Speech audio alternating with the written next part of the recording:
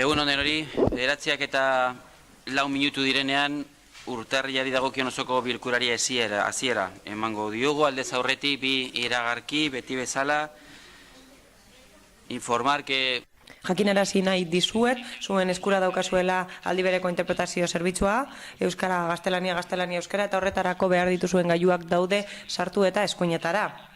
Bat, EH Bilduren udal talde politikoaren letik, bideatu digut informazioa nun esaten den Oier Iturralde zinegotziak ezin duela etorri lan beharrak direla eta beraz eskusatua geratzen da Oier Iturralde, horrela eskatuko nuke argertzea aktan.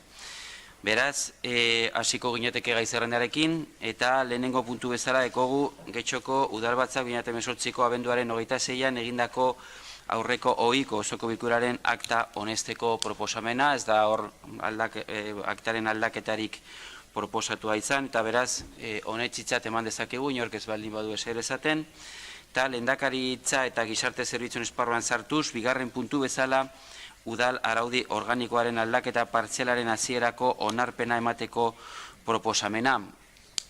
Pixkate eztabaida antolatzeko lehenengo proposamenaren irakurketari ekingo diogu, gero Koldo Iturbek aurkeztuko du ere proposamena, eta gero jakin badakigu guk Getxo eta EH Bilduren aldetik, udal talde politikoen aldetik, emendakin osoko bat aurkeztua izan dela, eta beraz honi ekingo diogu aurre. Beraz, idazkari jauna. Batzordearen proposamena dauda. Lehenengo hasierako onarpena ematea udal araudi organikoaren aldaketa partzialaren proposamenari espedientean jasotako testuari jarraituz. Informazio publikoko eta entzunaldiko izapidea irekitzea interesdunentzat gutxienez 30 eguneko epean erreklamazioak eta iradokizunak aurkezteko Bizkaiko aldizkari ofizialeko dagokion iragarkiaren bitartez. Horrelakorik aurkeztuko balitz, udalbatzak alegazioak eta iradokizunak ebaztea eta hala badagokio behin betiko onartzea. Erreklamaziorik edo iradokizunik aurkezten ez bada, behin betiko erabakia behin betiko hartu dela joko da. Behin betiko onartutako testua Bizkaiko aldizkari ofizialean argitaratuko da. Bigarrena, udal araudi organikoak karguei, udalkide eta herritarrei terminoi egindako referentziak beti inklusiboak izan behar dira. Hau da, emakumeak eta gizonak izendatuz eta ikusaraziz, eta genero maskulinoa neutrotzat erabili gabe. Eskerrik asko, Koldo Iturbe. Bai, egunon guztioi, gaur hona udal araudi organikoaren aldaketa ekartzen dugu. Udal osoko bilkura honetako lau talde politikoen bermearekin, bultzakadarekin.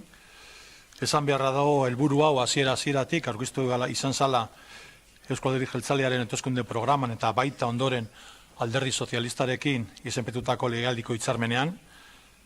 Beraz, orduan adosturiko eta iragarritako proposamen bat ona ekartzen dugu gaur.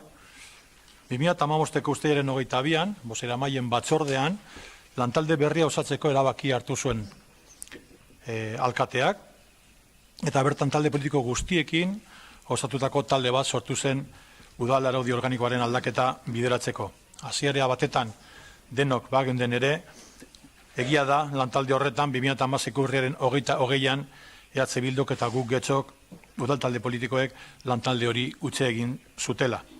Baina lantalde horrek lanean jarretu egin zuen eta gaur arte eta gaur hemen daukagun emaitzarekin.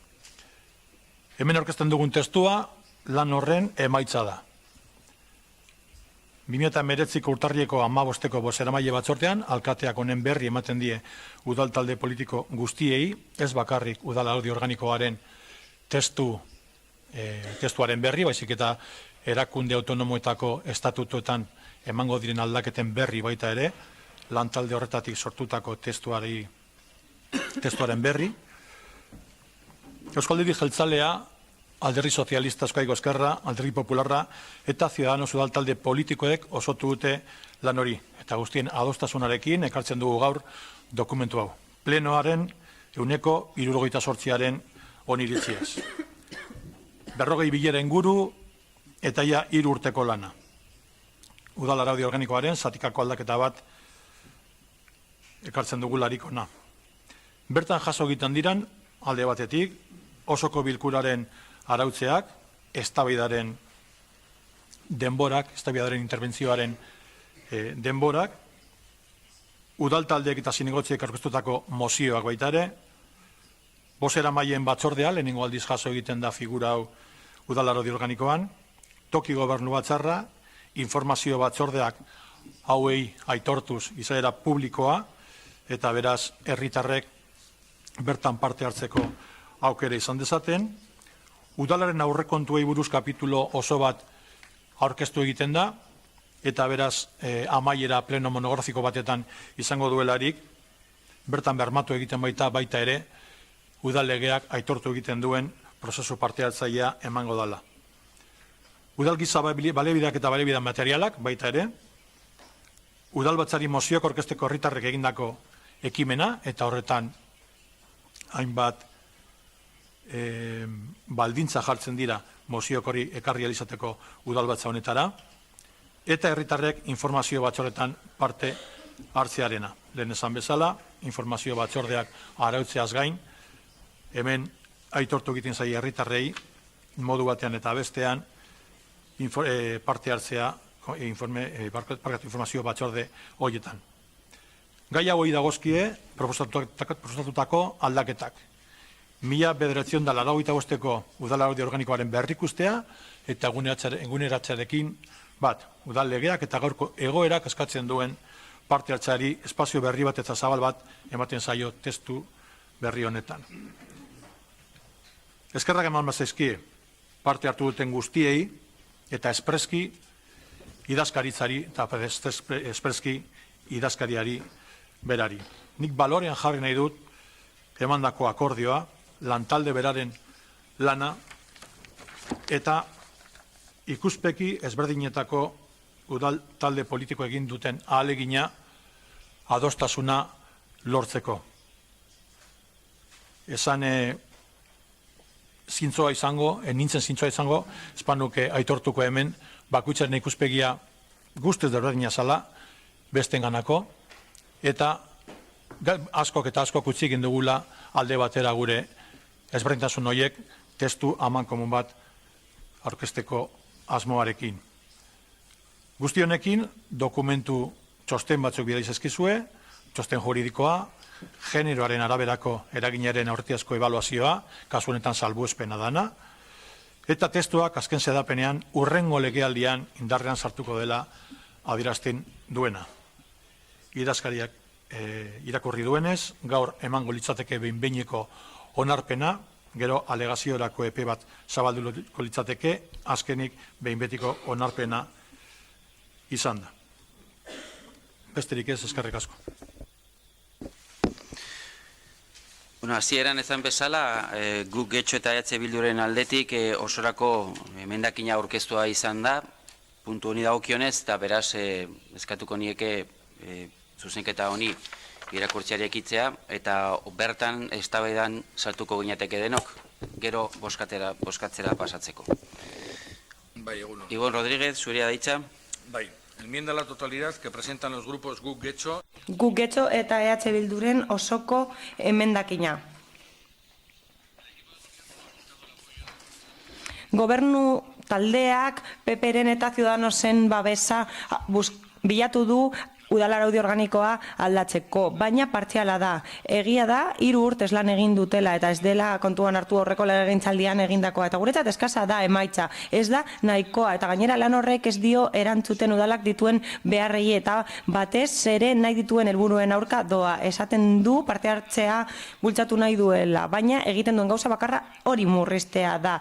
Hala, udal araudi organikoa 1997koa da eta aldaketa hori 1995koa izan balditz aurrera pauso bat izan zateken, baina 2019an gaude eta gauzak asko aldatu dira denbora honetan, besteak beste 2/2016 legea indarrean sartu da eta horrek egitura bera aldatu du, asmoak eta gizartearen kontzientzia ere aldatu dira. Hala, aldaketa partziala proposatzen dutenek sarkitutako ereduak dituzte eta ematen du ordezko demokrazia proposatzen dutela eta horrela ez dutela nahi demokrazian sakondu eta parte hartzea benetan benetan garatu. Hala, osoko bilkuretan oso mugatuta dago herritarren parte hartzea. Hau da, herritarrek sinaduren 100% lortu behar dute, eta hori lortu behar dute adinez nagusien artean. Horrela mozioak aurkeztu ahal izateko. Gutxi gora bera 500 sinadura behar dituzte, eta horrela parte hartzea indartu beharrean asko mugatzen da zenbait zailtasun jartzen direlako.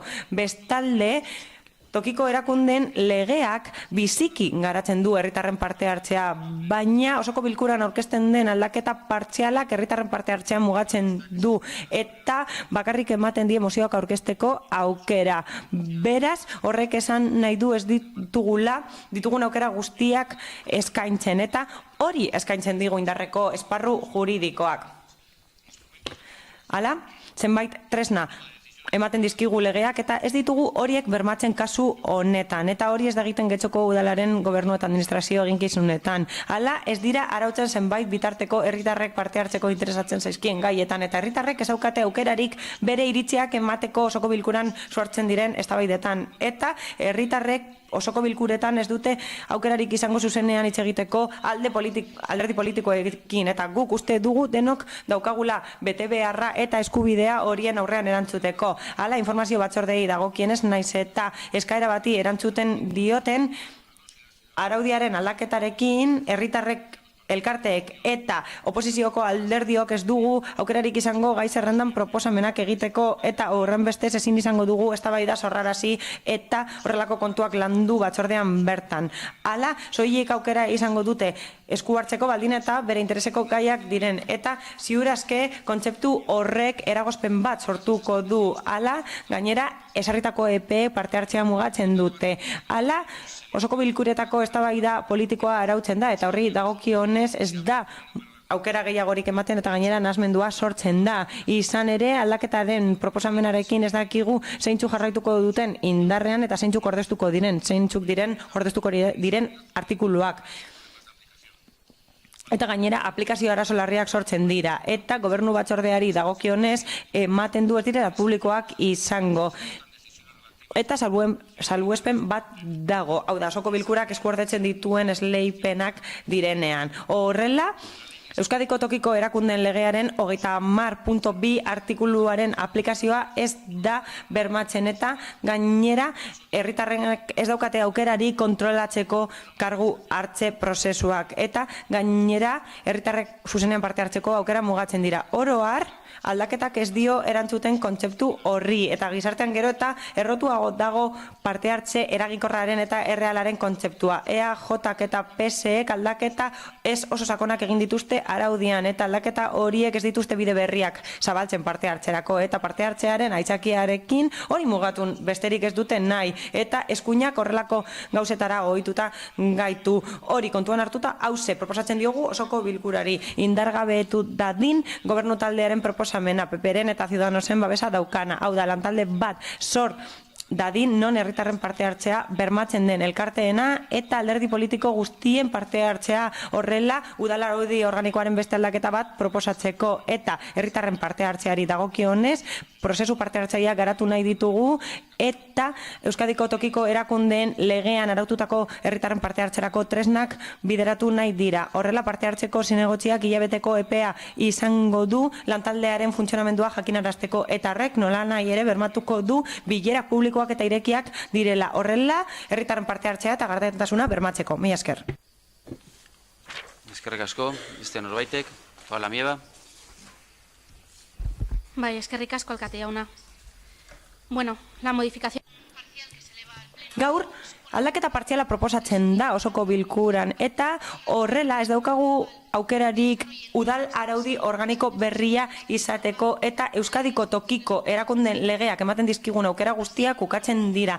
Horrela, norberak bere burua antolatzeko aukera ukatzen da, eta gutxiengo akordio batera heldu dira alderdi politikoak, eta aurreko mendeko akordio bat da, eta horrek erakusten du zein ideia daukaten politikaren eta herritarren parte hartzearen inguruan, eta hori lotuta dago erabakiak hartzeko eta planifikatzeko prozesuetan herritarren parte hartzeari buruz daukaten ideiarekin. Izan ere, osoko bilkuran aldaketa aurkeztu aurretik, udal taldeek, udal alderdiek erabaki dute herritarren parte hartzearen menpean ez jartzea aldaketa hori, eta horrek erakusten du oso ondo benetan zein den horren inguruan daukaten konpromisoa. Eta hori izan da gardentasunarekin eta gobernu irekiarekin izan duten jarrera berbera. Izan ere, badago informazio publikorako edo informazio publikoa eskuratzeko Euskal Batzorde bat, baina hala ere ez dizkigute ematen lantaldearen aktak, eta hori alkateak ez du betetzen. Barne arauketari dagokionez idatziz jaso egin da ohi bezala egiten zena. Hori da adibidez bozeramaileen batzordearen arauketarekin gertatzen dena. Hala ere, azkenengoari dagokionez argi geratzen da akordioa lortu duten alderdi politikoek Euskadiko tokiko erakundeen legea alde batera utzi dutela eta tokiko araubidearen oinarriaren legea jarraitu dutela, horrela gobernu batzordearen saioak ez publiko mantentzeko. Hau da, batzordeak hartuko ditu zenbait erabaki eta ez dira publikoak izango, baina bai, adierazteko askatasuna mugatu egin da eta gainera udal alderdien parte hartzea mugatu da.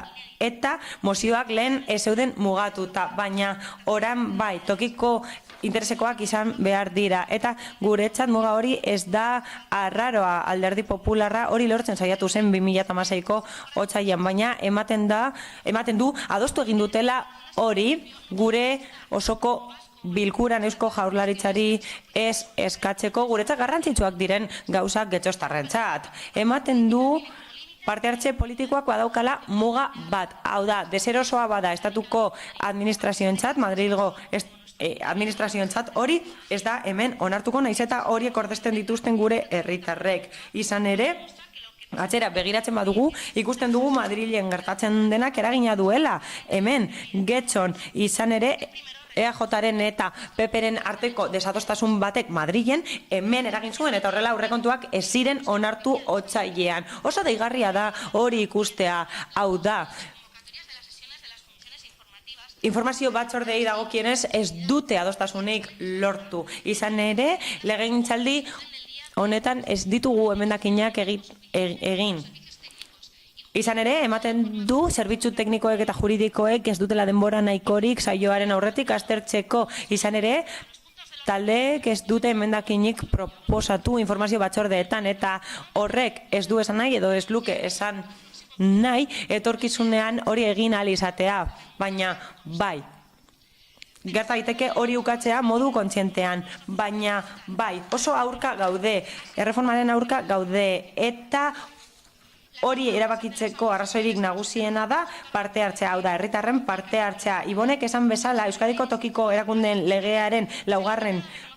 kapituluak zenbait aukera ematen dizkigu, baina 500 sinadura beharko dira Getxon mozioak aurkezteko eta horiek adinez nagusiak izan beharko dira eta gainera informazio batzordeetan parte hartzeko interesdunak izan beharko dira herritarrak eta eskubide hori bide batez badago entzunaldi eskubidean aitortuta eta gainera konstituzioaren aurreko administrazio legerian dago aitortuta. Bai, orain galdezkeak egin daitezke informazio batzordeetan eta bai, erantzuteko 2 minutu izango dituzte herritarrek osoko bilkuraren izapide berean, baina hori bada zuen txat herritarren parte hartzerako tresnetan sakontzea, argi dago kontraesankorrak diren bi jarrera daudela osoko bilkuran. Batetik daukagu EAJaren, PPren, Ciudadanosen eta PSren jarrera eta bestetik guken eta EH Bilduren jarrera. Hori esan dugu hasieran eta errepikatu beharra daukagu. Akordiora heldu diren alderdi politikoek aukatu egin dituzte zenbait ahalmen eta gainera bidean utzi dituzte zenbait alderdi. Hau da, arauketa oso bat utzi dute bidean eta gainera gure herritarrek eskatzen dituzten prozesu parte hartzaileak ukatu dira. Izan ere, itundutako erreforman ez dira ikusten erabakiak hartzeko prozesu parte hartzaileak. Ez da horietatik ondorio ez da daitezkeen akordioak eta horrez gain ez da aipatzen araudi xedapenak egiteko prozesuan parte hartzeko aukera eta gainera ukatu eginda udal araudi organikoan arautzea herritarren parte hartzea gasto publikoko konpromisoen identifikazioan. Hori udal aurrekontuetan, alegia, are gehiago alkateak edo zinegotziak ahalmen hori izango du eta tokiko erakundeen legean ezarritakoa ukatzen da. Gainera, ez dira aipatzen herritarren parte hartzerako tresnak, ez dira kontsulta popularrak aipatzen, ez da lurralde eremu mugatuko kontsultak, ez da tokiko izaerako kontsulta irekiak. Beraz, esan dezakegu, herritarren parte hartzea sinestu behar dugula, sinesten ez badugu, hauze gertatzen da. Mugatu egiten dela parte hartzea, eta horregatik aurka bozkatuko dugu, eta horregatik aurkeztu dugu gure emendakina. Beste norbaitek. Ibon Rodríguez. Bai, zalantzari Pabloak esandakoarekin, guztiarekin gaude. Gogora ekarri nahi dut, asko denok ezagutzen duzuen esaldi bat, Gato Pardokoa, dena dagoen bezala jarraitzea nahi badugu, dena aldatu behar dugu, esan zion Tancredi Fabrizio Berriozabari, eta hori da zuek egin duzuena. Dena dagoen bezala mantentzeko, dena aldatzen duzuelaren itzura eman, baina gainera txarto, ze 3 urtetako lanaren ostean, eta 40 urtetako, edo 40 bileren ostean, eta aurreko legealdian eginiko lanaren ostean, aldaketa partziala egitea gai izan bazarete, horrek ez du asko esaten zuen lan egiteko gaitasunaren inguruan. Baina azterketa teknikoan sartu horretik, guk esan nahi dugu oso bitxia iruditzen zaigula, herri partaidetzaz hitz egiten behar dugunean, Eusko Alderdi Jeltzaleak aukeratzen dituen bidelagunak, eta bidelagun horiek sistematikoki izaten dira Espainiar eskuin atzeragoiaren laguntza, eta hori benetan esanguratsua iruditzen zaigu. Eta bide horretan, edo bidelagun horietan, PSeren jarrera, ustezko eskerraren jarrera ez dugu lertzen herri partaidetza mugatzen eta erakundetako ateak eta lehioak izten. Zuen esanetan herri partaidetza aipatzen duzue, eta esaten duzue herritarrek mozioak aurkezteko aukera dauzkatela. Baina ez duzue datu guztiak herritarrei esaten. Ez diozue esaten, Eustateko datuen arabera 2018 urtean, Getxon, 20 urtetik gorako 64.106 biztanle zeudela. Horrek esan nahi du, mozio bat aurkezteko herritar batek, herritar soil batek, ez elkarte batek, aurkeztu beharko lituzkela gutxienez 650 sinadura. Benetan pentsaten baldin baduzue, herritar batek 650 sinadura aurkezteko gai izango dela, eta hori herri partaidetza arautzea dela, zalantzari gabe oso eredu desberdina dauzkagu. Esan bezala, Euskadiko tokiko erakunden legeak arautzen duen herri partaidetza eta horretarako bidea jartzen duena, araudiei buruz egiten du aipamen, erreglamentuei buruz egiten du aipamen, eta ez du aipamen egiten horren beste mozioetarako. Azken finean, esfortzu guzti hori eskatzen diezu herritarrei edo elkartei, gero eraginkortasun juridikoa izango ez duen adierazpen baterako. Beraz, ikus dezagun. Gauza berdina jasotzen da interesdunen figurarekin, interesdunen figura aipatzen duzue, baina, karo, interesdun figura da, figura juridiko bat, legeak araututa, eta ikusiko dugu gero horrek zer nolako partaidetza bultzatzen duen edo eragozten duen. Eta hori gertatuko da batzorde informatiboetan, baina eske oraindik ere ez dakigu herritarrek hitz egiten dutenean plenoan edo batzorde informatiboetan hori aktan gero jasoko den. Ze orain ez da jasotzen, orain ez da plenoaren zati bat. Aktan jasoko duzue, ala ez, hori ez duzue rom aldaketa horretan esaten. Eta gero, baita ere, arautzen duzue plenoaren eztabaidak esate dituzue, baina azken finean horre egiten den arauketa da gobernuaren mesedetan. Epe asko esartzen dira, gobernua saiatzen da, arez gero saiatzen da, talde politiko desberdinan barne funtzionamenduan sartzen, esanez nor itzegin behar duen eta nor itzegin behar ez duen, noiz itzegin behar duen eta noiz ez, baina ezke hortaz aparte, ez dakizelan mantxo joan zaizue laguntzera PP eta Ciudadanos, azken finean gobernuaren mesedetan eginiko aldaketa bada. Eta gobernuaren mesedetan eginikoa, EPEA jartzen dira guztientzat, baina ez gobernuarentzat. EPEA dauzkagu oposiziokoak denak gauzak aurkezteko EPE guztia dauzkagu, aldiz gobernuak ez dauka inolako eperik. Eta behin baino gehiagotan ikusi dugu legealdi honetan gobernuari esanez, galdera hau ez dut orain erantzungo, denborarik ez dudalako prestatzeko izan, eta beste batean egin dudalako. Hainbat gauza egiten duzue. Gero, bitxia da, gobernu batzordea arautzen duzue. Gobernu batzordea berak arautzen du Lile esan Euskadiko tokiko erakunden legeak, eta oso garbi da Euskadiko tokiko erakunden legeak esaten duena. Eta da, gobernu batzordeak irekiak direla. Eta irekiak direla esaten dau. Eta badakit, Koldo jaunari, etzaiola bat ere gustatzen hori, baina nik hemen irakurriko dut. Tokiko gobernu batzarraren bilkurak publikoak izango dira. Salbu eta kontrakoa esartzen badu osoko bilkurak. Zuek egiten duzuena da kontrakoa esan. publikoak izateko osoko bilkurak horrela esan behar duela. Eta legeak, eta hau da literala legea irakurtzen ari naiz, hori da esaten duena. Beraz, nahi dituzuen interpretazio guztiak egin, baina gauzak horrela daude. Aurrekontuak arautzen duzuela, zueri berditzaizue. Zertako behar dugu pleno monografiko bat, aurrekonturik, azken finean, pleno monografikoa, baina pleno egongo da. Ze 2018 urtean ez dugu plenorik izan, 2017 urtean ere ez dugu aurrekontu plenorik izan. Ez monografikoa eta berezia, ez arrunta. Eta gero, arautzen duzue, eta tezetako, legeak arautzen du noiz aurkeztu behar dituzuen aurrekontuak, epea jarrita dauz, ez dituzue betetzen. Zeuek aurrekontuen gaietan, arauak eta bostasola izateko. Eta, ez dakit, askoz gehiago ez dakagu ezateko, bakarrik azaldu zergaitik aldegin genuen lantalde hartatik, eta lantalde hartatik zergaitik aldegin nuen nahiko garbi dagoela. Zeuek ez dezue kontzentzua bilatzen, zeuek bilatzen duzuena da, zuen estrategia gauzak bere horretan mantentzeko bidelagunak edo konpliziak, eta horretan guk ez dugu parte hartuko. Aitzaki horretan ez dugu parte hartuko. Ez zaigu bidezkoa iruditzen herri partaidetza arautu, bilera itxi batean, eta herriak kanpoan utxita. Eskerrik asko. Beste norbaitek, Eduardo Andrade.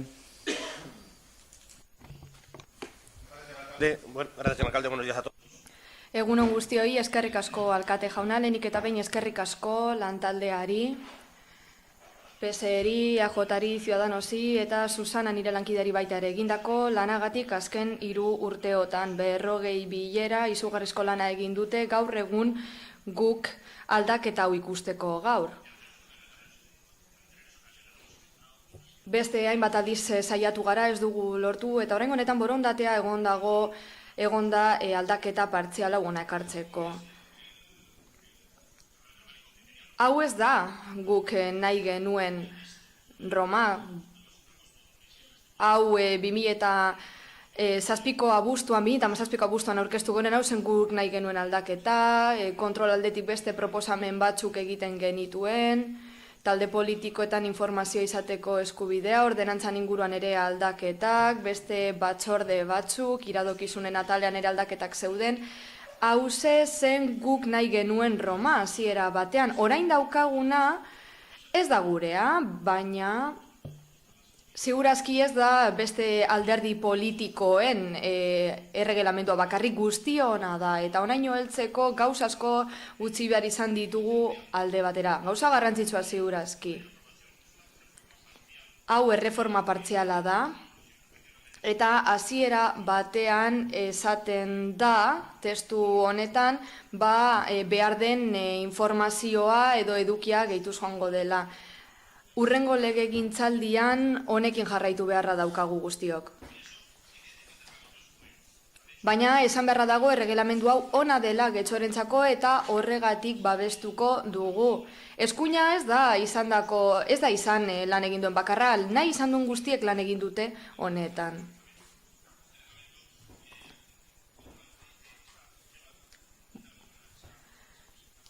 Osotasunari egindako emendakin honetan azaldutakoa gora bera, esaten den gauza bakarra da Roma murriztea, esaten du mugatu egiten dela plenoetara. Baina Koldok azaldu bezala, herritarren parte hartzea ez da horretara mugatzen. Esaten dituen egiak ez dira egia osoak. Plenoak erregulatzen ditu, baina honen merkatua ematen du. Oraingo hemen begira gauden nok hartzen duen mikrofonoa, nok ez duen hartzen, nok hitz egiten duen amaierar arte, nok gordetzen duen denbora, erreplikatarako denbora izateko. Txanda nok hartzen duen begira gaude, hau merkatua da. Baina, bakoitza jakingo du, orden jakin bat eta irizpide jakin bat jarraitutan, noiz sartu behar duen hitza. Informazio batzordetan sartutako aldaketa gure ustez ezinbestekoa da, publikoak izango dira, agenda jakingo du zer esaten dan bertan, aldaketa hau ezinbestekoa da. Hala, bizilagunek proposamenak aurkeztu halko dituzte, esku hartu halko dute, informazio batzordetan. Hori bai, horren ondorioz askok prestatu egin behar dituzte informazio batzordeak, gaia prestatuko dituzte jendeak ikusiko duelako zelan egiten den batzordeotan. Aurrekontuak ere arautzen dira. Bai, aurkeztu oraindik aurrekontuak ez dira aurkeztu, baina aurkezten diren egunean batzordetan eztabaidatuko ditugu gai bakoitzaren arabera. Publikoak izango dira batzorde horiek, hola, bizilagun guztiek nahi dituzten emendakinak ikusi ahalko ditugu guztiok. Gainera osoko bilkurak monografikoak izango dira, ez dugu izango 5-10 minutuko esku hartzerik. Egun oso bat aritu ahalko gara aurrekontuz hitz egiten. Normaltasuna lortzen badugu. Zalantzari gabe alderdi popularra kalkatetza hartzen badu, aurrekontuak urtero, aurrekontu horiek urtero aurkeztuko ditu. Goazen herritarren partaiatzaz hitz egitera. Mozioak aurkeztu halko dituzte. Galdera eta eskakizunen txandan esku hartu halko dute. Alkateak hala nahi badu. Interesdun papera hartu halko dute. Hori egin zezaketen, baina zuten egiten, baina orain bai, benetan, egin halko dute. Esan bezala mozioak aurkezteko aukera izango dute. Orain ez dituzte 600 sinadura edo ez dakizen bat beharko, orain etorri halko dira. 40 bilera aipatzen ziren, baina orain bizilagunen txanda da.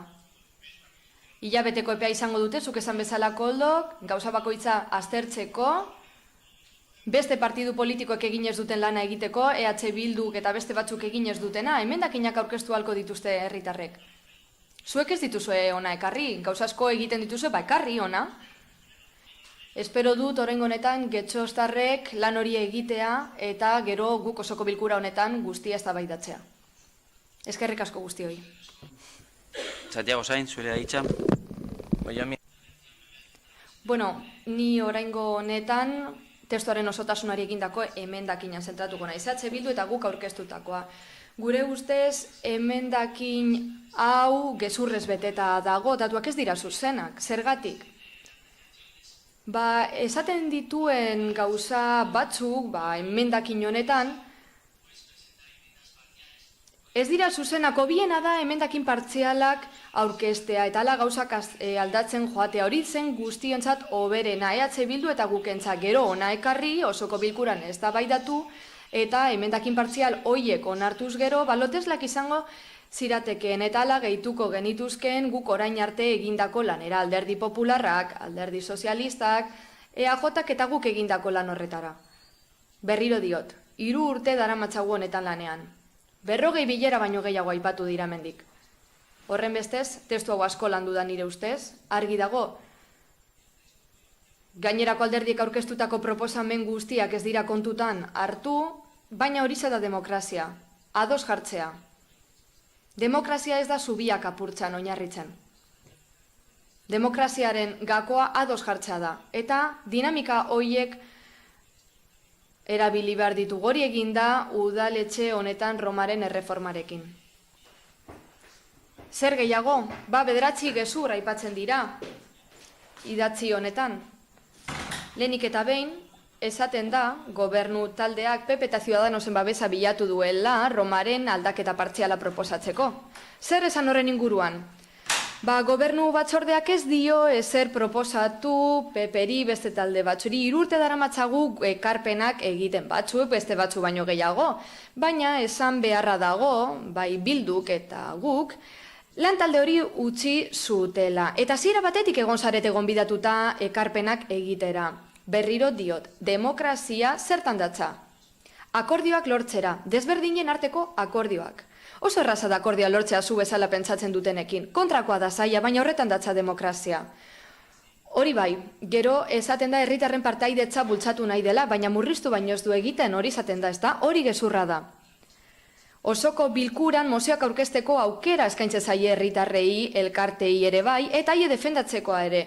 Galderen eta eskakizunen txanda luzatu egiten da, eta gainera batzordeetan, informazio batzordeetan parte hartu ahal dute. Baita interesdun modura ere, gai zerrendako zenbait puntutan, galderen eta eskakizunen partean, gainera, herritarretako edozeinek parte hartu lezake. 3. Demokrazia sustitutiboa hitz egiten da, baina zer da hori? Demokrazia representatiboa daukagu guk Europar Batasuneko gainerako herrialdeek bezalase. 4. Herritarren partaidetza asko mugatzen da osoko bilkuretan, baina handitu egiten da. Esan bezala mozioak aurkez ditzakete herritarrek eta galderen eta eskakizunen txandan parte hartu dezakete txanda luzeagoekin. 2015ko abenduko osoko bilkuran guk proposatzen zuen, mozio honetan adierazten bezalez, formula bat. Bertan, kontrol politikorako 3 organo ezartzen ziren herritarren proposamenen esanetara. Bertan, Romaren batzordearen iragazki bat aipatzen zen, non eztabaidatzen ziren herritarren eskakizunak, eta politikariek onartuz gero, lehen presidentzia batzordera eramango litzakete, eta handik etorriko litzakete osoko bilkurara eskaera horiek. Bueno, nik uste dut zilegi dela gure proposamena.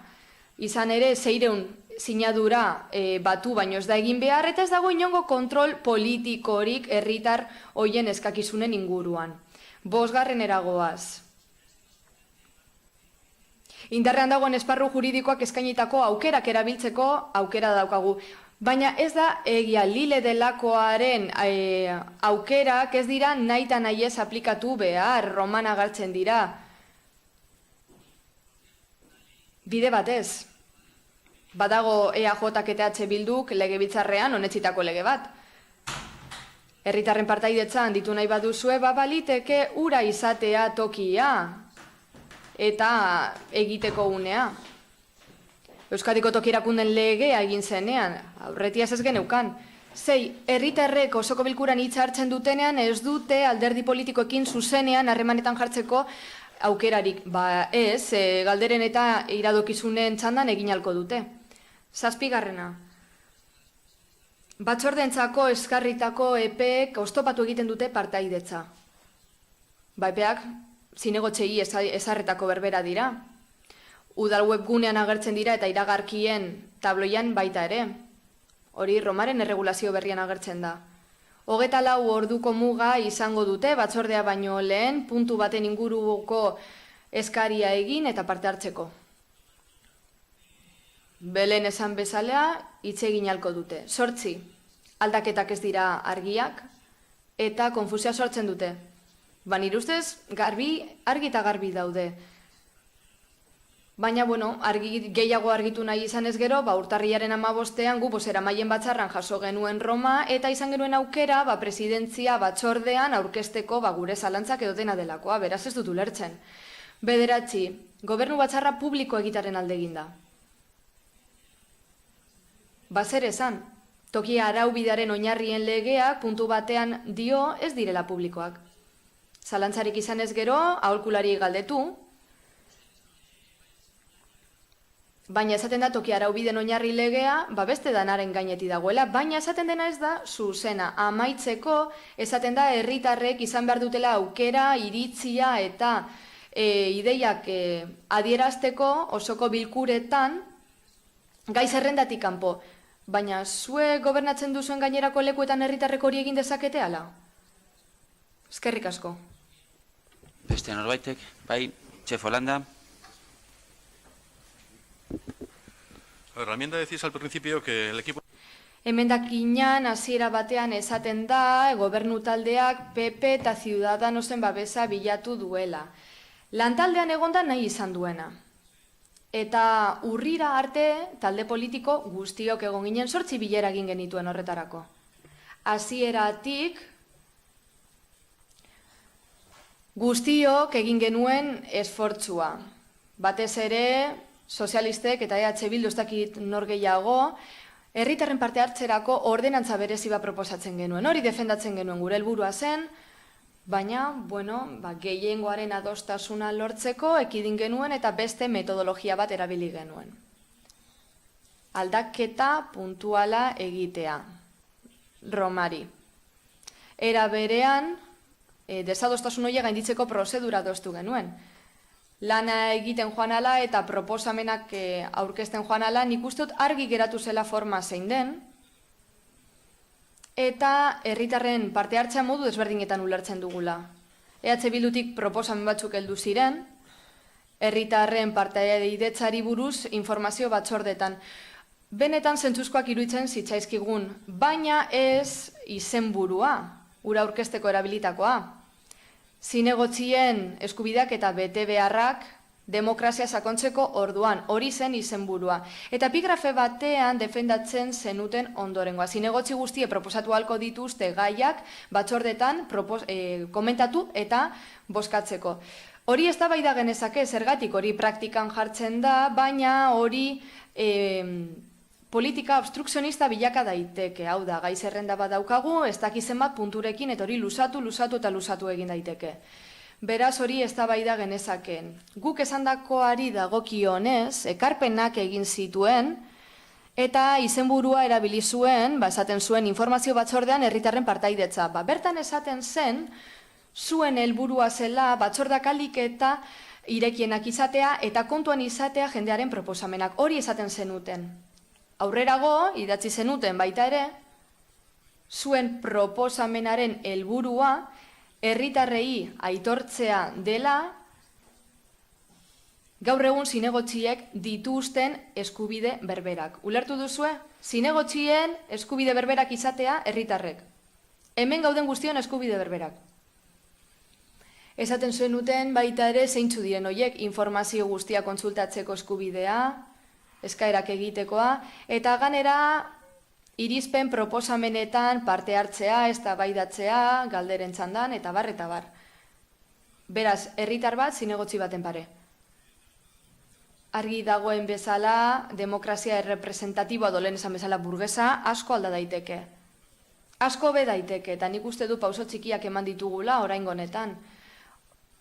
Esparru orokorrago batean eman ditugu pauso garrantzitsuagoak. Tokierakundeen legeaz litzateke adibide bat. Partaidetzaren inguruan pauso garrantzitsuak eman ziren lege horrekin, baina guk egindako proposamenan, zehatz-mehatz, kendu egiten zen errepresentatuen eta errepresentanteen arteko desberdintasun hori. Hemendik esan dute jada, Roma obsoleto geratu dela. 86koa dela. Guztiz berria den bat idatzi barra dagoela. Baina, klaro, gauza da zein artikulo daude indarrean zeintzuk ez dakigu, baina badakigun bat. Berritasun edo ekarpen hauek oso argiak dira herritarren parte hartzea arautzeko orduan. Artikulu bat onartzea ez onartzea, erremodelazio oso egin barra dago, goitik eta bera aldatu behar dago Roma. Eta gauza ez da aldaketa partzial bat, behin-behinekoa egitea, orain daukaguna bezalakoa. Eskerrik asko. Koldo Iturbe. Parte hartzea hitz egiten dugunean, eta ikustu dute zintzo eta argi hitz egin behar dela, ez? Guke onakarri dugun proposamenean, etorren inguruan, olakoak aurkezten diogu osoko bilkura honi. Argi esan behar, aurretik ez zeudenak aurretik gure udal araudiaren testuan. Batzorde informatiboak eta erakunde autonomoetako kontseilu errektoretan hauek jente aurrekoak izango dira, publikoak izango dira. Beraz, hiritarrei aukera emango zaie bertaratzeko eta parte hartzeko. Hau, etzegoen aurreko udal araudi organikoan, ez da ere batzorde eragileen estatutoetan. Batzorde informatibo eta erakunde autonomotako kontseilu errektoren gai ordenari dagokion puntuan, interesa duten pertsona edo elkartek aipatutako puntuan hitz egin ahal izango dute. Hau ere, etzegoen aurreko araudian. Batzorde informatibora edo erakunde autonomoetako kontseilu errektorera etorritako hiritarrek galdezken txandan ere hitz egiteko aukera izango dute. Eta hau, etzegoen ere aurreko araudian. Hiritarrei aukera emango zaie osoko bilkuratan mozioak aurkezteko. Aldez aurretik, udalerriko pertsona helduen 100% aurkeztuko den proposamena babesten duela egiaztatzen bada. Portzentai horren inguruan, luze eztabaidatu dezakegu, lantaldean bertan eztabaidatu zen moduan, baina 600 sinadura gure ustez nahikoa eta proportzio honekoa da.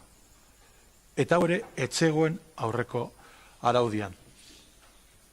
Udal registroan izena emanda duten elkartei aukera emango zaie osoko bilkuretan mozioak aurkezteko aldez aurretik udalerriko pertsona helduen 100% muga horretako proposamena babesten dutela egiaztatzen badute. hau ere ez zegoen aurreko araudian.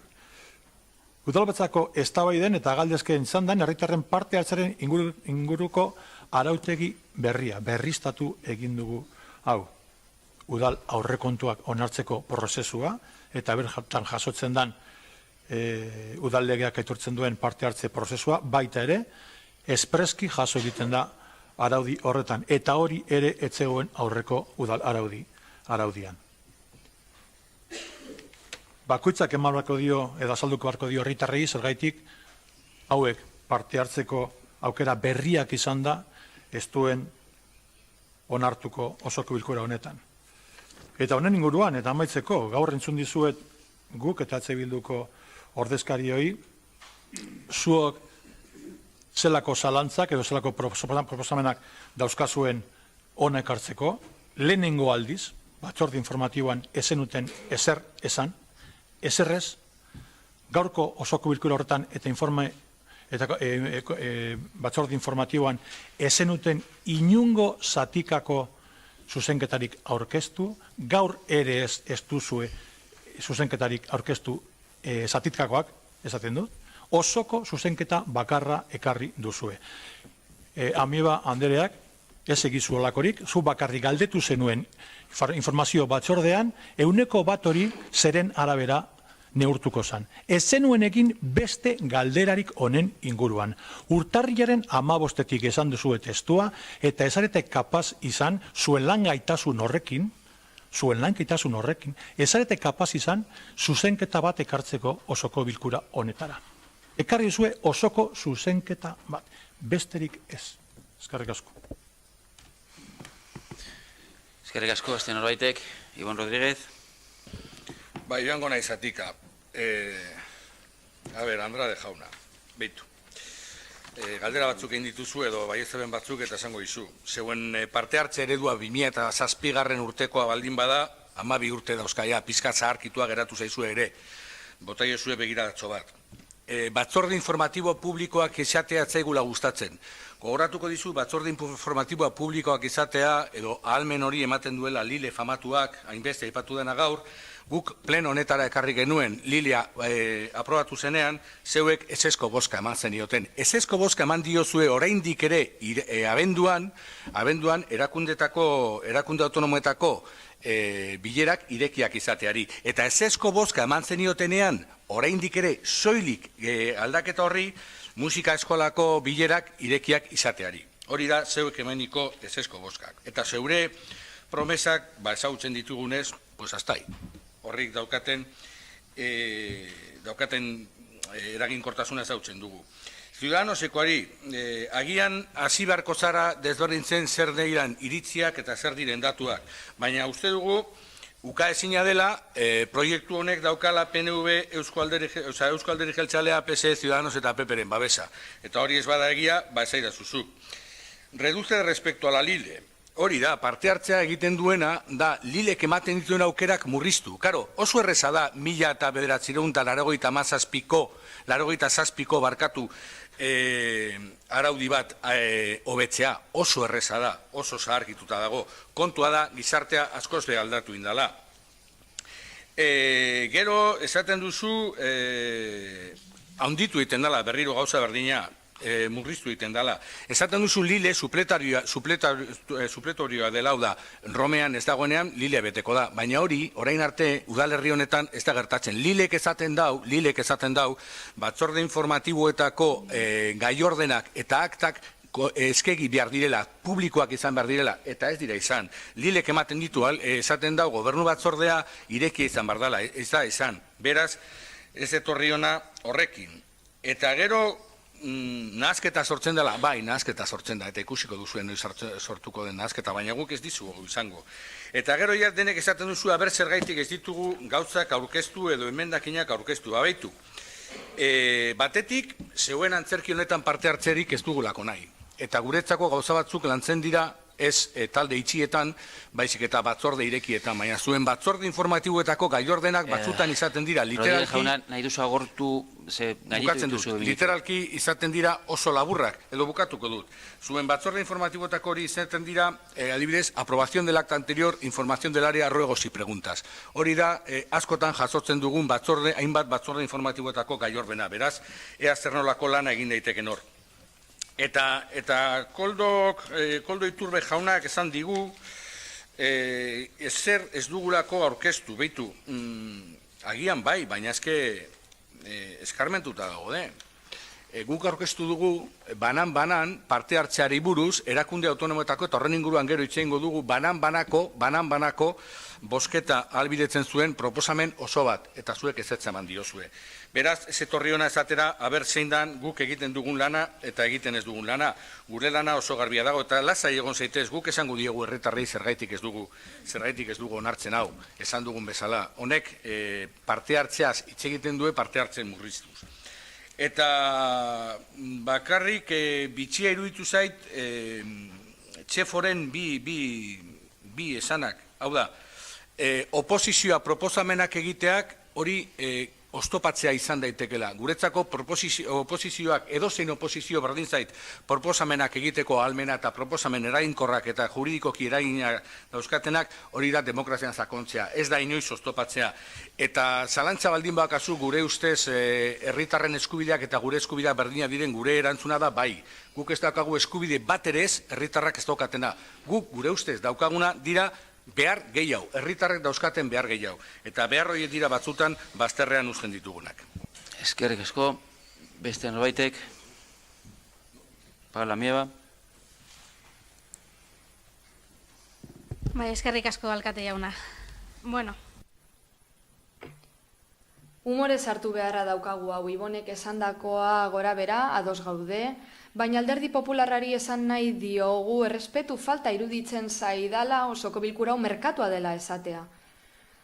Merkatu bat dela esatea eta aldaketa partzial honi esker araututa dagoen zerbait izatera pasatuko dela, ez dakit norekiko errespetu falta den, alderdi politikoen parte hartzearen kontrakoa edo moderatzailearen aurkakoa.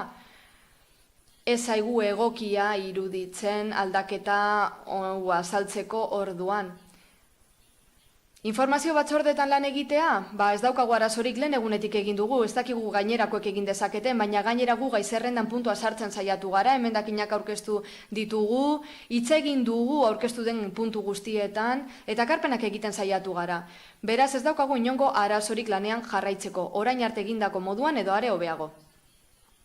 Ciudadanoseko santiri zer esan, ez daki nondik hasi.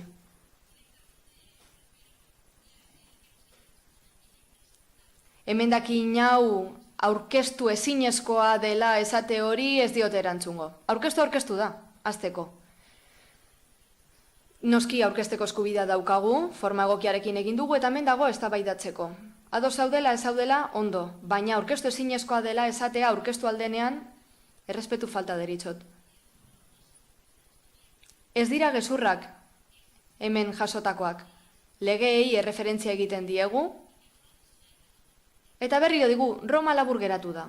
Egindako guztia, aldaketa partzial honen inguruan, legedian agertzen zen jada, edo egitaten bitartez frogatzen ari ginen jada beraz, egin ziteken. Epeak ez dira berdinak, zinegotzientzat eta herritarrentzat, hala da, eta hori da arazoa. Zuk badaukazu epe bat, herritarrek ez daukatena, dokumentazio guztia ikusteko eta baita deialdiak ere. Ez da bat ere erreza jendearen esku jartzea hemen daukagun informazio guztia.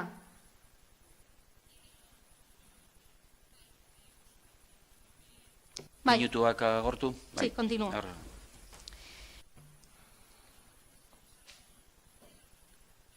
Jakin nahi dugu jendeak nola parte hartu nahi duen politikan. Eta alderdi sozialistatik esandakoaren arabera, bitxia iruditzen zaigu aldaketa guztia labur geratzen zaizkiela alderdi politiko guztiei. Denok dauzkagu proposamenak labur geratzen dira. Romaren proposamena mantentzen ditugu eta irakurri diren proposamen horien artean, Lile indarrean sartzen da, gainera dauden lehen eredu bat daukagu 2018ko otsailekoa eta ez da aipatu ere egin. Hainbat gauza egon dira gure proposamenen ostean eta lantalde honek kontuan hartziteke zezakeen eta ez da egin. Berriro diot. Herritarrek iaia zinegotzien pareko izateko eskubidea izan behar dute, eta ez bakarrik EPEI dagokienez, politikan lan egitea zer den jakin dezaten, hau dela, gure modua jendeari esateko zer den politikan egotea eta nola hurbildu aldiren instituzioen gana, baina EPEak ere kontutan hartu beharra daude. Hori esan diot lehen, Ciudadanosi.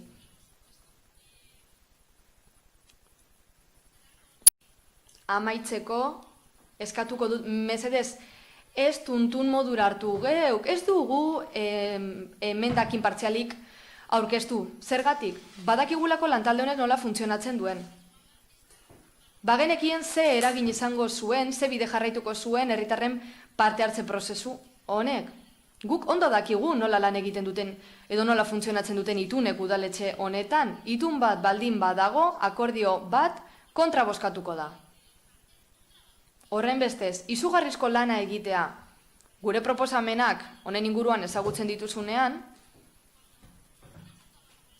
guztia alde batera geratuko denean, gainerako alderdi politikoekin, paper bat sinatzearren, hau denbora galtzea da. Horrela ikusten dugulako, instituzio honetan parte hartzea zer den. Beste norbaitek, Chef Holanda, bai? No sé si merece. Ez dakit merezi duen, baina argi gera dadin, agian ez da argi geratu oraindik. Iboni arraro egiten zaio esan dudana, bai. Ibonek uste du arraroa dela nik esan dudana, baina ez dut gauza bera esan. Ez dut esan berak esan duena, ez da manipulazioa, agian gaizki azaldu dut esan nahi nuena eta askotan egiten dut gaizki. Nik ez diot inori ahalmenik kendu nahi, ez diet ahalmenik kendu nahi zinegotxiei, baina nik esan nahi dut. Zinegotxi orok aukera izango du eztabaidatzeko gaiak aurkeztu batzordean puntu. 25 zinegotzi gara. Pentsatuko dugu talde bakoitzak bere interesgaiak izango dituela eta fede honez gai zerrenda amai ezina egin genezake eta fede txarrez amai ezina eta amai gabea izan liteke. Gai zerrendako puntu guztiak izan daitezke interesekoak, baina iragazkirik jartzen ez badugu amai gabea izango da eta niretzat hori ez da zentzuduna. Hori da nik esan dudana, nik ez dut eragotzein nahi horiek parte hartzea. Paula, hobetu egin duzu iaia zinegotzi bat bezala, baina ez, hauze idatzi zenuten, barkatu, gure proposamena bideratuta dago herritarrei onartzera, aitortzera, eskubide berberak, hau da, horren inguruan udalbatzeko kideek dituzten eskubide berberak aitortuko dizkiegu, ez dago ia adierazpenik, eskubide berberak oso ondo iruditzen zait, baina ni ez nago ados horrekin, besterik gabe, baina hori esan dut. Pedro Andrade. Eskerrik asko alkate jauna, egia esan, gauza bat argi geratu behar da, gaur da egiaren eguna, gaur da udal araudio organikoa onartuko dugun eguna, zenbait mozio aurkeztu ziren eta ideia jasotzen ziren etorkizuneko araudiaren inguruan, eta hori egin zen eta bitartean lantalde bat zegoen horren inguruan eta ezetsi zituen alderdi popularrak horren inguruan ari ginelako lanean eta erabakitzen ari ginelako, baina gaur da eguna gure jarrera adierazteko eta osoko bilkuran aurkezten den udal araudi organikoaren inguruko iritzia emateko, ez da gure araudia baizik eta talde guztien aparte hartu dugun guztiona. Esan duzu ez dela ezer berritzen, baina ez nago bat ere ados. Bai, esan dezakezue ez dela berritzailea benetan irekiak izatea, publikoarentzako irekiak izango dira, etortzeko eta galdetzeko. Hori ez da berritzailea herritarrek aukera izatea osoko bilkura mozioak aurkezteko, eztabaidatzeko, hori ez da berritzailea. Sentitzen dut, baina ez da horrela. Bai, gauza askoz gehiago egon litezke, baina gauza batekin geratuko naiz, asko hitz egiten duzue, bai, baina zein da zuen aukera, zein da zuen proposamena, zein da guken eta EH Bilduren proposamena, oraindik ez ditut zuen proposamenak entzun, non dago zuen proposamenen zerrenda, non daude zuen ideiak idatziz, guken eta EH Bildun den ideiak non daude idatziz, agian, aukera zeneukaten ideiak aurkezteko, ez duzue aurkeztuko, ez duzue onartuko, nik ikusi nahi ditut, agian zuk esaten duzuna nik hobetzen dut, bai, gertaliteke nik zuk esaten duzuna hobetzea, baina ez dudan ez ikusten, ezin dut hori egin, herritarrek parte hartzea, eta bai, ondoko udalerriko herritarrek parte hartzea, baina idatziz aurkeztu, mesedez, asko egiten duzue, baina idatziz non ote dago zuen udal araudi organikoaren gaineko proposamena, nik ez dut ikusi. Eta gaur osoko bilkuran aurkeztu behar zenituzten zuen ideiak, hau delako eztabaidatzeko gunea, gaur onartzen da urrengo legegintzaldirako udal araudi organikoa, eta hau zezen unea. Mila esker. Beste norbaitek? Koldo Iturbe. Sí, simplemente por recordarle a... Besterik gabe, Paulari gogoratzearren, hauze esango nahi dut, gaztelania batuan esango dut, hobeto uler dezazuen lantalde horretatik, guk getxo joan zen. Guk getxok erabaki zuen alde bakarreko erabaki batekin joatea. Eta lantalde horretan parte hartzen jarraitzeko aukera zeukan 2 urte beranduago, 3 urte beranduago lantaldea irekia zelako eta aukera zenukatelako itzultzeko eta berriz ere parte hartzeko, baina ez zenuten nahi. Eta nik uste dut, hau batez hartutako erabakiak demokratikoak direla, gehiengo sartu direlako eta guztiz demokratikoak dira nire iritziz. Eta nik zalantza asko ditut horren inguruan. Zaila da niretzat ulertzea, norbaitek ez onartzea hori, gehiengoz erabakitzen diren gauzak ez onartzean, alde egitean, niretzean horri beste modu bat deritxo. Santiago Sainz. Hay una frase... Badago esaldi bat, eta nik hori entzun diot guk taldeari, eta egia esan asko gustatu izan zait eta posten naiz entzuteaz. Proposamenak egin zituztenak mantentzen dituzte eta hori da zuzenena. Horrek islatzen du eurek daukaten ideia udal araudi organikoaren gainean eta horrek islatzen du zer egin nahi duten udalerrian. Oso araudi garrantzitsua da udalarentzat eta egia esan faltan botatzen dut beste zerbait. Horiek ez dituzte emendakin partzialak aurkeztu, hau da osorako emendakin bat eta bertan gauza asko aipatzen dira, baina gehienak ez dira datu zuzenak eta faltsutasunak aipatzen dira. Horrez gain deigarria da, izan ere 2016ko urriaren 20an, uste dut orduan utzi zutela lantaldea eta EH Bilduk Facebooken argitaratu zuen prentza ohar bat, baterako prentza ohar bat gukekin, eta azkenengo testuan irakur daiteke gukek alegazioen epera itxarongo du, eta osoko bilkuran ematen den eztabaidara itxarongo du, bere proposamenak egiteko emendakin moduan, bai.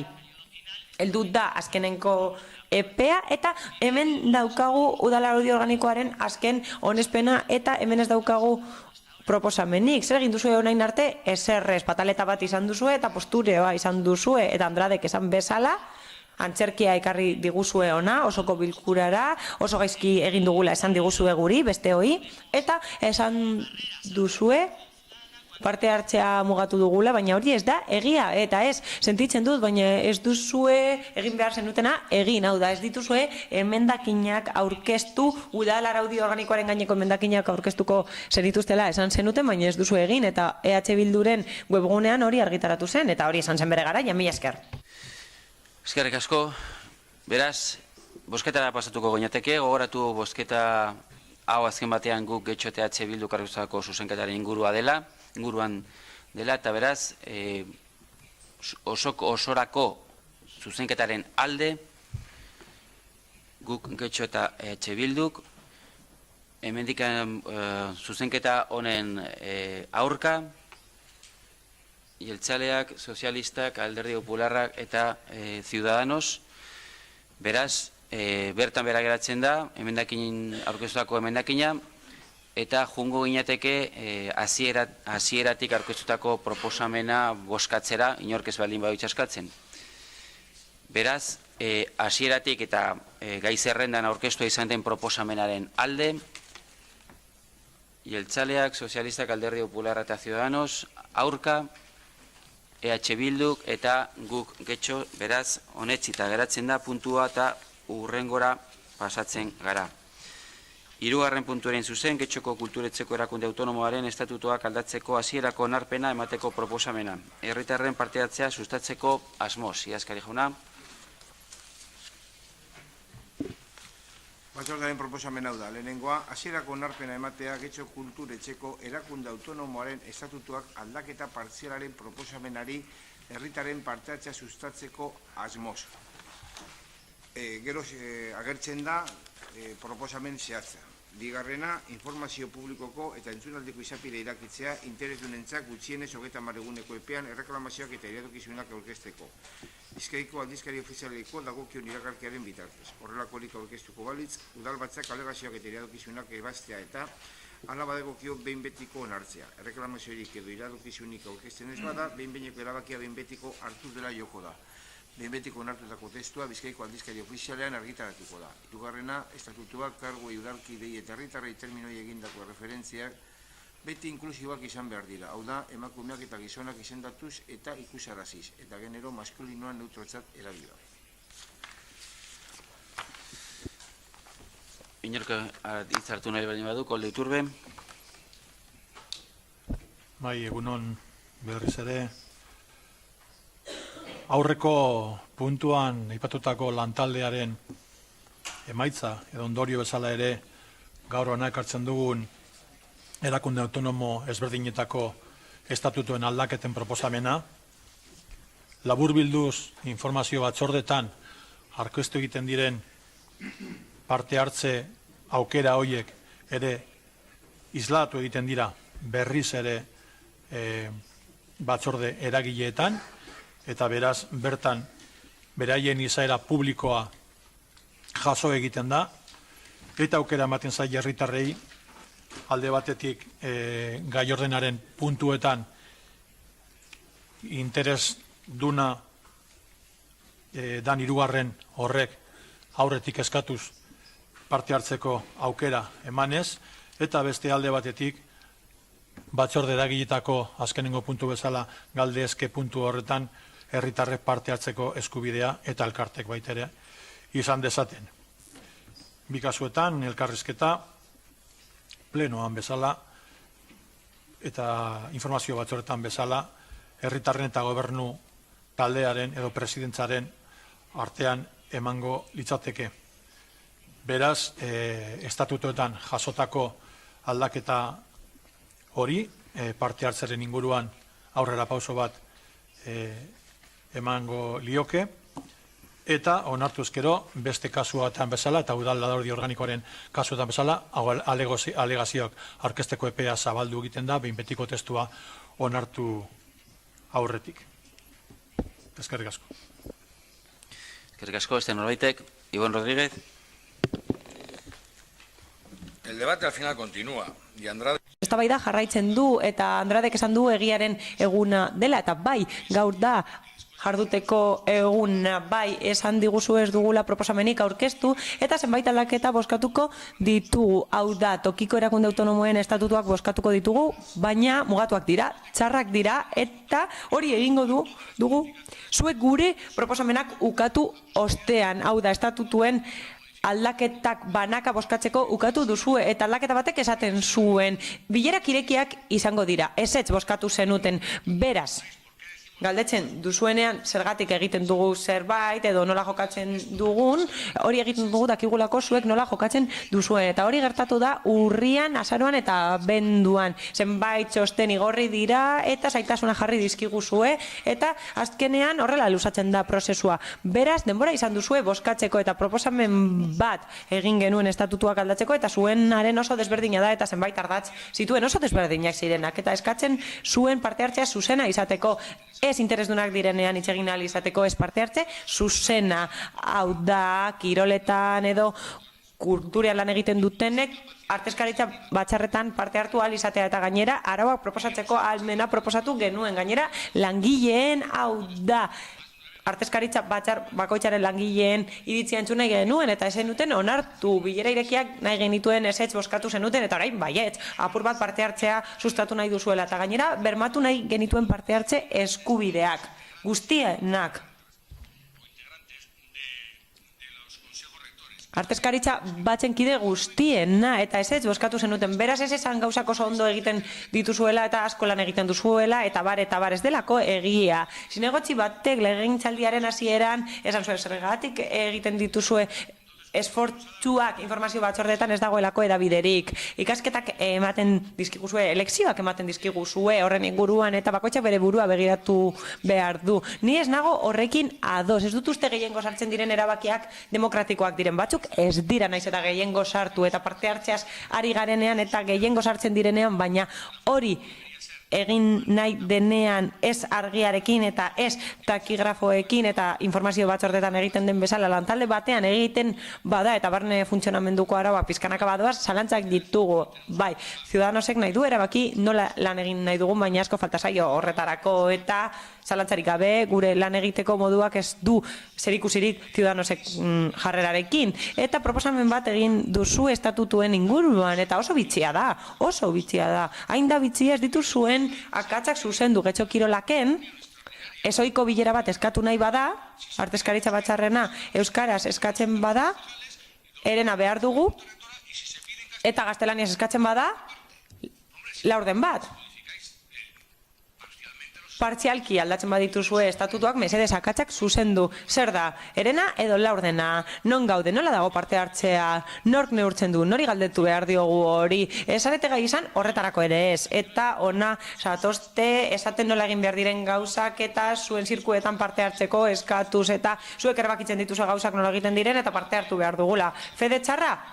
Nik uste dut guk ez dugula fede txarra, bai, oker gaitezke, baina ez daukagu fede txarrik, baina nola nahi ere, beti aipatzen duzu hori, idazketa hori, beste gauza batzuen barruan zegoen, eta bai, argi dago, proposa daitezkeela puntuak gai zerrenda, eta beste gauza bat da presidentea gaitasuna izango duela puntu horiek antolatzeko eta arautzeko, eta hori ere sartzen zen horren barruan, beraz, aipatzen da oposizioak proposamenak egiten dituela eragozteko eta gu pentsatzen dugu, eraikitzen dugula, ez dugula eragozten eta eraikitzen dugu, udala denok garelako eta herritarren ordezkariak garelako denok, ez bakarrik gobernatzen dutenak eta are gutxiago gutxiengoan badaude gobernuan. Oso simplea da eta zenbait modu egongo dira hori adierazteko, baina guk eskubide berberak ditugu, ez gehiago, ez gutxiago, eta gainera herritarrek dituzten eskubide berberak ditugu, eta eurek guk ditugun berberak orain, etortzen dira ona estatutuak, eta esango duzu ez dugu lanik egin, baina bai, lan egin dugu horren inguruan, eta aurkeztu egin dugu aldaketa bat, estatutuen aldaketa osoa, eta banaka egin genuen puntuz puntu norbaitek esateko bai, honekin ados nago, eta ez bestearekin hori da adostasuna bilatzea, ez dana batera bozkatu behar izateko, eta ezetz bozkatu zenuten puntu bakoitzean, eta batzuk zuekin bat zetozen, eta musika eskolan lehenengo bozkatu zenuten publikoak izateari, eta gero, baietz, eta hori da, erridikuloa egitea, hori da. Eta gero proposatzen diguzuena ez doa inora gaizki dago eginda eta horrekin esan nahi dugu benetan proposatu nahi duzuenean herritarren parte hartzea eta berme bat eman nahi duzuenean eta berdintasuna bermatu nahi duzuenean berrikusi guztiek desberdinak direlako estatutuak tokiko erakunde desberdinetan eta batzuk oso mugatzaileak dira. Paula Mieba. Bueno, además de lo dicho no aurreko puntuan esandakoaz gain, esan nahi dugu esaretela prest egon informazio batzordei eta artezkaritza batzarrei behar duten autonomia emateko eta pena da ikuste artikulu gutxi batzu aldatu izana. Gainera oso eskaz aldatu dira, bai, aukera daukate artezkaritza batzarretara joateko eta informazio batzordetara joateko, baina egia esan artezkaritza batzarren funtzionamendua ez da informazio batzordeen funtzionamendu bera izan ere, artezkaritza batzarretan erabakitzen dena ez dator plenora eta horrela artezkaritza batzarren funtzionamendua salatu nahi dugu. Hala, estatutuek ez daukate zerikusirik euren artean eta zerikusirik daukaten gauza bakarrean hori dago, hau da presidentearen jarrera. Gure kasuan salatu egin dugu askotan nola ez diguzuen utzi gai zerrenda puntua gehitzen eta gainera ez diguzue gure eskubidea den informazioa eman eta kargu publiko bezala horretarako eskubidea daukagu eta horrela parte hartze politikorako eskubidea ukatzen diguzu eta gainera zenbait puntu honesten dira gure emendakinak alde batera utziz eta gainera emendakin horiek denbora eta forma egokian aurkeztu egin ditugu eta gainera kasu batzuetan ez dira beharrezko txostenak eskatu ere egin eta hori zuzenean dago lotuta gaur jorratzen dugunarekin, hau da parte hartzearekin eta egia esan udal araudi organikoa eta erakunde autonomoen estatutuek askoz gehiago arau zezaketen, baina parte hartzera mugatu gara eta ematen du burua uste handia izan dela eta orain bakarrik daukagu aldaketa partziala, baina kontua da ez diguzuela inolako tresnarik ematen orain arte salatutako guztia konpontzeko eta gainera horre dela herritarrek oso parte hartze mugatua izango dute gure ustez ez daukatelako aukerarik puntuak gehitzeko eta gainera ez daukate eztabaidatzeko aukerarik gai zerrendaren inguruan eta ematen du jendea parte hartzen duela baina egia esan ez dute parte hartzeko aukerarik eta guretzat ez da logikoa. Gainera proposatzen dituzuen EPEek ez dute inolako aukerarik ematen pertsonek aukera izateko parte hartzeko zabaltasunez eta lasaitasunez guztiz aurkakoa taldeek edo taldeok aukera gutxi dauzkagu deialdi argitaratzen denetik eta emendakinak erregistratu arte eta herritarrek are gutxiago, baina oraindik ez dakigu nola egin dezaketen eta ez dakigu uka daitezkeen euren proposamenak eta horregatik gaude aurka. Galdu egin dugu urrezko aukera. Estatutuak zaharkituta zeuden eta aldaketa txiki hauekin ez dugu eguneratzea lortzen arauak, aurreko mendeko arauak dira eta ez dute lortzen parte hartzearen kultura aldatzea. Izan ere presidentzialismoa luzatzen da orain artekoa eta horrela artezkaritza batzarrak izapide bat dira besterik gabe molestatu ezin diren horiek eta tamalgarria da. Alguien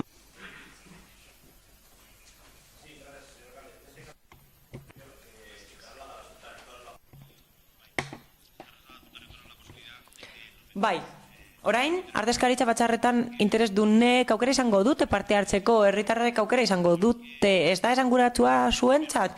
Ados, bai, publikoak izatea niretzat bada aurrera pauso garrantzitsu bat.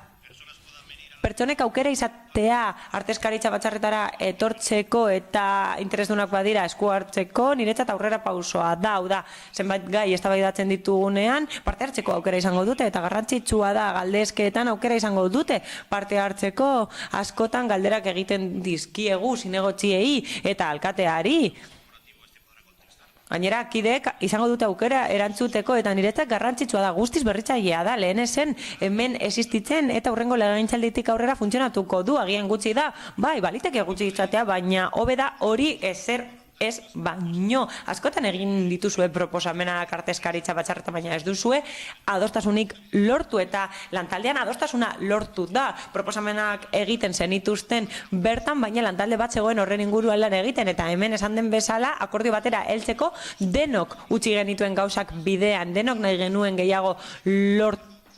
Agian batzuei esaile gustatu baina denok utzi genituen gauzak atzean eta horrela adostasuna lortu dugu eta Romak aurrera egin du eta artezkaritza batzarren funtzionamenduak ere aurrera egin du baina ezen koherentea lantaldean hori lan egiten lantzen egotea, akordio batera heltzen saiatzen egotea eta guztiak onartzea esasten ziren horregatik lantaldera joateko aukera zenuten eztabaidatzeko eta beste alderdi politikoekin eztabaidatzeko bertan bilatzen zen adostasun hori eta bertan erabakitzen ziren zenbait gauza lantalde horretan eta ez artezkaritza batzar batean.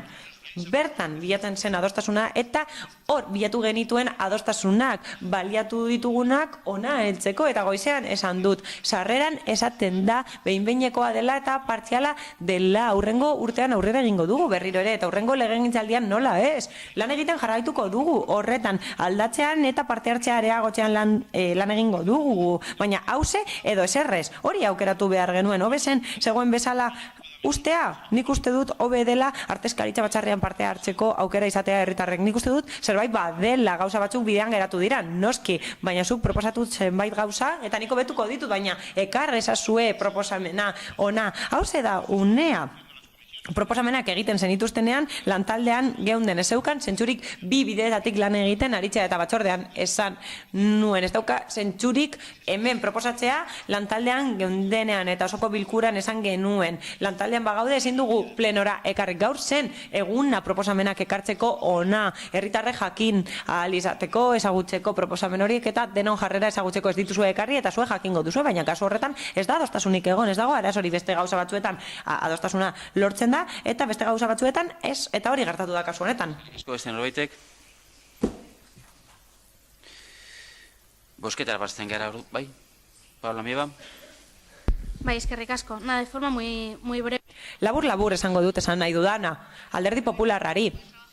Lantaldea oso ondo dago, baina ez da kide anitzeko organoa eta aktak ez dira publikoak, baina ona ekartzea proposamenak edo artezkaritza batzarretara edo informazioa batzarretara, hori egokia da kide anitzeko organoak direlako eta aktak daudelako, eta hori jaso daiteke aktetan eta jakin daiteke proposatzen duguna. Eskubidea daukagu egiteko, baina beste gauza bat da lantaldean daudene pentsatzea ez daukagula eskubiderik, baina egin daiteke eta egiten da, eta ez dago inolako arazorik kide anitzeko organoak direlako eta horretarako daudelako, naiz eta zuek ez duzuen horretarako erabiltzen organo hori, baina guk ematen diogun erabilera, eman behar dioguna da, eta gainera kasu bakoitzeko araudia eta estatutuak jarraitzen ditugu, beraz ez dugu ulertzen hori, hau da, esaten duzue lantaldea dagoenez, ezin direla proposamenak egin, baina bai, egin daiteke eta aktan jasotzen da, eta akta publikoa da, eta publikoa izan beharko litzateke horretarako dagoelako, eta ez dugu berritzen. Ez, pentsatzea aurrera pauso handia dela jendeak joan analizatea artezkaritza batzar batera edo informazio batzorde batera, horrek argi uzten du oso desberdin pentsatzen dugula parte hartzeari buruz, herritarren parte hartzeari buruz, alegia, eta ondo dago nabarmentzea hauze aldaketa partziala eta hasierakoa dela, oraindik alegazioen prozesua falta da, Ciudadanosek lehen esan du, hauze zela azken onarpena eta ez dugula ezer egin alegazioen epean batez ere gogoraraztearren zer ekartzen den ona hasierako eta minbeineko onespena, eta oraindik ekarri behar da behinbetiko proposamena, beraz oraindik badaukagu denbora nahi dugun lekuan eta bidezkoa den tokian proposamenak egiteko. Ez pentsa ezazu ergela garela. Agian ez ditugu ona ekarri gauzak ez dugulako lanik egin. Badakigu nola funtzionatzen duten itunek baztergarriak direla badakigu eta horregatik erabaki dugu horrela jardutea. Mila esker. Bai, ni bakarri zehaztapen batzuk. Beitu, Andrade jauna. Eratu zen taldea, eratu zen Roma aldatzeko, ez estatutuak aldatzeko, eta ekarri dituzue estatutuen aldaketa. Esaten duzue, noiz dauduen zuen proposamenak, zuek hobetoko dituzuela, guk eraman genituen proposamenak, osoko emendakinak eraman genuen kulturretxeko, kasu honetan eztabaidatzen ari garen kulturretxeko estatutuetara, aurreko proposamenak guk eraman da, osoko emendakina eta partziala, zuek ez tezkoa emantzen dioten denari. Orduan, guk ulertzen dugu zu gustokoa izatea, ezartzea, noiz eta non itxegin behar dugun, agian talde horretan edo zuen egoitzan, baina guk lan egiten dugun nahi dugun moduan. Eta zuk gauza batzuk behin eta berriro errepekatuta, badakit hori politika egiteko erabadaukazuela, gauzak behin eta berriro errepikatuta ez dira egia bihurtuko.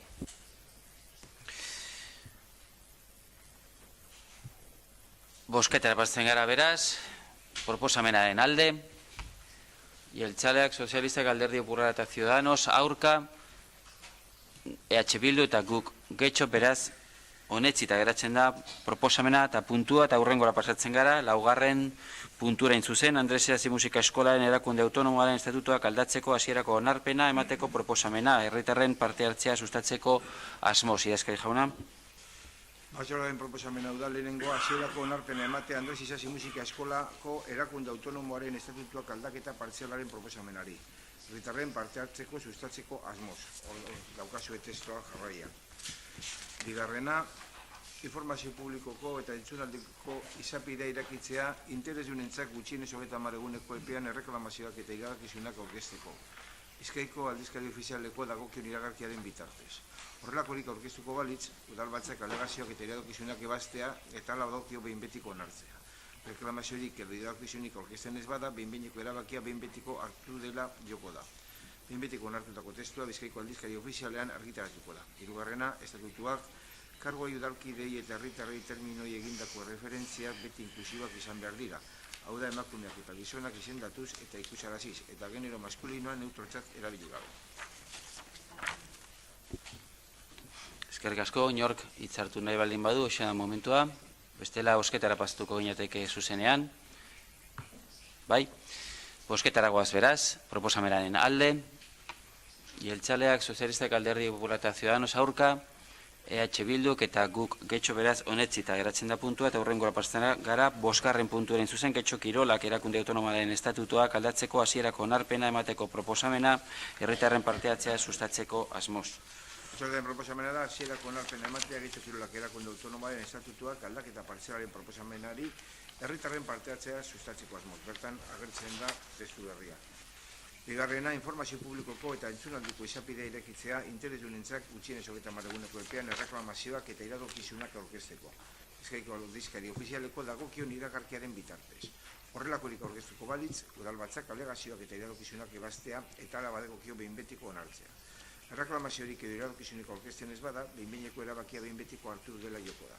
Behin betiko onartutako testua Bizkaiko aldizkari ofizialean argitaratuko da. Hirugarrena, estatutuak kargoi udalkidei eta herritarrei terminoi egindako referentziak beti inklusiboak izan behar dira. Hau da, emakumeak eta gizonak izendatuz eta ikusaraziz, eta genero maskulinoa neutrotzat erabili gabe. Eskerrik asko, inork ez baldin badu askatzen, bosketara pasatuko ginateke zuzenean, bai?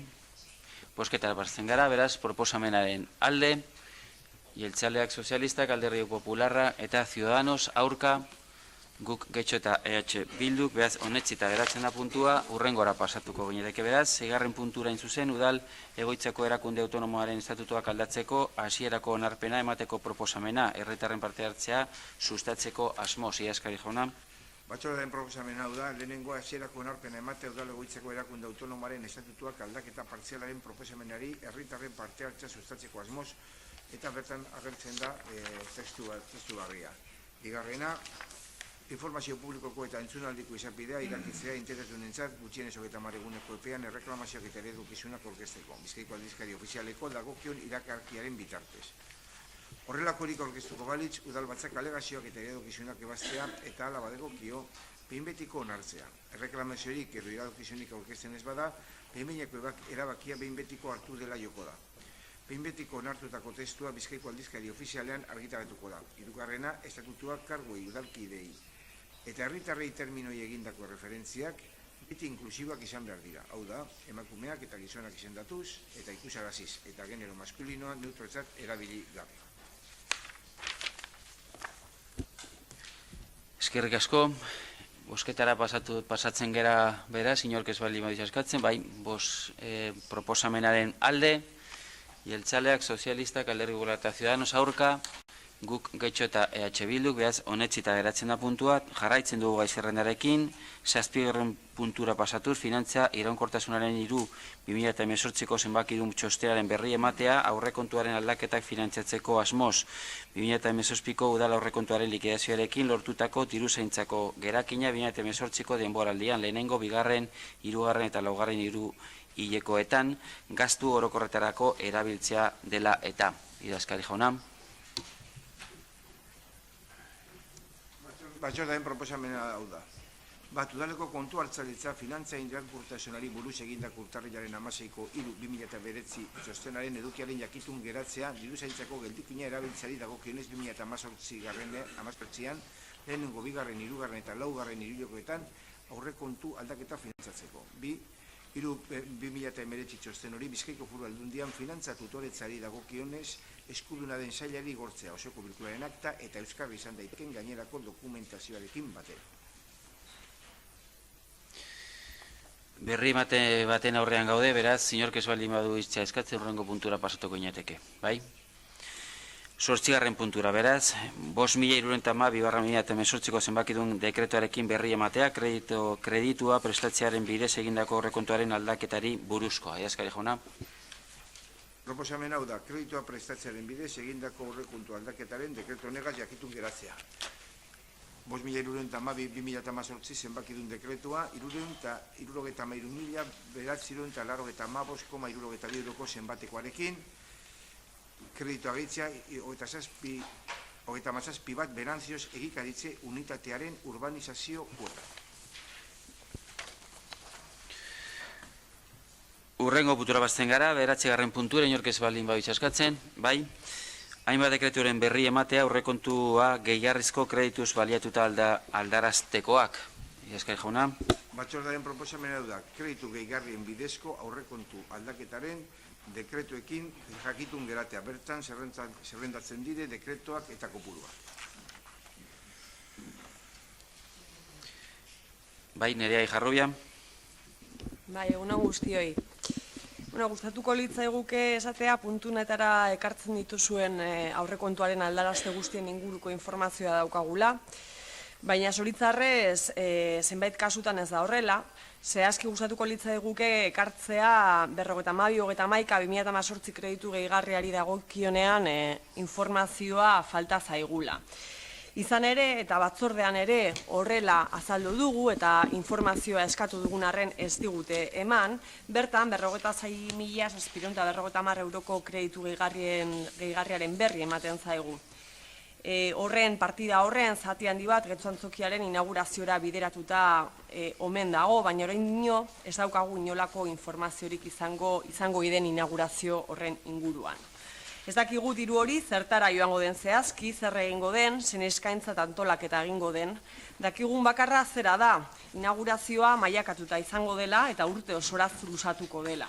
Eta noski diru hori guztia ez dakigun horretara joango dela. Sarri galdetu dugu horren inguruan, azkena aurreko asteko kulturretzeko artezkaritza batzordean, baita ogasun batzordean ere. Baita Getxo Antzokian izango den programazioaren inguruan ere galdetu dugu, izango duen ekintza planaren inguruan, eta erantzuna murritza eta kasu askotan ezargigarria izan da.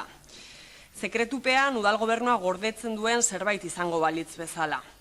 Uste dugu udal gobernuak ondo ulertuko duela, 10 urte baino gehiagoko eta guztira 50 milioi baino gehiago kostatu duten obren inguruan galdetzean, herritarrok gutxien espero duguna sekretuzko zerbait dela esatea da. Datuak, azalpenak, datu ekonomikoak nahi ditugu, sekretu gutxiago eta gardentasun handiagoa. 10 urte baino gehiago eta 50 milioi baino gehiagoren ostean, azalpenak, emaitzak eta gardentasuna uste dut beharrezkoa direla. Eta ez ezertarako luzatzen diren erantzunak eta informazioa eskutatzen digutenak. Izan ere, hainbeste diru eta urteren ostean argi geratu den bakarra zera da. Kudeak eta ez dela izan behar zuen egokiena izan dela beti ere eskaza. Beraz, eskertuko genuke eta udalbatza aprobetxatzen dugu, plaza dugulako ere horretarako eta berri ematen diguzuenez, eskertuko genuke mesedez horrelako kreditu gehigarrien inguruan, horren beste diru leku batetik bestera mugitzen denean, kasu honetan Getxo Antzokira berriz ere, informazio handiagoa helaraztea. Ez bakarri gainerako alderdi politikoei, uste dugu herritar guztiei helarazi beharreko informazioa izan beharko litzatekeela. Eskerrik asko. Bai, eskerrik asko. Eduardo Andrade. Eskerrik asko alkate jauna, dekretu beraren inguruan arituko naiz. Baina ez informazio gehiago behar dudalako, argi dudalako. Alkatetza dekretu honetan Getxo Antzokiaren inauguraziorako dirua ematen da, baina osoko bilkura honetara etorri dira beste 57 dekretu eta bertan kreditu gehigarrien bidezko aldaketa hitz egin dugu. Udal honetan aplikatu diren aldaketa hoietatik 15 etorri dira bakarrik osoko bilkura honetara. 15 hauek etorri da honesteko, eta nik ez daki zergaiti beste 57 hoiek honetzi diren atzeko atetik, eskutuan, gobernu taldearen partetik. Nik ez dut behar informazioa. Ni badakit alkatea zertako behar duen diru hori. Getxo Antzokia inauguratzeko. Niri honako honek kezkatzen nau. Eta aktan ager dadila. Zertako gastatu nahi ditu gobernu taldeak beste 51.000 euro Getxo Antzokian, gero ikusiko dugu zenba gastatu duen. Baina gauden egoeran, horren beste gastatzea, jaietan gobernu taldea propaganda irabazteko, ez da zuzena nire ustez. Salatu barra dago. Ni gobernu taldeari proposatzen diot, Getxo Antzokiaren inguruko adierazpenak alde batera usteko, eta 51.000 euro horiek beste zerbaitetarako erabiltzea. utzi jaiak, utzi horrelako gauzak, badakit ohituta zaudetela, baina nik uste dut herritarrek ez dutela ordaindu behar alderdi politikoen kanpaina. Kike Prada.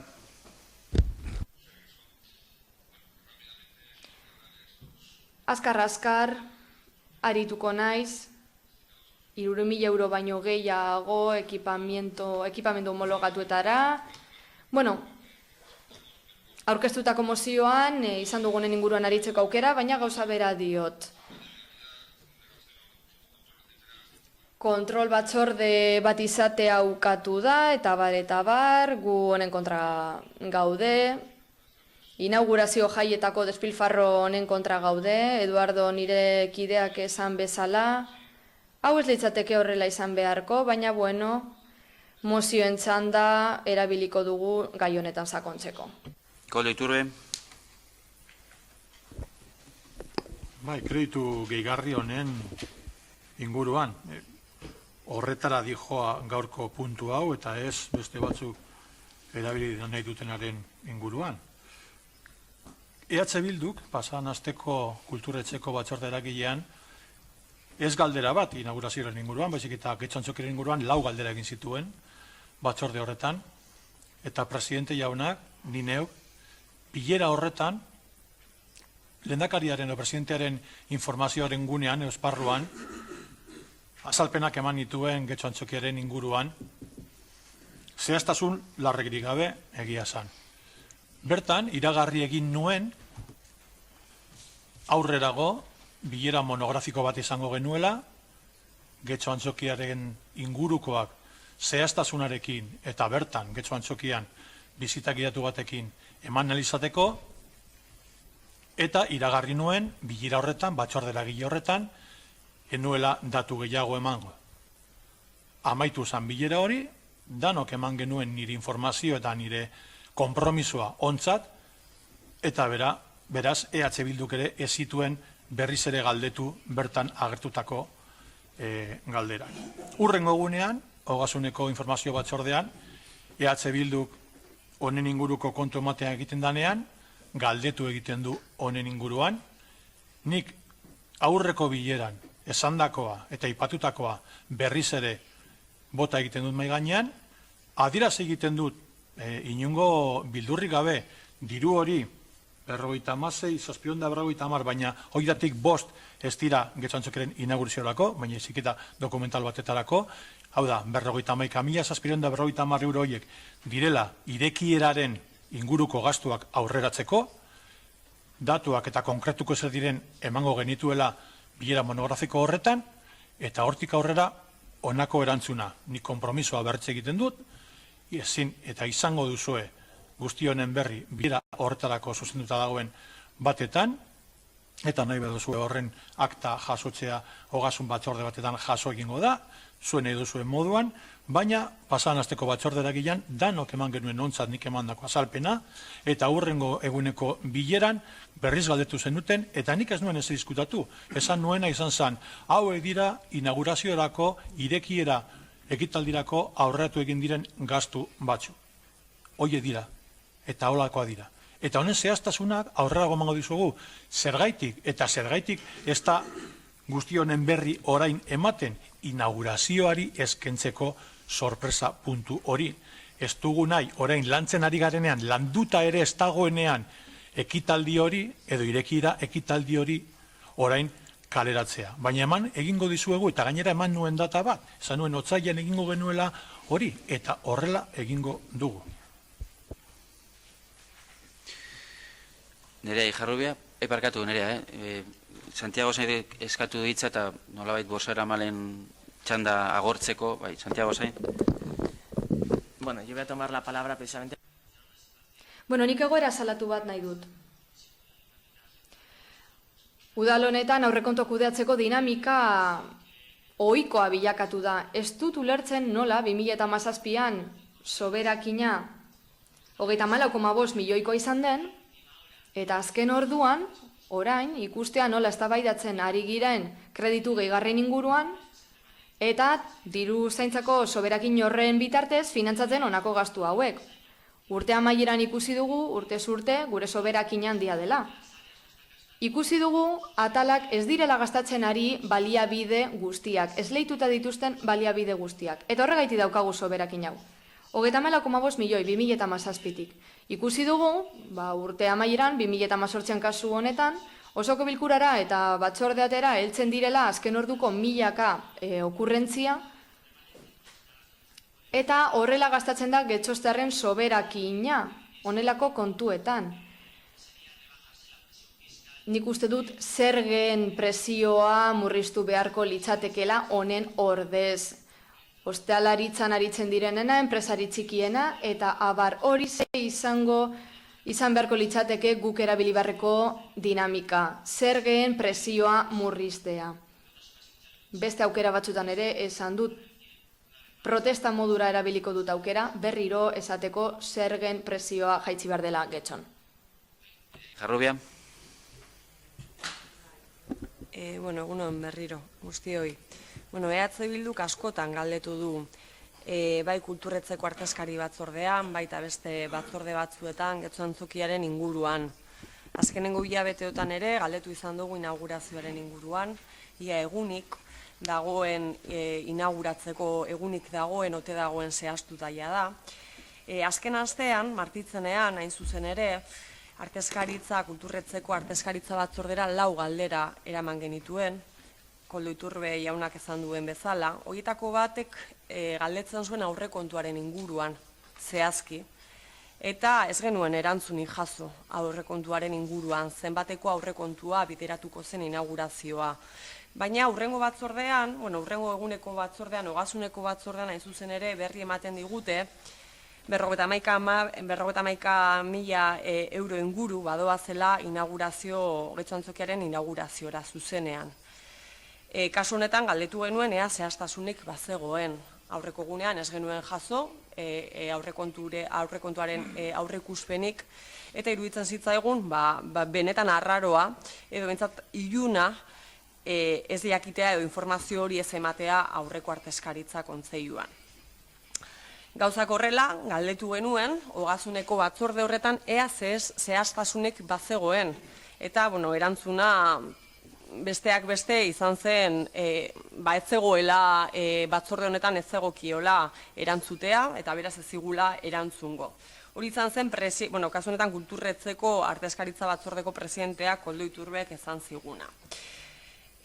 Beraz, gure aldetik salatu duguna, baina ez bakarrik azkenengo hilabeteotan, salatu duguna prozesu honetan, proiektu honen prozesu honetan, izan dela iluntasuna, hein handi batean, hainbat gauzaren inguruan. Eta sorpresa zaten duzue, adierazten duzue, sekretupean gorde behar direla hainbat gauza, herritarrei sorpresa bat emateko, eta sekulako jai, herritarrei begirako jai antolatzeko, eta hori guztia, nik ezango nuke, eta hori esaten dut herritar giza, uste dut sorpresa handiena, eta posik edo postasun handiena dala jakitea 10 urteko proiektu honek, bere bukaerara joko duela azkenik. Uste dut hori dela herritar gehienek, edo behintzat hori da pertzepzioa herritar giza daukadana, dala proiektu honek bukaerara joko duela 10 urte baino gehiagoren ostean. Kudeaketa eskaz baten ostean. Beraz, hori da sorpresarik eta handiena eman dezakezuena. Eta uste dut gauzak horrela, ez dela bidea, ez dela modua gauzak eskutatzen jarraitzeko. Gardentasuna behar dela zenbat diru gehiago bideratzen denean Getxo Antzokira. Gehien bat oso delikatua delako da dagoen egoera. Delikatua dela, badago ezinegon bat herritarren artean. Eta uste dut sorpresa gitxiago eta seriotasun apur bat handiagoa behar dela. Eskerrik. Ignacio Uriarte. Eskerrik asko. En cuanto al crédito adicional de los que se traen aquí a la Nación de Kreditu gehigarri bat ekarri zaigu ona, hemen aritu gara, Getxo Antzokiaren inauguraziorako bideratuko den diruaren inguruan, eta gutxienez ofizialki, Koldok kulturetxeko kontseiluko presidente modura azaldu du, informazio batzordean ere azaldu du, Ogasun batzordean azaldu zuen, gauza bera egin du, 1000 aldiz azaldu da.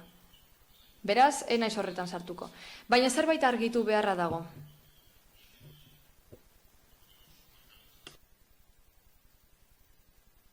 Oposiziotik zenbait salaketa etorri dira kreditu gehigarren inguruan. Honak hartzen diren kreditu gehigarri horiek zergatik ekarten dira. Zergatik soberakina dagoelako udalkutxetan, eta 7. puntuan esan bezala, aurrezki garbiaren eta zorraren baldintza guztia betetzen ditugu, eta beraz, 5%erainoko muga hori daukagu, hori da araudiak albidetzen diguna, foru araudiak enzuzen ere, 2016az geroztik 4% mugatu zen, aurrekontuaren 4%, eta zergatik? Egoki deritzon kasu guztietan erabili daitekelako. 4% hori erabiltzeko eskubidea du alkatetzak, gero esango du zergatik, eta zertarako erabiltzen da? Inbertsioetarako, presasko gaietarako, edo zenbateko gutxi eskatzen duten gaietarako. Zergatik? Kreditu gehigarri hauek osoko bilkuratik pasatu behar dira, lehenik eta behin, eta gero jendartean erakutsi behar dira. Kreditu gehigarri hauek edabidek kontsulta ditzakete, eta batzuetan hilabete gehiago hartzen du. Legegintzaldi osoan zehar ikusi dugu kredituen kontu hau, inbertsioetarako erabilidera gehien bat, oposiziotik badakite, udal aurrezkiak inbertsioietako erabiltzeko laguntasuna eman dutenean, zer lortzen dugu? Alde batetik hemen egiten dana alkateak daukan ahalmena murriztea, eta daukadanean aurrekontuaren 4% inbertsioetara bideratzeko eskubidea. Zorionez, egoera ekonomikoa udal honetan ona da, eta erabil dezakegunen mugaren beti gaude gainera. Beraz, urte amaieran finantzatzen egon behar dira zenbait gauza, eta gainera erakunde autonomekiko transferentzia batzuen kasuan esan beharra dago aurrekontua luzatuta dagoenean eta diru-sarrera batzuk daudenean, erabili beharra dagoela kreditu gehigarri hori, inbertsio gehiago erabiltzeko, ere bai. Adibidez, ekipamendu batzuk martxan jartzeko bai antzokian eta bai kulturetzean. Azalpen hau argia eta erraza da eta ezarretako mugen barruan sartzen da eta errespetatzen ditugu mugoiek. Edor Andrade.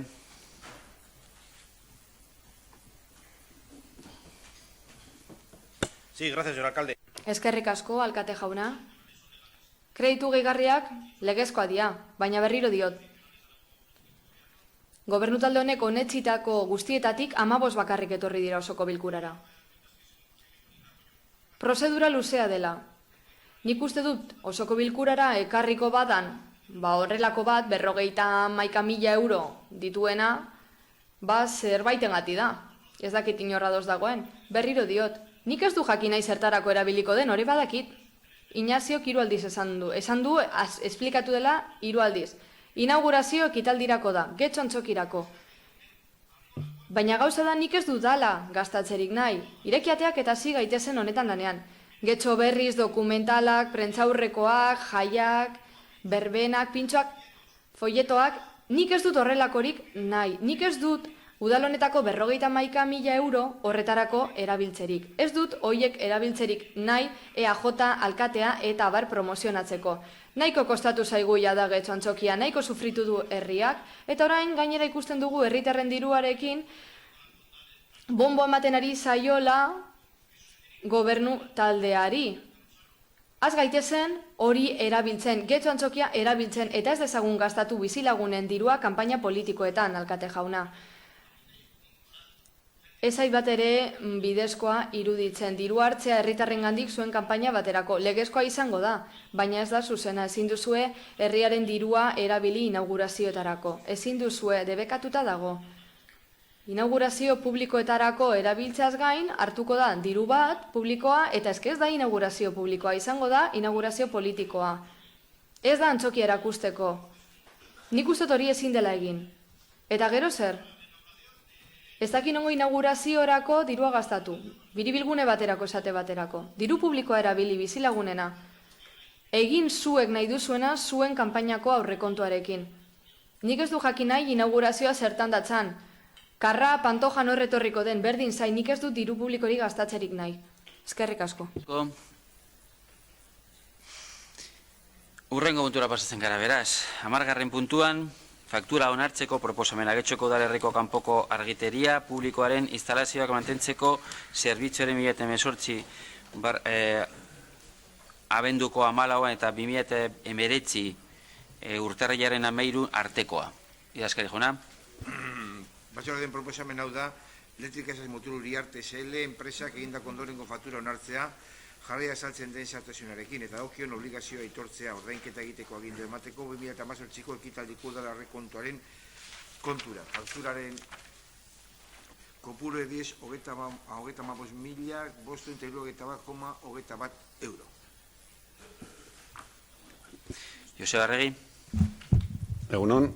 Bueno, tal y como anunciamos...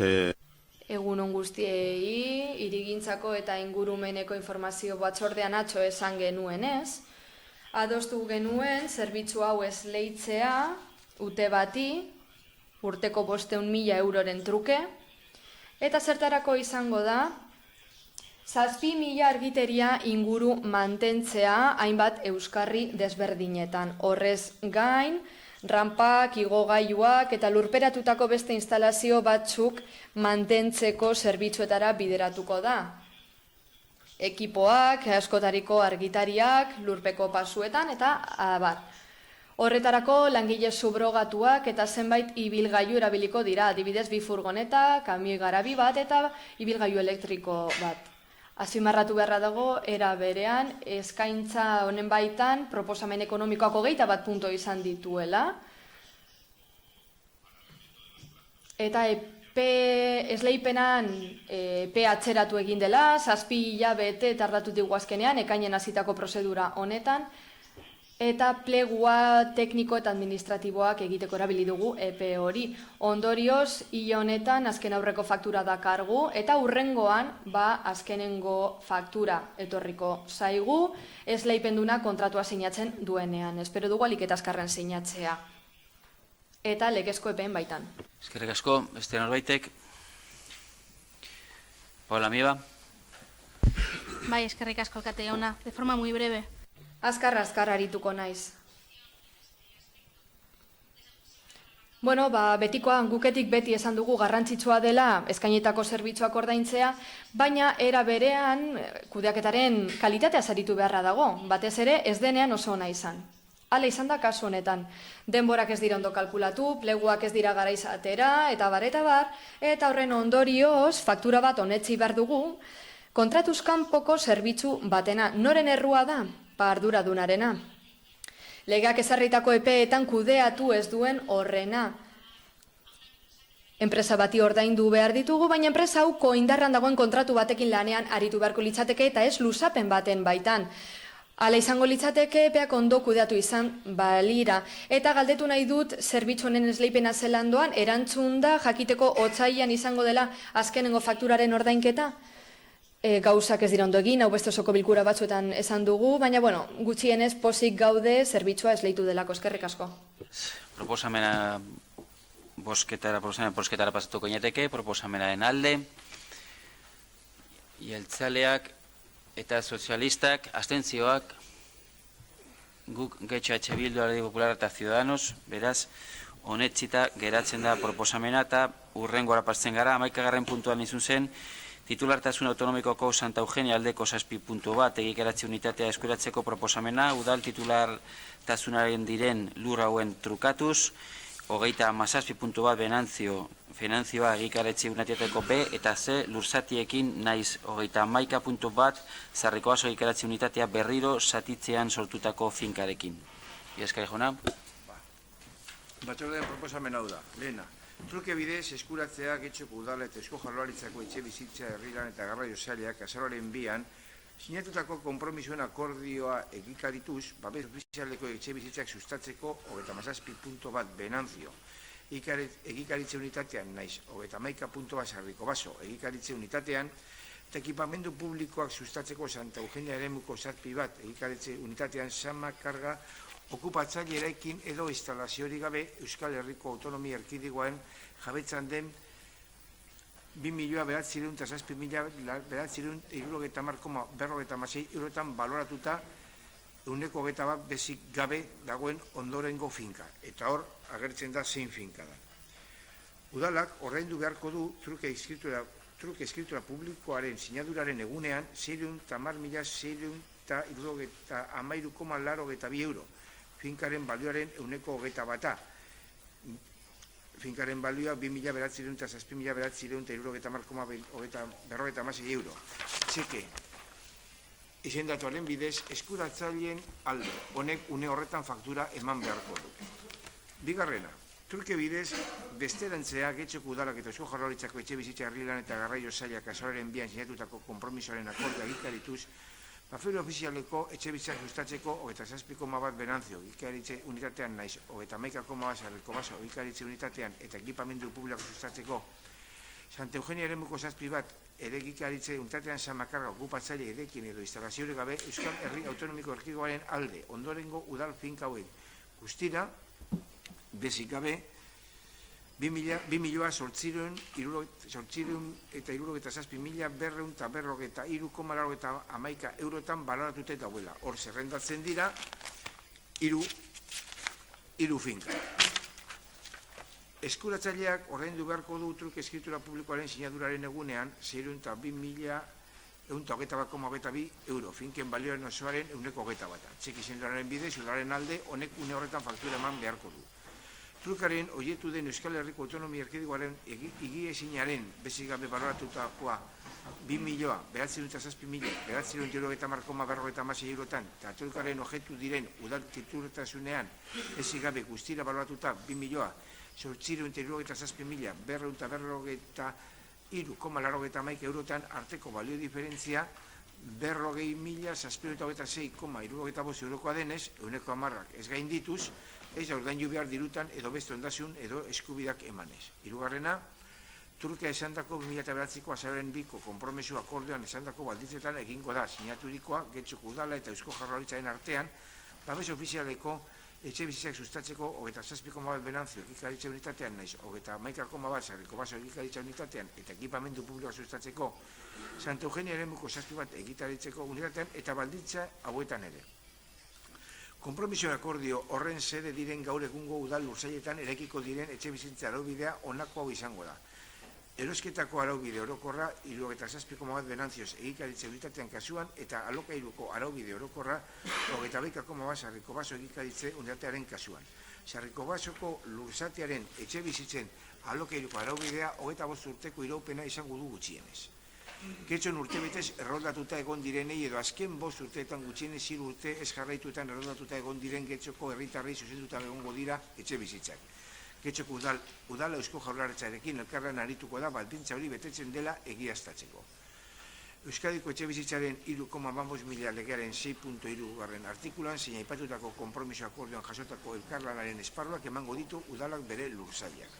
Laugarrena, aldeek ordainduko dituzte truk eskrituratik eta eratorriko diren gauzu eta zerga guztia bakoitzak erdia indarregoko legediarekin bat. Bosgarrena, altartu lurzoru udal ondarean usteak eta udal erregistroan gaur Euskal Herriko Autonomia Erkidegoaren jabetzakoa den trukearen oietu den igiezina eta baja eman gaur udal jabetzakoak diren trukearen oietu diren igiezina. Zigarrena, udaleko irigintza kontu hartzaile eta diru zaintza zaili ebazpeno jakinaraziko zaile. Eta zazpigarrena, Bizkaiko Foru Ogazionari erabaki honen berri ematea, toki erakundeen ondasunen araudiaren aurreikusitakoa betez. 8. Ebazpen hau ingurumen lurralde plangintza eta etxebizitza sailari jakinaraztea. Eta 9. Alkatetza udalburutzari almena emango zaio, erabaki hau betetzeko behar diren zedapen guztiak eman ditzan, eta udalaren izenean sinatzeko truke eskritura publikoa. Eskerrik asko, Ezker jauna, Joseba Arregi.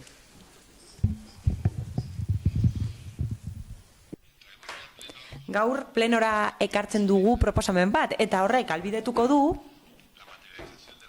gauzatzea konpromiso akordio hori 2009an sinatu zuen udal honek eta Eusko Jaurlaritzak eta hori gauzatuko da behingoz eta horrela zenbait lurzoru permutatuko ditugu eta horrela 118 babes etxebizitza eraikiko ditu Eusko Jaurlaritzak Benantxio eta Sarriko Baso partzeletan eta gainera titulartasun publikoko partzela izango da Santa Eugenian aparkaleku bezala erabiltzen den hori eta horrela Eusko Jaurlaritzak erabaki honen ondorioz 2 partzela hartuko ditu metro karratu desberdinak dituztenak urrenez urren Benantxio 37 bat unitatean eta bertan 54 babes etxebizitza eraikiko ditu salmentarako eta beste partzela bat izango du Sarriko Bason eta horrek 1000 metro karratu baino gehiago izango ditu eta babes etxebizitza desberdinak eraikiko ditu 74 zehazki eta alokairu araubidean. Horrez gain udalak zenbait lurzoru erosiko ditu Santa Eugenian 7.000 metro karratu baino gehiagoko partzela bat eta hori apo aldatu ostean espazio libre eta berdegune lursail bat erosi du planoetan agertzen denaren arabera eta partzela horri gehituko zaio geltokiko areetako plaza horri.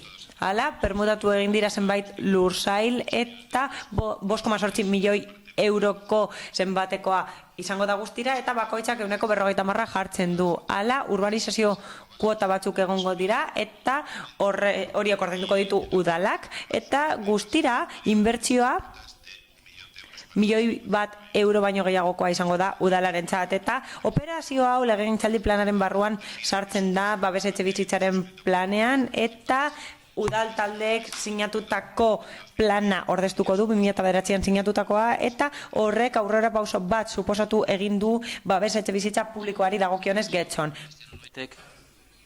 Kike Prada. Eskerrik asko.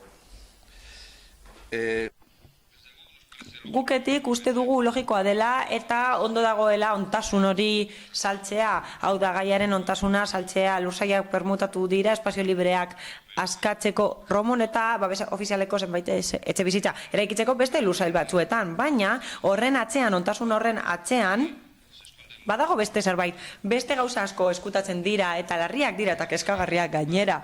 Horren inguruan hitz egin nahi dugu, baina hasieratik eta horretarako perspektiba behar dugu. 1998an Eusko Jaurlaritzak eta udalak lankidetza hitzarmena sinatu zuten babes ofizialeko etxebizitzak egiteko metroak utzitako lursail horietan. Hala 2003an aldatu egin zen hitzarmena eta handik gutxira xehetasun azterlana aurkeztu egin zen eta horren aurkako errekurtsoa aurkeztu zen eta 2006an epaia eman zen, baina hori indargabetu egin zen. Hala, orduan hasi egin zen desproposito hori. Badaude hitzarmen batzuk eta xehetasun azterlan batzuk eta badago babes ofizialeko etxebizitzen proiektu bat eta horrela dirua sautu egin da, diru publikoa eta gastu publikoa sautu egin da eta gainera proiektuak ez datoz bat gunearekin eta hor dago Gobela ibaia eta hori ez da kontuan hartu, baina udalak errepikatu egiten du hori eta defendatzen du ez dagoela eraginik ibaiaren gainean eta PPS hori 1998an existitzen zen eta xehetasun azterlan egin zenean hor bazegoen. Beraz, Arartekoak 2004an eskatu zuen PPS edo PTS egokitzeko eta 2007an EAJaren programa izan genuen eta berriz antolatu zuen espazioa eta 10. puntuan esan zuen areetako eta Romoko plaza egokituko zela eta luze bat. Hala, eraikin berri bat eraikiko zela proposatu zen eta hori udal zerbitzuentzat izango zen, gaztelekua, kulturetxea, elkartentzako aretoa, bai, Romoko kulturetxearen antza dauka eta orain ematen du hau ez dela konpromisoak betetzen dituen alderdi politiko serioa eta hasi egin ziren gauzak aldatzen eta gauzak apur bat narriatzen eta aldatzen ala Eusko Jaurlaritzarekiko hitzarmena sinatu egin zen eta berrantolakuntza hori zehatu zen eta zenbait partzela aipatzen dira ekipamenduetarako besteak beste etxabea gehi 4 solairu eta bai, suposa dezakegu hor aipatzen dela kulturetxea, bertan eraikiko zen eta gero Santa Eugenia plazara eraman zen eta hemen apur bat nahazten gara. Zer da, hau, zer da? Zelako nahazmendua, ez da? Baina hemen jokoan sartzen da beste gauza bat, Romoko babes ofizialeko etxe bizitzak sartzen dira jokoan orain, eta honekin azkenengo kanpainara joan behar gara, azkenengo legegintzaldira eta kanpainara non EAJak proposatu zuen nagusien etxea eraisteko babes ofizialeko etxe bizitzak eraikitzeko Romon, eta dena nahazten da, eta gaztelaniaz esaten den bezala, de aquellos polvos estos lodos, nolako plangintza da, zer nolako antolakuntza da hau. Babes ofizialeko etxe bizitzak ziren, nonbait, eraiki nahi ziren, baina ez dator bat planteamenduarekin, eta Eusko Jaurlaritzak galdetu zuen zer gertatuko zen, egokitzapen berriarekin babes ofizialeko etxe bizitzak hor mantenduko ote ziren, eta EAJak iritsi aldatu zuen, babes ofizialeko etxe bizitzak hemen ez, baina bai Romoko kulturetxea eraikiko dugu, gero plazara doa hori, nagusien etxea eraman nahi dute bertara, nagusien etxearen 3. solairuak ez dauka zerikusirik Romoko eraikinarekin, eta oraingoa eraitsi nahi dugu, babes ofizialeko etxe bizitzak egiteko, baina zer da hau? Edo nori kontatzen diozula, arraroa irudituko zaio, eta hori gertatu egin da 10 urteko epean, ez dago plangintzarik, improvisazioa dago, dirua sautu egin da, oportunismoa, eredua, hori guztia esan daiteke horren inguruan eta perspektiba hartzen badugu. Eta 2000 urteen hasieratik ona arte gertatutako aztertzen badugu, kriston nahasmendua sortu da Romon. Lehen ez zeuden tokian arazoak sortu egin dira. Eta bai, espazio libreetan etxe bizitzak behar dira, bai, noski hori argi dago, baina apur bat begiratzen baduzu atzera eta ikusten baduzu EAJak esaten zuena programetan eta benetan egiten duena, hori aztertzen baduzu, defenda ezina da, ezin da esan, hau kudeaketa serioa denik, ez da antolatua, ez da serioa eta planifikatua esan bezala, baina orain zer daukagu, babes ofizialeko etxe bizitza horiek ejekuzio unitate horietara joango dira, Romotik kanpo, eta bai, babes ofizialeko etxe bizitzak izan zitezkeen, eta mehatxua daukate gure nagusien etxea eraitziko dela, eta kulturetxea hor egingo zen, eta gero beste leku batean egin da azkenean, eta bai, ni hitz egitean liatzen ari naiz. Zuek kriston nahasmendua sortu duzue zuen usteko plangintzarekin eta ustezko seriotasunarekin, zuen konpromiso politikoekin eta promesa politikoekin kriston nahasmendua lortu duzu eta azkenean ez duzu egin esan zenutena eta erdibidean dirua sautu egin da, zenbait proiektu egin dira eta ez zuten lekurik getxon, eta gainera EAJak defendatu egin du bertan ez egoela egokitasunek etxe bizitzak egiteko, eta horretan gaude orain. Guk batez ere kritika egin genuen eta hausnarketa eskatu nahi genuen, jendeak jakin behar du non gauden, zergatik eta nondik gatozen, eta gauza asko zin egin dira, eta hori guztia bidean geratu da, kudeaketa oso txarra izan delako. Nerea Ijarrubia. Bai, egunon berriro ere.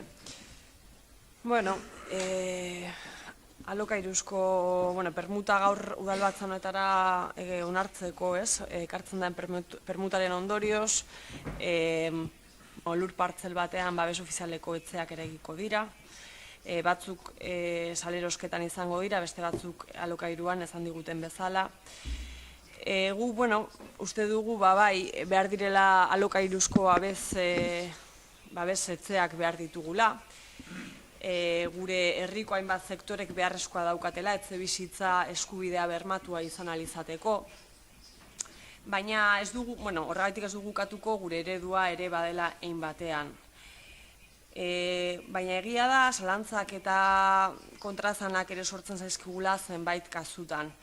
Izan ere, ona ekartzen diren babes ofizialeko zati bat salerosketara doa bideratuta, horrek dakarren guztiarekin, azken finean diru publikoa inbertitzen da, baina zuzenean esku pribatutara pasatzen da. Eta bestetik, daukagun beste aukera bat, eta ekartzen den beste aukera da, etxe horiek 25 urterako alokairuan egongo direla gutxienez, edo behintzat bermatzen den bakarra da 25 urtera arte alokairu publiko bezala egongo direla. Eta horretan, zalantzak sortzen zaizkigu, bi kasu horietan, izan ere bigarrenean, aipatu dudan bigarrenean, soilik 25 urterako alokairua izatea ez dugu argi ikusten. Gertadakigu gauza bera, diru publikoa esku pribatuetara ere pasatzea 25 urteren ostean, akordio horretan ez delako bermerik udalaren ekimenez eraikiko diren, kasu honetan, eraikiko diren etxe bizitza publikoiek 30 urteren buruan publikoak izaten jarraituko duten. Eta gure beldurrak azunetan eta gure kezka bada, zoritz esku pribatutara ere igarotzea etxe bizitza horiek.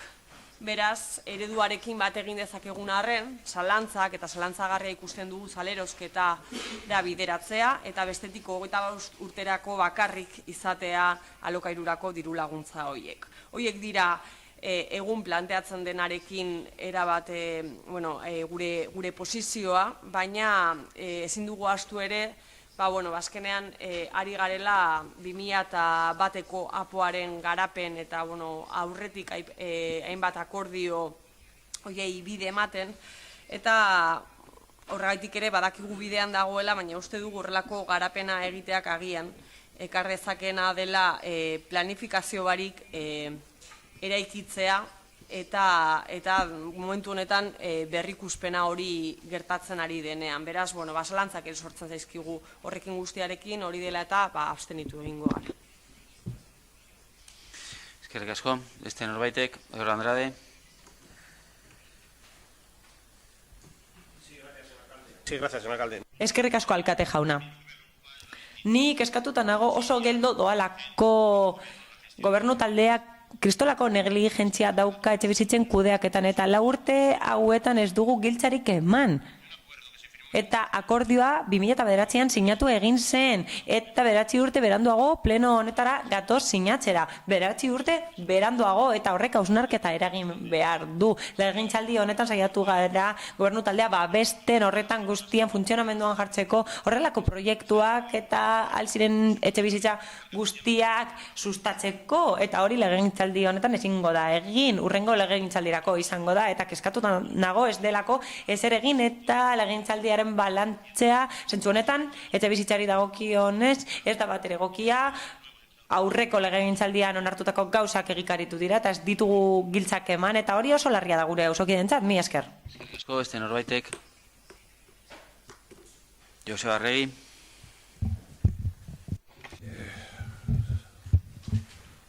Bueno, voy a empezar por el... Lehenik eta behin amaierakoa aipatuko dut. Gaur egun esan dezakegu 155 etxebizitza ditugula alokairuan Alangon, 33 gehiago gune berean, asalerako eskubidean, 40 etxebizitza, babes ofizialeko etxebizitza Ormazan, 81 araubide berezian edo sozialean, atzotik emandako lizentziarekin Iturribarrin, lehenengo partzelan, eta gainera 59 etxebizitza egingo dira Iturribarriko partzela batean, eta 74 etxebizitza egingo dira Sarriko Bason, hau da gaur permutatuko den lursail horietan, eta lizentzia hori emango da permuta gauzatu eta berehala. Eta 54 etxebizitza egongo dira Benantzion, eta gainera obrak abian daude jadanik, eta eraikinak egiteko prozesua abian dago gainera, dakizuen bezala, izapideak burutzen ari gara konporteko lursaiak erosteko, eta horrela 100% lortuko dugu, eta gai izango gara beste 51 etxebizitza eraikitzeko, kasu honetan babes ofizialekoak, eta gainera etxebizitzatik lan egiten ari gara 16 etxebizitza eraikitzeko Ormazan, eta tasatutako beste hainbeste egiteko 42.2 unitatean, eta apoaren zenbait aldaketa egingo ditugu Ormazaren gainean, bertako zenbait unitateren gainean, eta Sarriko Bason ere bai. Argi dago herritarrei aukera eman nahi diegula etxebizitzak edukitzeko eta beharrak asetzeko, eta datu bezala Getxon demanda gaur egun 4.400 etxebizitzakoa da, hau da pertsonekoa da, 500 pertsona gehiago egon dira azken aldian, eta horrek esan nahi du jendeak ikusten duela benetan gai izango direla hemen geratzeko edo ona itzultzeko. Horietatik errolatutakoak dira 4.600 pertsona, eta horiek dira datuak eta egitateak eta bertan daude. Baina saia da kikeri erantzutea, hauze monografikoa da, 20 urte aipatu dituzu eta despropositoa dela esan duzu, baina gogorarazi nahi dizut, apoa aldatu egin dela, eta osoko bilkuraren erabakiaren ondorioz aldatu egin dela 2011an, eta 2011an oso ondo aldatu egin zen, eta gainera epai bat egon zen, eta horrek ukatu zuen zehetasun azterlana, eta liberatu egin genuen gune estrategiko bat, eta Areetako plazaren gunea aztertu genuen eta Eusko Jaurlaritzak eskubidea zeukan bertan eraikitzeko eta horregatik erraztasunak eman genizkion bere eskubideak gauzatzeko. Beraz ez dakit noizbait nahi baduzu adostasunaren inguruan hitz egingo dugu eta nereari bi gauza bakarrik lortu dugu salmentatik dana salmentarako izateetik pasatu gara zati bat alokairukoa izatera eta 25 urte ez dakit asko edo gutxi den, baina bada denbora nahikoa benetan beharren inguruan eztabaidatu ahal izateko orduan 25 urte beranduago. Kike Prada. Eskerrik asko.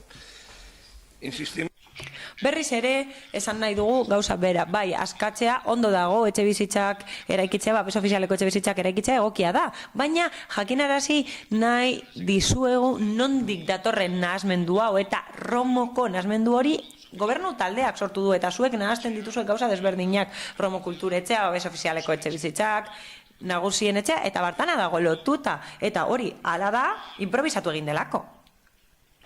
Oportunismoa egon delako, dana delakoa, baina horren ondorioa da. Eta EAJaren kudeaketa txarra ez dago bakarrik hemen, baizik eta Eusko Jaurlaritzan ere bai, zenbait etxe bizitza planifikatu egin dituzte lursail batean, baldintza bereziek dituena. Adibidez, ibaia dagoen lursail batean, eta horrek gogorarazten dit, Iturribarriko 4. partzela. Bai, diru publikoa xahutu da funtzionarioek lan egin dute eta uholdetarako arrisku handia dago eta uraren txostena behar dugu. Askotan esan dugu, ezin dira uholdeen arriskua dagoen lekuetan etxe bizitzak eraiki, ez dakit zer aitzakia emango duzuen, defendazina dena defendatzen jarraitzen duzuelako. Eta, bai, jarraituko dut.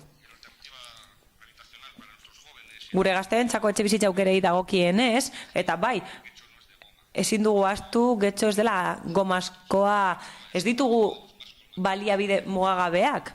Izan ere, nahiko beteta dago eta bai, 4.000 etxe bizitza eraiki ditzakegu eta askorrin dorreak eraiki ditzakete ere. 4.000 beharrean 8.000 pertsonek etorri nahi badute, bai, eraikitzen jarraituko dugu, baina mesedez modu jasangarrean. Guk eskatuko genizueke irudimena edukitzeko badago partzela bat, eraikigarria dena, ekipamendua daukana, eta ez dakit aztertu duzuen aukera hori.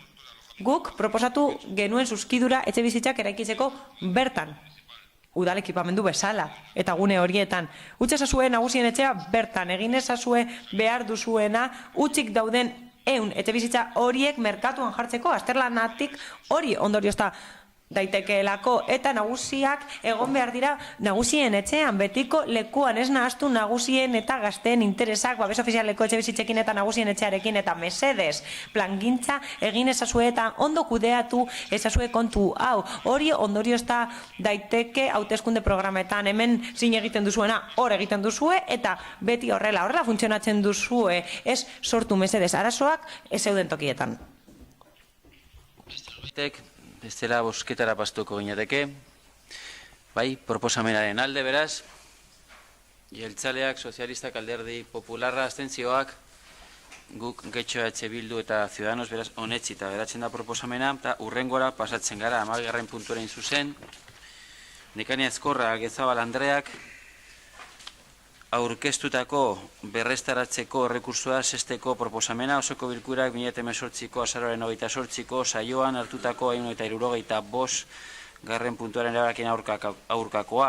Horren bitartez aurkeztutako alegazioak ebatzi ondoren, behin-behinean onetsi zen hiri antolamenturako plan orokorraren aldaketa puntuala 42 puntu bat ormatza banaketa arearako.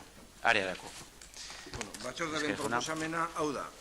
Udalbatzak 2018ko azaroaren 28ko osoko bilkuran hartutako 175 garren erabakiaren aurka, Nekania Gezabal Andreak aurkeztu duen berraztertze errekurtsoa ez onartzea. Erabaki horren bidez, aurkeztutako alegazioak ebatzi ostean, behin-behineko onetsi zen hiri antolamendu plan orokorraren aldaketa puntuala 42 ormaza banaketa area.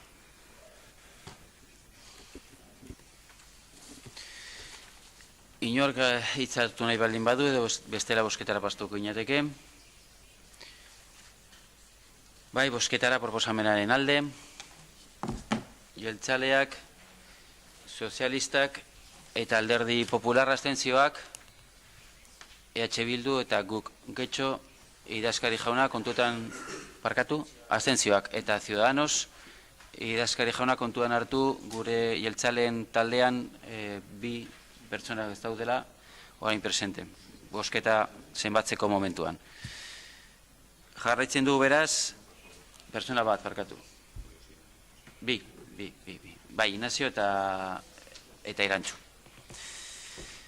Jarraitzen du beraz, mozio eta interpelazioan esparruan sartuz, 12. puntuan PP Alderdiko Udal taldeak aurkeztuako mozioa, arrapala mekanikoak Altube kalean. Eduardo Andrade. Sí, gracias, señor alcalde. Eskerrik asko, alkate jauna. Arrapala mekanikoak Altube kalean. Ezin dugu ukatu gure herriko auzo askotan aldapandiak daudenik. Bada, horiek irisgarritasuna zailtzen diete gure familiei, orokorrean eta bereziki gure nagusiei. Era berean egia da gaur, auzo horietako askok ez dutela guztientzako irisgarritasun duina ahalbidetzen duten igogailu edo arrapalarik. Gaurko osoko bilkuran, mahai gainean jarri nahi dugu Altube kalean, Arrigunaga Hondartzatik, arrapala mekanikoa jartzeko beharra. 2 edo 3 arrapala zati izango lirateke. Inguru horretako bizilagunek denbora asko daramate aldarrikapen hori egiten, baina badirudi udalak ahaztu egin duela. Guk, Alderdi Popularrak, uste dugu badela herritarren eskaera hori asetzeko garaia. Algortako gune horretan, arrapala mekanikoa jartzeko beharra erakusten duten 2 elementu garrantzitsu daude. Alde baterik biztanleriaren dentsitate handia dago, eta bizilagunetako asko egunero joaten dira Bidesabaleko metro geltokirantz, eta bestalde eguraldi ona egiten duenean, milaka herritar joaten dira Arrigunaga Hondartzara. Horregatik guztiagatik osoko bilkurari erabaki proposamen hau aurkezten diogu. Lehenengoa, berehala hasteko Altube kalean 2 edo 3 arrapala mekaniko jartzeko aurreko ikerketak, eta bigarrena mozio jakinaraztea udalerriko komunikabide nagusiei. Esan bezala, zioen azalpenean, saiatzen ari gara hori lortzen. Hau da, uste dugu algortako gune hori Altube kalea, zehazki, beharrean dagoela, arrapala mekanikoak behar dituela askotan inbertitu dugu horretan, babestu egin ditugu horiek, eta azkenak izango dira, udal egoitzaren inguruan daudenak, eta gune asko bete ditugu, hau da, hase dugu horien beharra, eta uste dugu gune horrek behar duela. Altube kalean jende asko bizi da, Bidesabalerantz joaten dira asko, eta gure herriko eta beste herrietako jendea joaten da Arrigunagara. Eta izan ere, aurkide bat horri zen ona, arrapala horiek proposatzeko, bai urte hauetan, lehentasunezkoa izan da beste leku batzuetan, eraikitzea arrapala mekaniko horiek beharra handiagoa zelako, adibidez, udalegoitzakoak behar handiagokoak zirela, epaitegiak eta horrelako eraikinak daudelako hemen, baina orain uste dugu garaia dela hori egitea Altube kalean, eta horregatik ekarri dugu mozioa alderdi politikok gure iritzia emateko eta arrapalen inguruko iritzia ezagutzeko. Mila esker. Bai, Joseba Arregi.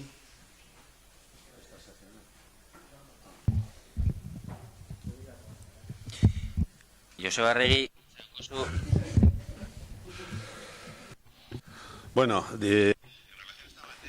gai honi dagokionez, hiri mugikortasun jasangarriaren planaren barruan, PEMUS deritzona, proposamen dokumentuan, 12. agertzen da. Aztertu egingo dira mugikortasun vertikaleko elementuen beharra. Eta horrela arrapalak, eskailerak eta igogailuak eraikiko dira pertsonen arteko harremanak sustatzeko, garraio bideekiko irisgarritasuna bermatzeko orografia konplexua den leku horietan. Horrela definitzen da PEMUS horretan, hau da, aurreikusi eginda azterlana egin behar dela, erabakitzen joateko etorkizunean egin beharko dena mugikortasun vertikalaren inguruan. Gure ustez, proposamen horretan, edo proposamen hori sartu beharko litzateke analizien eta horren arabera erabakiak hartu. Hori da gure iritzia. Esan bezala, konektatu egin dira zenbait auzo, zentroekin, edo garraiobide publikoarekin, hau da, metroarekin konektatu ditugu zenbait gune. Eta hori egin dugu orografia zaila den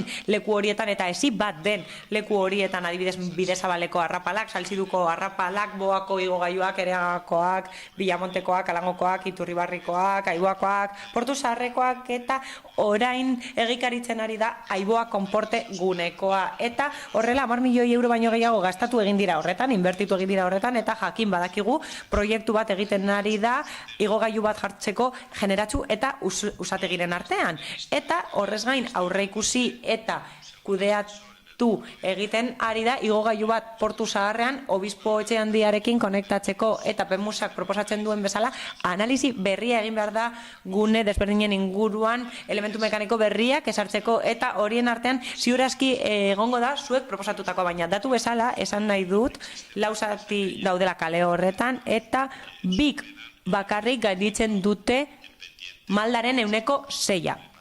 Eta hori da gomendagarria irisgarritasun esparruan, eta hori gertatzen da espaloiaren 4 tarte horietako 2. Eta ezin dugu ahaztu, konbinatu egin behar ditugula jarduketa horiek, inbertsio handia eskatzen dutenak, bestelako inbertsio batzuekin, eta gainera aipatzen da oinezkoentzako lehentasuna ezarri behar dela, eta ardatz etengabeak eraiki behar direla pertsona guztientzat. Eta esparru horretan abian daude zenbait jarduketa, adibidez, konektatu egiten ari da Neguria Iboa Konporte, parke berriaren arabera, beste konexio tarte batzuk daude kale nagusiaren eta ambulategiaren artean, eta Portu Zaharraren eta Usategiren artean, azken aldian bukatu egin den Adalgortako etorbidearen obrarekin, eta gainera konektatu egingo da Malaketa gunea Saltzidurekin. Horregatik guztiagatik abstenitu egingo gara, eta adierazten dugu behin teknikariek analizia egin ostean datu gehiago izango ditugula, eta horrela inbertsio gehiago planifikatuko ditugula oinezkoen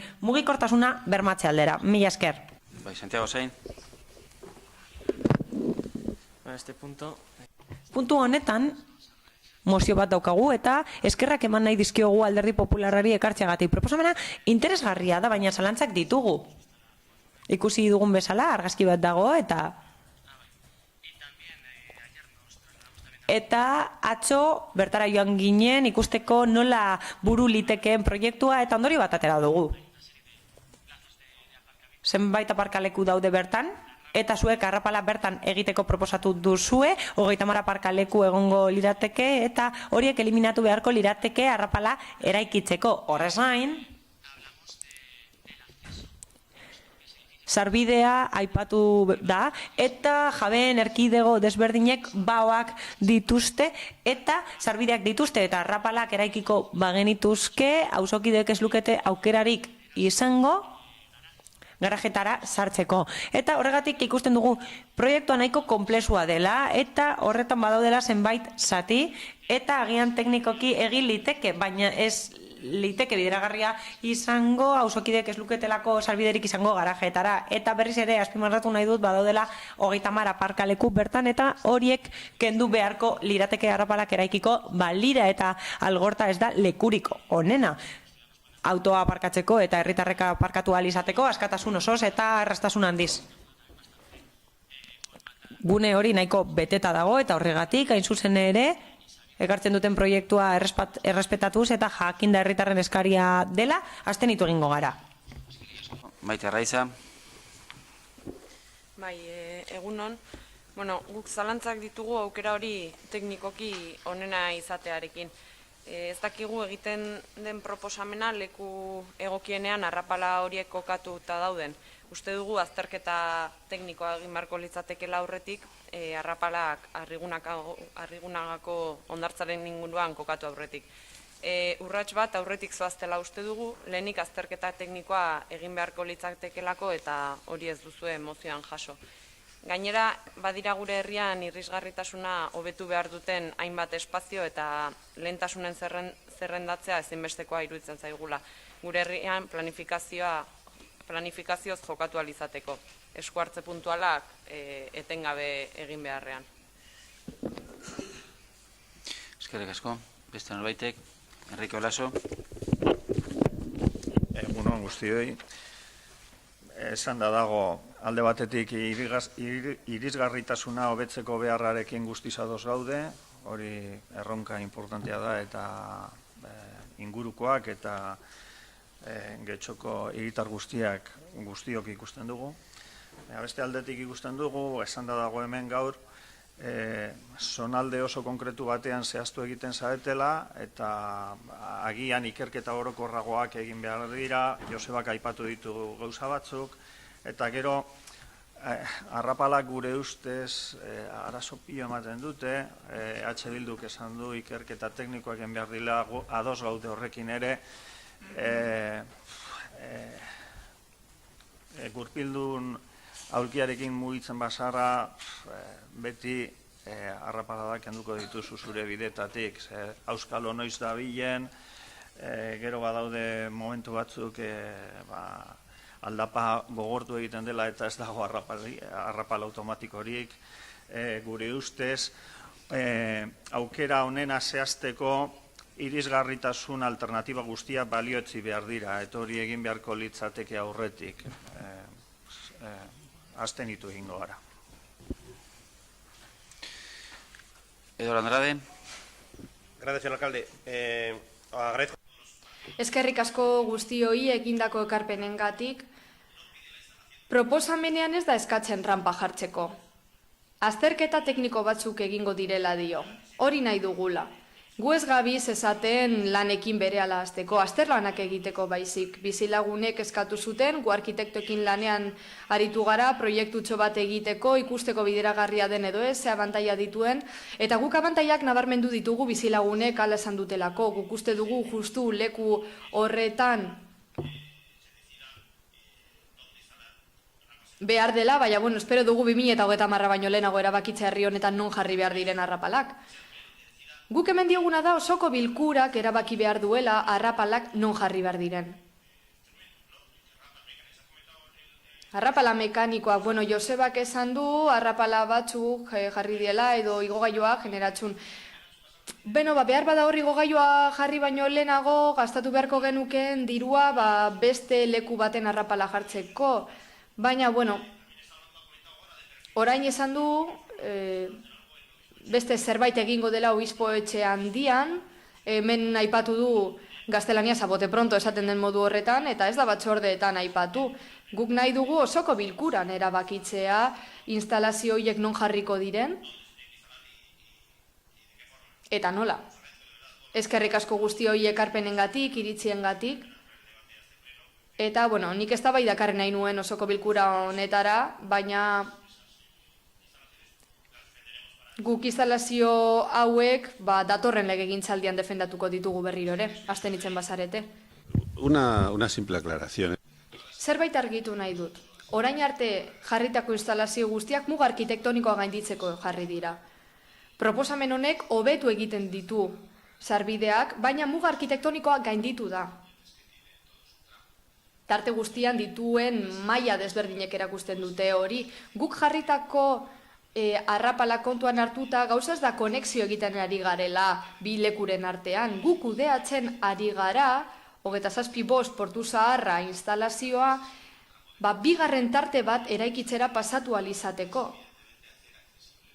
Eta helburua da, parke hori irisgarri egitea, bigarren tarte horretan. Hori baino ez nuen argitu nahi.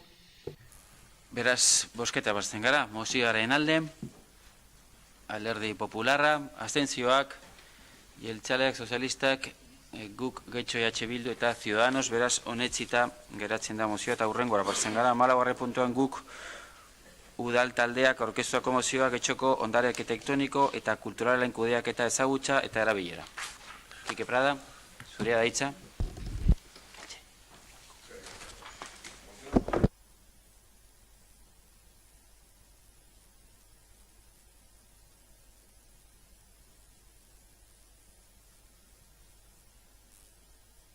Importante. El comienzo. Moción sobre el uso, conocimiento y gestión del patrimonio. Getxoko ondare arkitektoniko eta kulturalaren kudeaketa ezagutza eta erabilera. Ondare arkitektoniko naiz kulturala eta horren kudeaketa eremu espezializatua dira, gaiaren inguruko profesionalek kudeatzen dute eta. Horren bestez, administrazio publikoaren barruan teknikariek eta politikariek hartzen dituzte eginkizun horiek beren gain, bakoitza bere rolarekin. Ezinbestekoa da hausnarketa bat egitea, aztertzeko batetik gaietan adituak direnek hartu beharreko erabakien mugak, eta bestetik zein esparrutan eta zein mekanismo erabiliz herritarrek izan ahalko luketen proposamenarekin erlazionatutako espazio bat. Bestalde, horien kudeaketari buruz ere hausnartu behar da. Guztiz logikoa da zenbait eremuren ardura profesionala adituek izatea. Baina horrek ez du esan nahi horri buruzko erabakiak arditzaken sektore bakarra direnik. Enpresa eta politika sektorekin batera, zeintzuk bide batez, sarritan ez diren izaten gai horietan adituak. Iraganean zein gaur egun, ezagutzaren espezializazioak funtzionatzeko modu teknokratikoak txertatu ditu horren kudeaketan. Eta horrek alarazi egin du herritarren beste sektore batzuk gai horretara gerturatzea eta horri buruzko prestakuntza izatea. Hala, kudeaketaren aukera sozialak ez dira behar beste baliatu. Legegintzaldian zehar ikusi ahal izan dugu herritarren hainbat sektore daudela arduratuta ondare arkitektoniko eta kulturalaren maneioarekin. Hala, hobekuntzak, zabalkundea eta erreskatea proposatzen dituzte, baina bereziki komunitatearentzako nuragarriago izango den kudeaketa ere bai. Kezka horri erantzuna emate aldera Euskadiko toki erakundei buruzko legeak, 2/2016 legea, 2007koa, horrek ematen digun aukera aprobetxatu eta Getxoko ondare arkitektoniko eta kulturalaren kudeaketa ezagutza eta erabilerari buruzko deliberamendu prozesu bat diseinatu behar dela uste dugu. Hori izango da Getxoko ondare naturala osatzen duten eremu naiz espazioen kudeaketa ezagutza eta erabilerari buruzko hausnarketa prozesuari ekin aurreko urratsa. Prozesu hori ondare naturala kontserbatzeko lege berria onesten deanean landuko da. Hau da, ekainaren 30ko 16/1984 legea ordeztuko duen legea onesten denean. Guk Getxo udaltaldeak erabaki proposamen hau dakargu osoko bilkura honetara. Getxoko udaleko osoko bilkurak erabaki du eztabaida edo hausnarketa prozesu bat hastea Getxoko ondare arkitektoniko eta kulturalaren kudeaketa ezagutza eta erabilerari buruz. Parte hartze izaerako deliberamendua egiteko erabakia onetsiko da horretarako. Eta jarraian adierazitakoak zehaztuko dira, bat etorriz Euskadiko toki erakundei buruzko legeraren 76.2 artikulu horrekin. Bat, deliberamendu prozesu mota eta horren olakotasuna. 2, gehieneko parte hartzaile kopurua. 3, parte hartzen dutenen kondizioa norberaren izenean edo erakundeen ordezkaritzan. Plataforma, foro, dosaren ordezkaritzan esaterako. Eta horiek hautatzeko irizpideak. 4, prozesuaren gehienezko iraupena. 6, ondorioak erabakitzeko formatua, 7, prozesua zuzentzeko arduradunak, gobernuko dagokion mailak zehaztuko ditu, eta azkenik, barne hartzea komeni diren gainontzeko baldintza guztiak.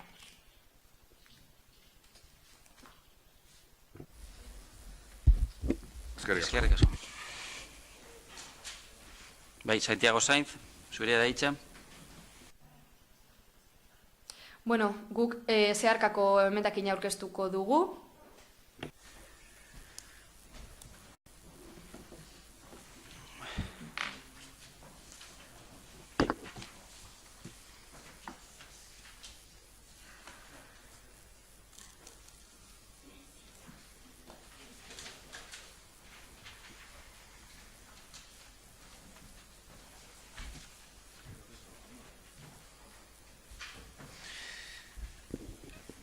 Bai, Ciudadanoseko bozeramarrari dagokio zuzenketa honen irakurketari aurre egitea, behaz, aurre zurea da hitza.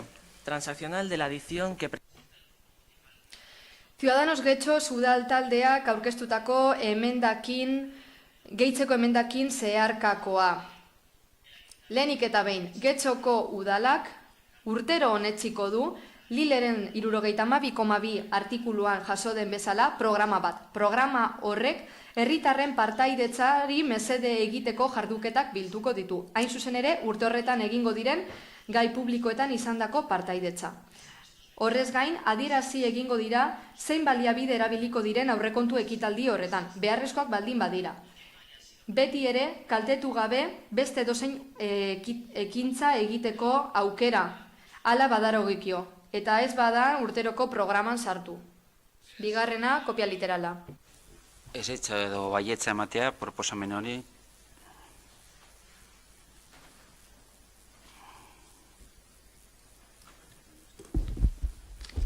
Sí. Quique Prada. Sí, agradeciéndole a Santiago. Eskerrik asko Santiago Ciudadanosetik. Guk ez dugu proposamena onartuko, mozio honetan zentratu nahi garelako ondarean bertan. Gauza da, azken aldian, zeresanak egon direla jarduketen inguruan, eta gu kultura eta arkitektura ondarea sari gara. Emendakin honetan partaidetzaren alde egiten da, eta hemen aipatzen dira urte horretan egin beharreko ekintza publikoak. Gure ustez hau zerbait zabalagoa da. Romari dagokio baita ere. Bertan sar dezakegu, baina guk mozio hau zentratu nahi dugu gai konkretu batean. Kultur, natur eta arkitektura ondarean. Hemen urte betean egin daitezken ekintza guztien inguruan aritzen zara, baina gure ustez beste zerbaitetan zentratu beharra dugu. Zio aurkeztu izan den bezala geratzen da eta jarritzen dugu eztabaidarekin, beste norbaitek hitzartu nahi balduin badu, hoxe da momentua. Nerea Ijarrubia. Bai, bueno, guke esatea gure mozioan ere, beste mozio bat ere aurkeztu dugu zoantzekoa dena, eta horra saltzen dugu, nola gure udalerrian hainbat eta hainbat etzeraikin berezia euskagun eta uste dugu hoien babesa garrantzitsua dela. Uste dugu ere zarri askotan udalerri honetan erabili den formula izan dela eraikitzea, abandonatzea eta bota berriro eraikitzeko, Zalantzari gabe formula horrek herri paisajaren eraldaketa dakar, abiadura eta erritmo bizian, eta uste dugu tajuzko aldaketa hauek eragina daukatela biztanlerian eta herriaren kalitate bizualean, osasunean ere bai.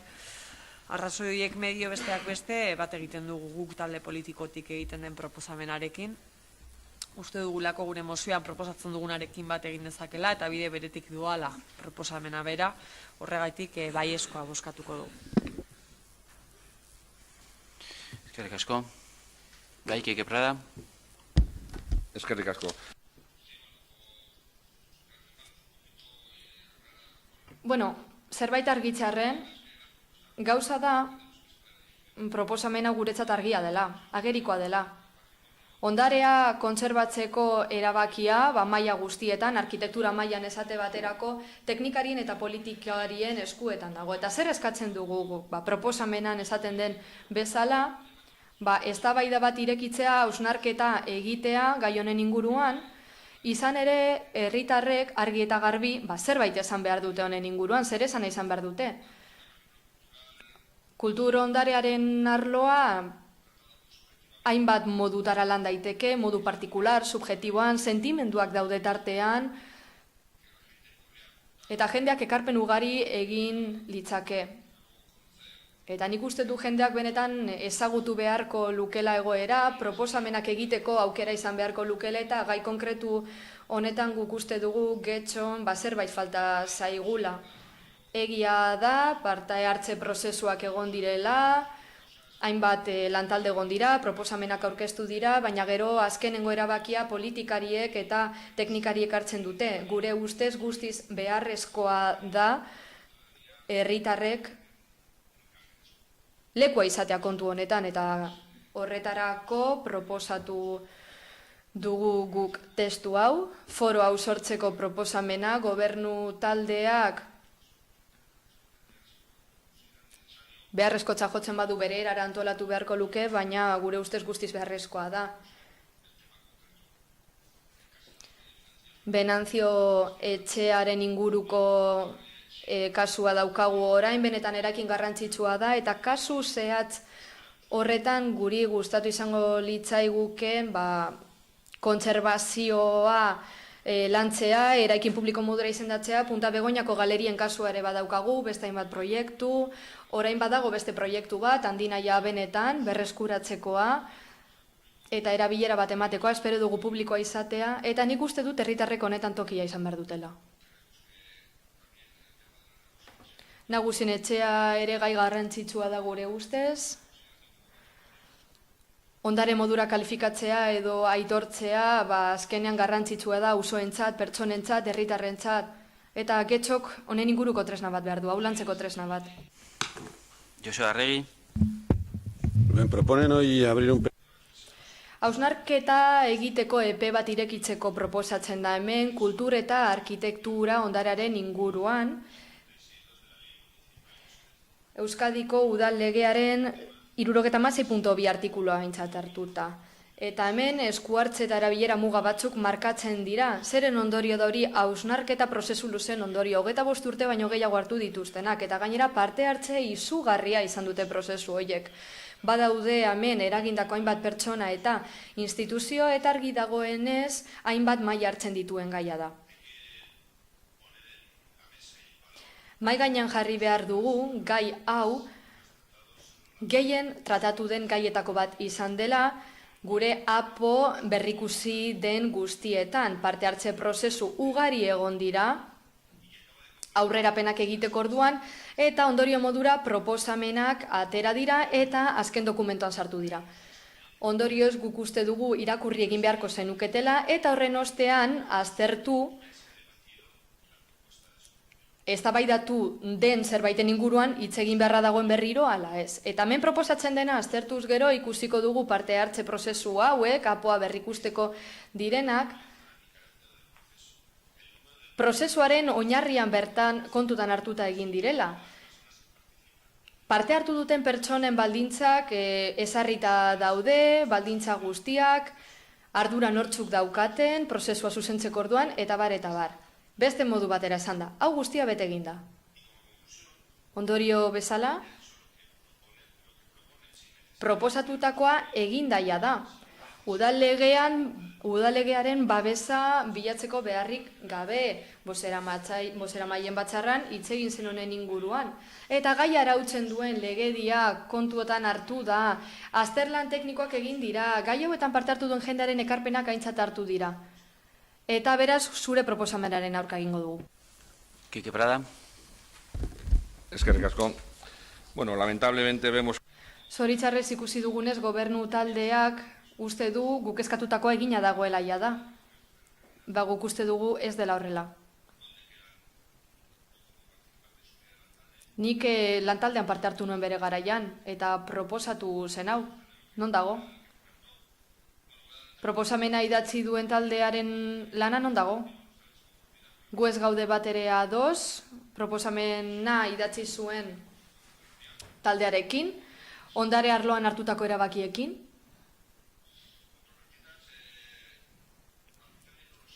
Arbitrarioak izan ziren ez dakit, baina zer esan eman zutela bai. Badaude erabaki batzuk ondararen ingurukoak eta gobernu talde honen politikarekiko erradikala direnak. Eta uste dugu politika horretatik independenteak izan behar direla proposamen hauak, ondare guztiona delako.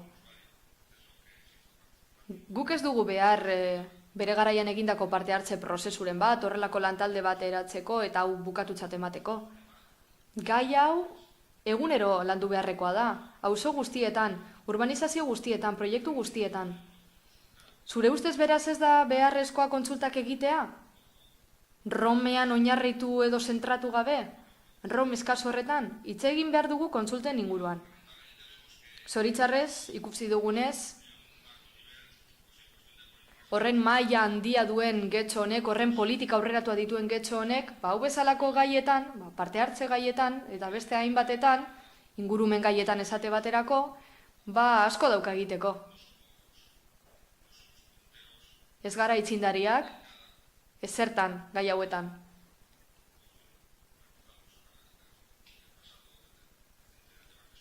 Duela gutxi izan dugu Romaren inguruko eztabaida da ikusi dugu gauza asko eskaz geratu direla oraindik. Niri benetan triste uzten nau egoera honek. Gobernu taldearen erantzun honek. Erratuta zaudete. Ondare eta kontserbazio gai hau egunero landu beharra dago. Baina zuek uste baduzue honekin ja espedientea bukatutzat eman dezakegula, zuek ikusiko duzue. Gracias, alcalde. Nosotros nos parece correcta la propuesta. Gukek egindako proposamena egokia iruditzen zaigu, baina abstenitu egingo gara ez dute dugulako ez dela momentu egokia hau aurkezteko.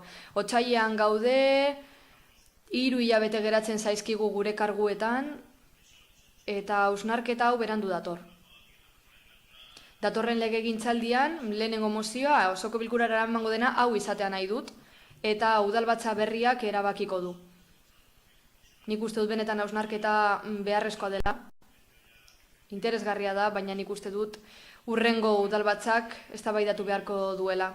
Kike, orain jada, berandu da, 3 hilabete geratzen zaizkigu. Ordurako ja, etxera joan dagoen gara guztiok. Asko, beste norbaitek, Joseba Arregi. Bueno, yo no sé por qué no ponemos en... Nik ez daki zergaitik ez digogun garrantzia ematen egindakoari, jendea parte hartu du eta ni benetan harrituta nago beti bezala. Ez duzu daturik eman, bat ere ez.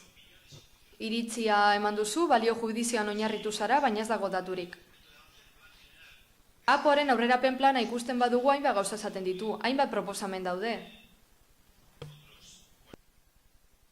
59 elementu berri gehitzekoak.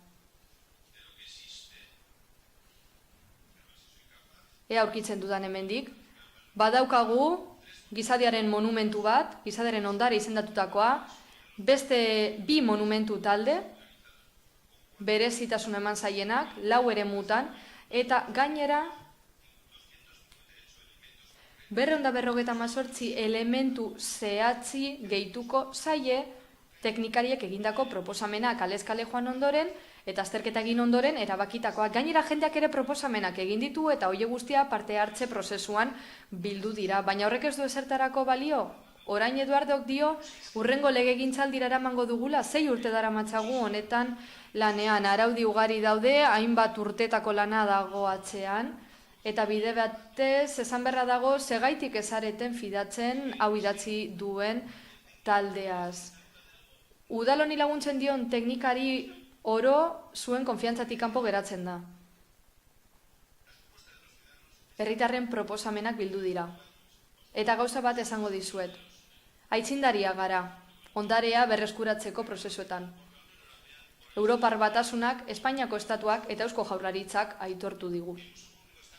Erabilera publikoa 50 urteetan konprometitu izan da, bestela ez ginatekeen aurkeztuko estatu mailan emandako diru laguntzetara.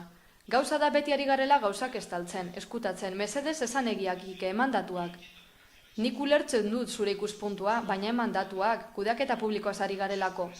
Eta erantzun zehatzak behar ditugu eraikin zehatzentzat. Baserria errespetatzea nahi nuela? Bai, baina hori esateak ez du balio. Hirigintzaz ari garenean, eta lurzoru gehiago eraldatzeaz edo ez okupatzeaz ari garenean, proposamenak egin behar dira, aporako, baina non egiten duzue proposamena. Benantzio eraikin horrek ere balioa du, saiatuko gara, elementu berezienak salbatzen, baina eraikin edo etxe hori batzordeak esan bezala jende dirudunarena zen, eta beraz, ezin ditugu etxe bizitza babestuak bertan eraiki. Beraz, aukeratu beharra dago, gutxi daukagu. Urbanizabla dena gutxi dago, eta bestea ere bai. 4.000 etxe bizitza babesturako behar izana dago, baina honek ez du ezer konponduko. Txanda? Joseba, tu intervención ha sido... Manipulazio hutsa izan da zuk esandakoa. Zuk esan duzu gauza batzuk esan ditugula, baina ez da hala. Nok esan du esate baterako etxe hori kontserbatzeak ekiditen duela babes ofizialeko etxe bizitzen eraikuntza. Ez, gu behar ditugu proiektu batzuk gai direnak, balio eta kontu naturalak barne hartzeko. Baina ez, zuek dena suntsitzera zoazte, instrumentu gutxiekin, Iturribarrin esate baterako proiektu disparate badago, eta oraindik mehatxatu egiten du ingurua, baina leku guztietan egiten duzue gauza bera. Guk eskatzen duguna da herritarrek ekarpenak egitea eta parte hartzea erabaki hauek hartzeko orduan, baina egunero. Ez esan gezurrik, ez esan ez garela, ez dugula nahi, eta bar. Hau ez da serioa. Zure erantzun ez da serioa izan.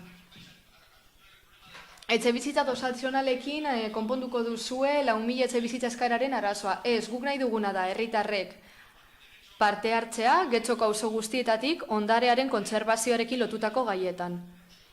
Guk ulertzen dugu zuk nahi ez izatea, baina ez esan gezurrik orain 3-4 hilabete falta diren honetan legegintzaldea amaitzeko politikari profesionalek ez duzu ezer gehiago egingo? Gabonak, abuztua, gero beste 4 hilabete eta azkenean zer egingo dugu. Berandu dela hori da zuen iritzia. Baina politikan egunero egin behar dan. Herrietan egunero, udaletan, etxeetan, auzoetan eta kaleetan, kolektiboetan ere bai.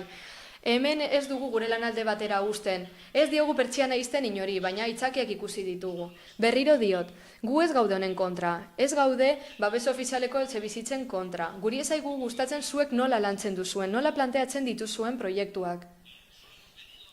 Eta eskatzen dugun gauza bakarra da herritarrei egunero parte hartzeko aukera ematea kontserbazioarekin lotutako iritzietan. Getxok benetan privilegio dun herritzat genezake hainbat gauza kontserbatu direlako herrian eta oso ondo kudeatzen delako. Behar bada hoberena da horretan, baina ezin gara haratago joan eta herritarren parte hartzea bermatu. Ni benetan alusinatzen ari nahi zure erantzunarekin. Gu ez gara ezer mespretxatzen ari. Babestuta dagoen guztia ondo dago. Baina Punta Begoña berreskuratzen ari da hotelaren proiektu alde batera gelditu zelako, esan dezagun egia. Zein da gobernatzen duen proiektuak honen inguruan duen benetako iritzia? Ze hemen planetako berreskurapen proiekturik handiena izan dezakegu. Bai, Baina hotel bat egin nahi zenuten bertan, proiektu alde batera utzi delako ez duzu egingo. Esandakoa, egindako guztia ondo dago, baina aurrera pauso bat nahi dugu, herritarren parte hartzea bermatzea. Zuek ez baduzuala ikusten, zuen arazoa da guk ikusten dugulako. Bosketara batzen gara, beraz, mozioaren alde, guk Getxo eta EH Bildu, abstentzioak, Alderdi Popularra eta Ciudadanos, aurka, jeltzaleak eta sozialistak, beraz, bertan bera geratzen da mozioa eta hurrengora pasatzen gara. 15. puntuan guk udaltaldeak aurkeztutako mozioa Getxo Antzokiaren kanpo auditoretxa. Paula Mier, barkatu.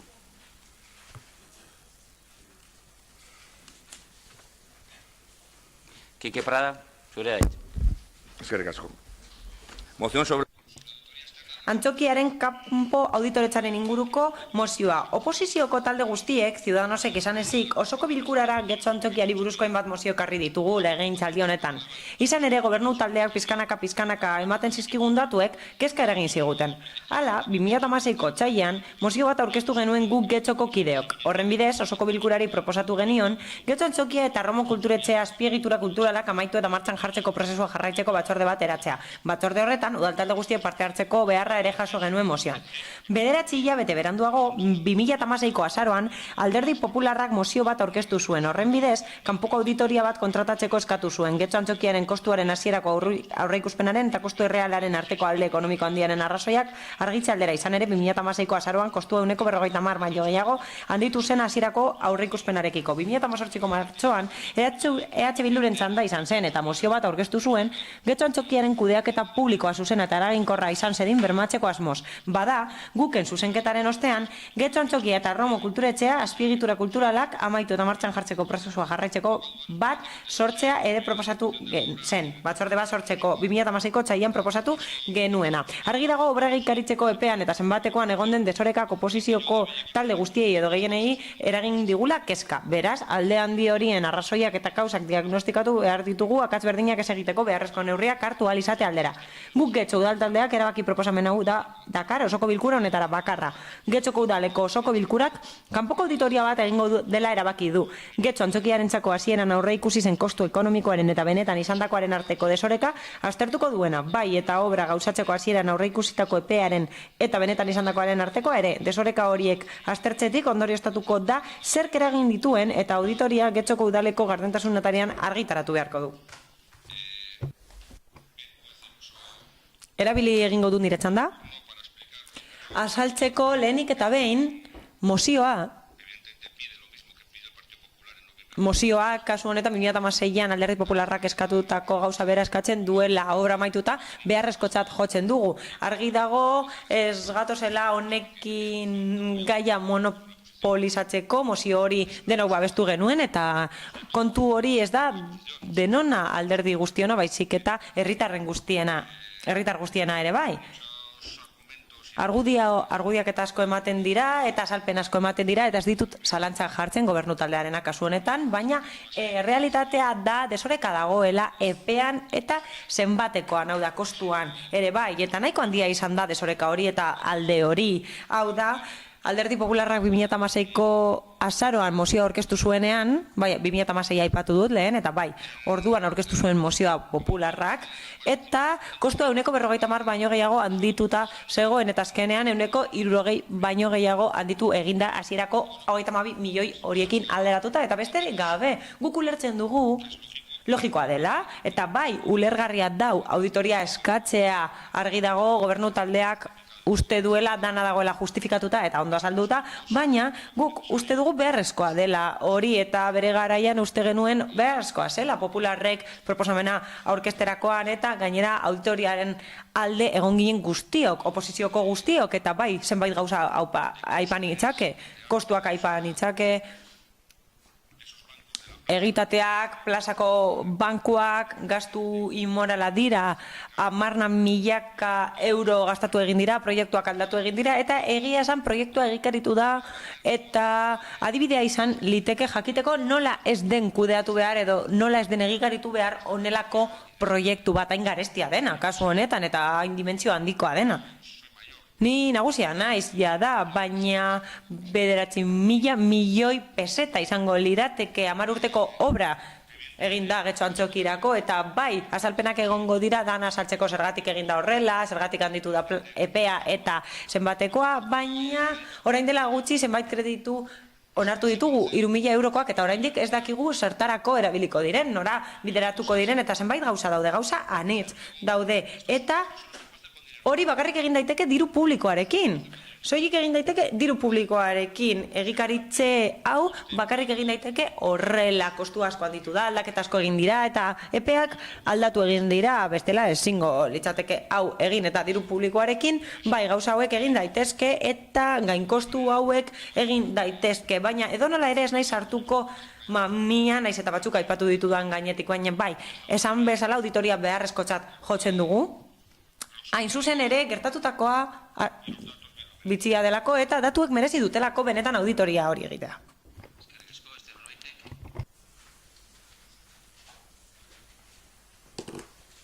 Joseba Arregi.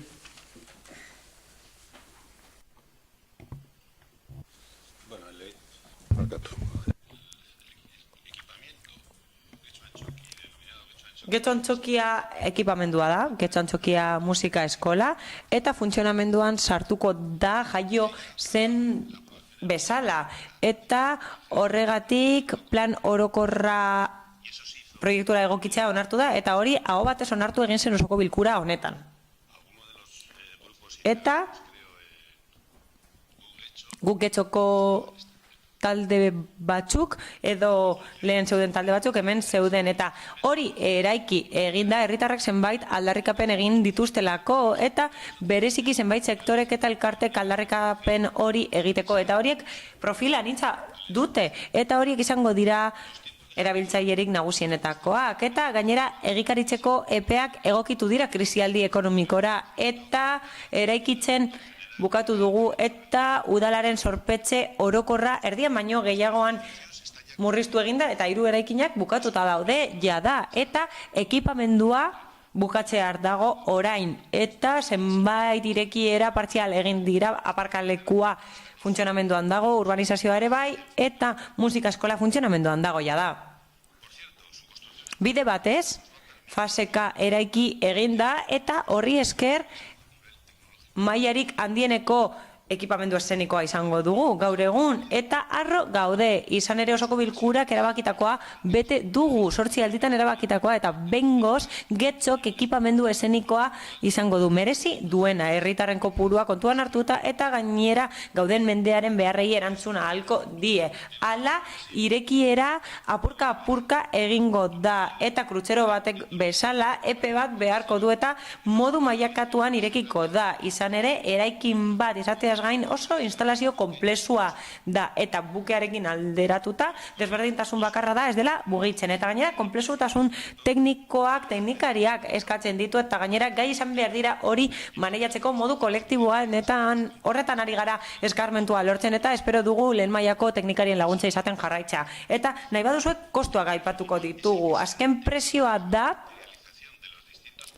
proiektu desberdinak gauzatzea sortu dena, batzuk eraikitze proiektuak izan dira, beste batzuetan altzariak eta mobiliarioa erosi behar izan da, eta azken ekipamenduan zenbait eraikin daude, eta hori ekipamendu handia da arteentzako eta bestelako promoziorako.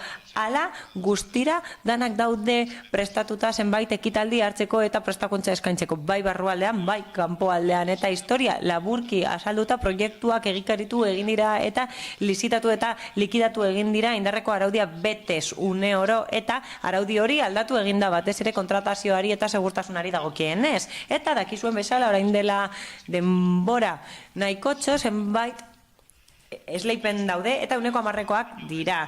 Horrez gain fiskalizatu egin behar da aurretiaz eta geroztik eta gainera fiskalizazioak asko zorrotzagoak dira auditoriak, baino gehiago eta funtzionarioek egiten dute hori eta horrelako eginkizunak burutzen dituzten modu independientean eta ez daukate zerikusirik osoko bilkurarekin, gobernu taldearekin edo alkatearekin, baina horrez gain badago kontratazio zaila eta independienteak dira izapidetxeetan eta proiektuen idazketan.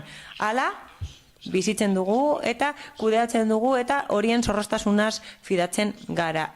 eta gobernu bezala ezagutzen dugu euren zorroztasuna, baina horrez gain faseka egikaritu da eta fiskalizatu egin da.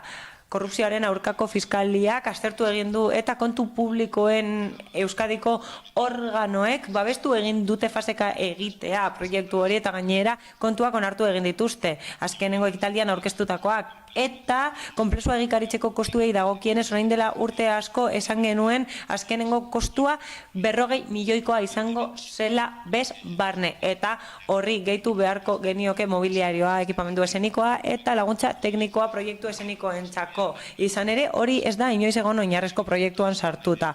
Hala, ekipamenduak 18.000 metro karratu ditu eta beste metro karratu batzuk urbanizazioan eta orotara 22.000 metro karratu dira. Beraz, obra 1.500 eurokoa izango litzateke metro karratu bakoitzeko eta zifra hori beste ekipamenduekin alderatuta txikia da. 2009-tik 20 mozio aurkeztu dira hemen eta horietako asko ukatu egin dira eta aipatutako 3 horietako 2 ukatu egin dira. Aipatutakoak mozio horretan eta berriz ere esan nahi dugu proiektua osoko bilkuraren babesik gabe ez litzateke errealitate bat izango gaur egun. Hau da, plenoak onartu egin du proposamen partziala eta proiektua eta beste zenbait kreditu onartu egin dira egikaritzen jarraitu ahal izateko.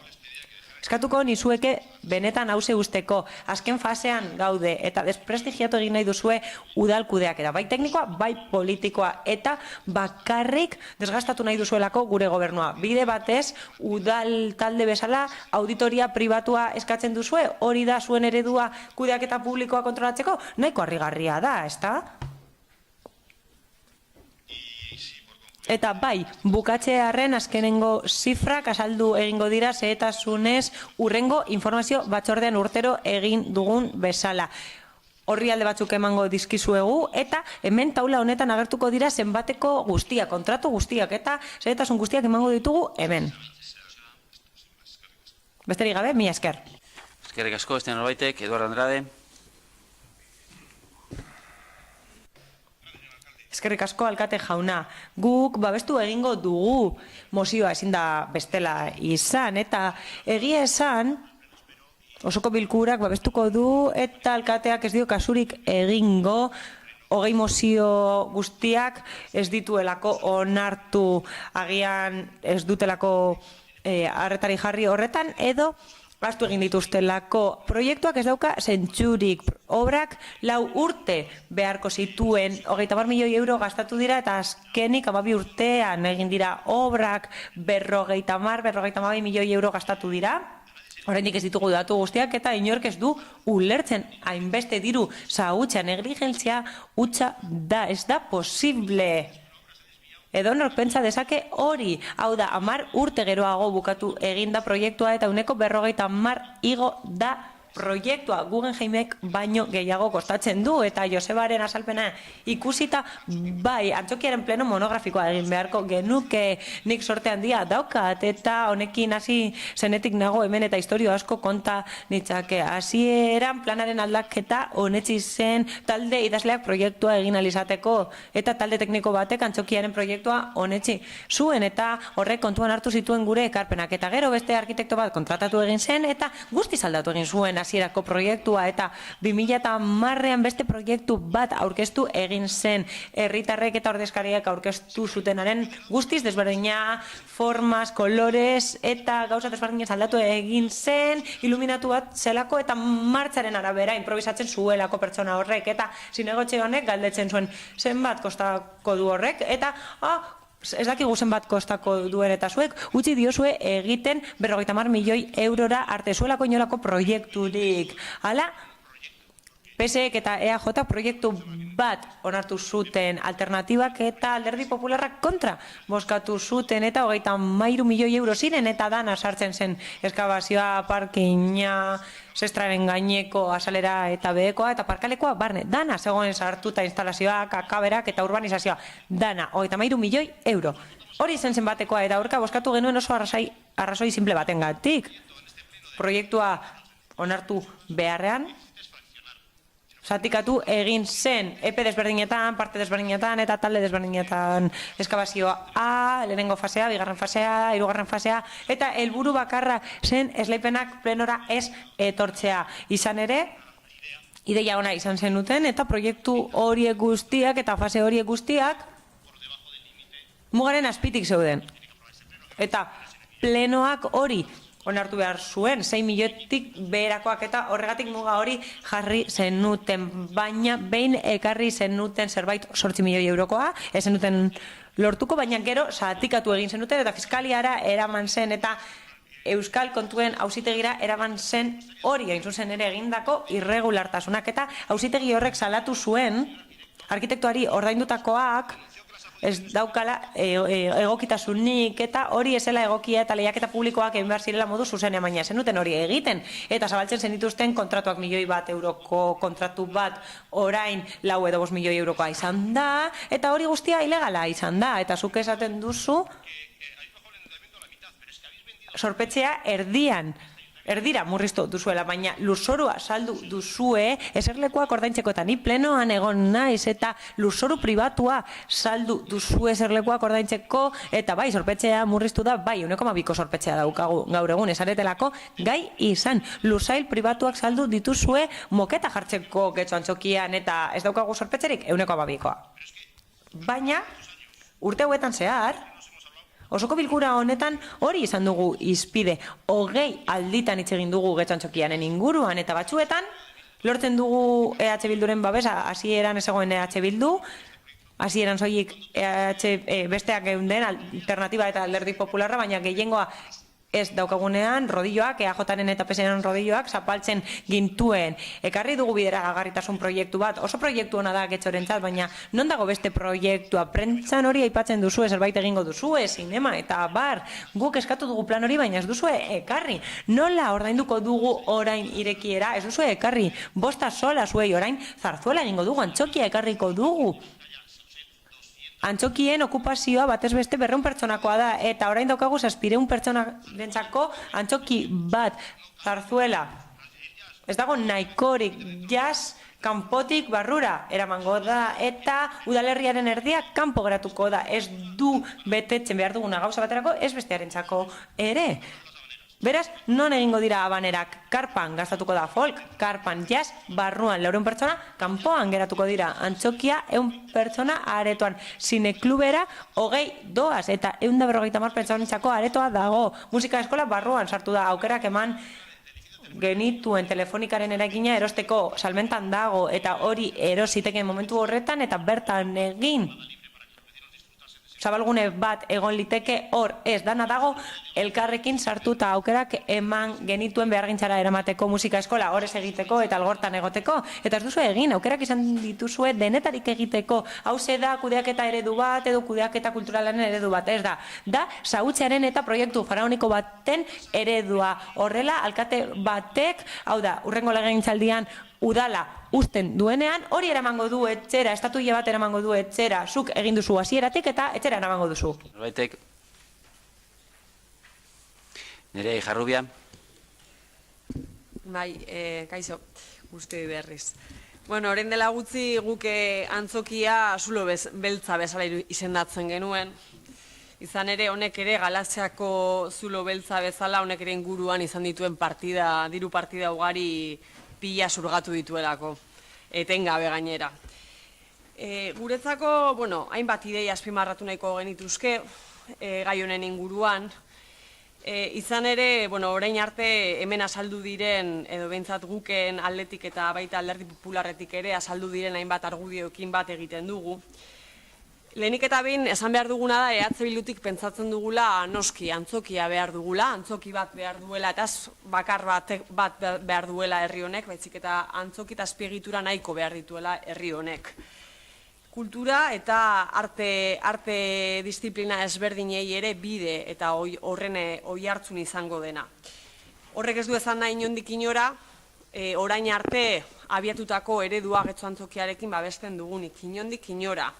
Uste dugu Antzokia beharrezkoa dela, baina ez horrela. Proiektu edo honek ustezko prozedimendu legal guztiak babestu izanak ez du egiten kudeak eta ona egin izan denik, inondik inora, kudeak eta txarra izan da. Bestela ez genuke inondik inora ulertuko, ia 10 urte behar izatea antzoki hau, edo 10 urte baino gehiago behar izatea antzoki hau inauguratzeko. Guggenheima 4 urtetan egin denean. Gainera 10 urte hauetan, edo 11, 12, jazakit zehazki zenbat urte izan diren, EAJak plenoaren erabaki ahalmenari izkin egin dioten gabean. Izan ere, askotan erabakiak edo diru partidak beste leku batetik mugitu izan dira, eta horrek ere ilundu egin du nolabait proiektua bera. 2011an, udal gobernuak onartu egin zuen, obren kostu 80,56 handitu egin dela. Izan ere, arkitektuarekin, azikera batean sinatu zen kontratuan obra 30 hilabete iraun behar zuela azaten zuen, eta gaur arte 112 hilabete baino gehiago pasatu dira, eta oraindik ere proiektua ez dago bukatuta. Gainera, horrek ere eragin kostu nabarmenak eragin izan ditu, eta lehen ere aipatu den bezala, hasierako zifra hori arkitektoak kobratu behar zuena izugarri igo da, noski, beza ere 2 aldiz igo da denbora honetan guztian, eta horrek proiektua erabat ere etengabe garestitu egin du. Gainera, prozedimenduan eta proiektuaren eratze horretan desadostasunak agerizkoak izan dira, eta udal batza honetan ere azaldu izan dira, behin baino gehiagotan, eztabaidatu egin dugu gai honen inguruan, baina orain ja, esan dezagunez, proiektua ia bukatuta dagoela, Getxo Antzokiak laster berateak zabalduko dituela, eta orain ere, momentu honetan, kezkak sortzen zaizkigu. Kezkak sortzen zaizkigu ezakigulako zen izango den zehazki etorkizuneko plangintza, ea proiektua bideragarria izango den. Bideragarria esaten dugunean, ez bakarrik bideragarria ekonomikoki, baizik eta bideragarria ere kultur eskaintzari begira, ezakigu zehazki zen izango den ekintza plana, naiz eta behin baino gehiagotan eskatu egin dugun. Ezan diguten bakarra izan da, kalean, kanpoan egiten diren hainbat ekimen bertara eramango direla. Eta gainera, ezakigu ere zehazki zen izango den usteapen eredua, udalaren ezin dugu horrelako antzoki bat izan, eta udalaren asmo bakarra izatea egun, Algortako esan duan bezala, Algortako kaletan egiten dena antzoki barrura eramatea. Gainera kostuak, azpiegitura horrek izango dituen kostuak ere kezkatzen gaitu, eta horren inguruko azalpenik eta ez daukagu. Beraz, prozedimendua ezan dezagun, proiektua bukatzera doa, baina bukatuko du hasi den bezala eta egin den bezala. Argitasunik gabe, zehaztasunik gabe, zer egin behar den horretan, eta uste dugu, izendatzeko modu bat zulo beltza izendatzen dugu, baina askotan ere proiektu faraoniko bezala definitu dugu, sekulako diru zauketa ekarri duen proiektua, lotza ere askori sortu digun, eragin digun proiektua, orain esaten dugu hau betez eta esaten dugu modu oso ekarriko ditu gauza pilo bat, egingo ditu gauza pilo bat, eskaintza izugarria eta gainera azpiegitura oso modernoa eta eraginkorra ekarriko dugu gaur egungo jendarteak behar duenari erantzuteko, baina ezin dugu ahaztu zein izan den kudeaketa bera. Ezin dugu ahaztu zein izan den kudeaketa, eta kudeaketak asko hobetzeko zeukala edo daukala esan dezakegu. Beraz, ez dago zalantzarik babestuko dugula gaur ekartzen den mozioa. Uste dugu prozesu honetatik asko ikasi behar duela udal gobernuak, asko ikasi behar duela kudeak eta on bat egin ahal izateko hurrengo proiektu batzuetan, eta jarraituko dugu galdetzen ea bertzein den ekintza plana, ea bideragarria den proiektua, eta ea argipen gehiagorik ematen diguten. Eskerrik asko. Kike Prada, zurea da hitza. Lehenik eta behin, Zenbait hitz esan dira hemen, osoko bilkuran, eta esan da kudeaketa publikoa eta teknikarien kudeaketa desprestigiatu nahi dela. Inork ez du hori zalantzan jartzen. Legezkotasuna ez da zalantzan jartzen. Dana da legala, faltasena. Dana dago teknikoki babestuta, faltasena, ez da? Baina errealitatea da 32 milioitik 50 milioira pasagarela, eta hori gezo den oinarrezko proiektuan jasota. Hala, horrelako obra bat egiten denean, ulertzen dugu, etxean egiten denean bezalakoa dela sukaldea konpontzera zoaz, eta, bai, koinatari eskatzen diozu, obra zuzentzeko, ez da despektiboa, ez, bai, hauze jarri, aldatu bestea, nik ezagutzen dut jendea bertan lan egin duena, eta zoratu egin dira, jarri, kendu, burdina, egurra, zoratu egin dira, baina hori legala denik, ez dugu zalantzan jartzen, noski, baina errealitatea da, eta inoiz baino gehiago orain errealitate hori argia da. Antzokia bai, baina ez horrela. Ideia hori gero eta argiagoa da, ez gaude getxo antzokiaren aurka. Babes ofizialeko etxe bizitzen aurka zaudete, getxo antzokiaren aurka zaudete, ez, getxo antzokiaren alde gaude, baina ez gaude honen alde, gauza korrela egitearen alde ez gaude, argi, ez da ezer programatu, ez da ezer planifikatu, zein da plana, improvisazioa, hori da plana, asalto de mata gaztelaniaz esan den bezala, orain jarriko dugu, orain kantuko dugu, hori da plana, nola saltzen da egin duzuena? Nola saltzen da kostuaren edo gastuaren handipen hori bai, desbideratze bat egon daiteke eta arrazoiduna izan daiteke, logikoa eta dana eginda martxaren arabera ez dago planik, ez dago inolako plangintzarik? Ados. Lehen esan bezala, dirua daukagu, denona da. Berdin dio, dirua igotzeak.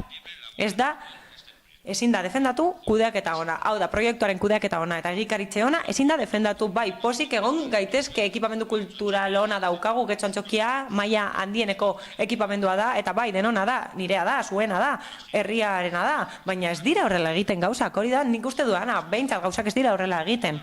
Eta bai, eta bide batez, naiz eta legala den,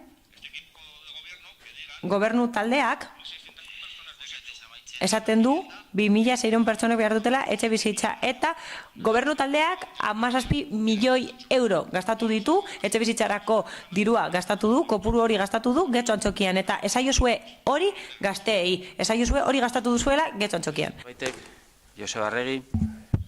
Poco tiempo tengo, bastante.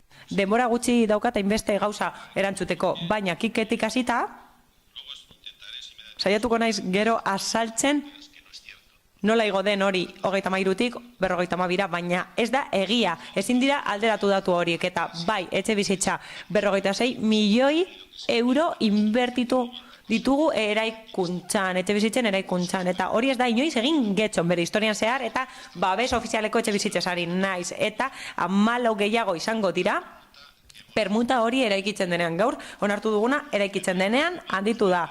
Nik uste dut ez dela gustu honekoa koinata aipatzea, eta hori erabiltzea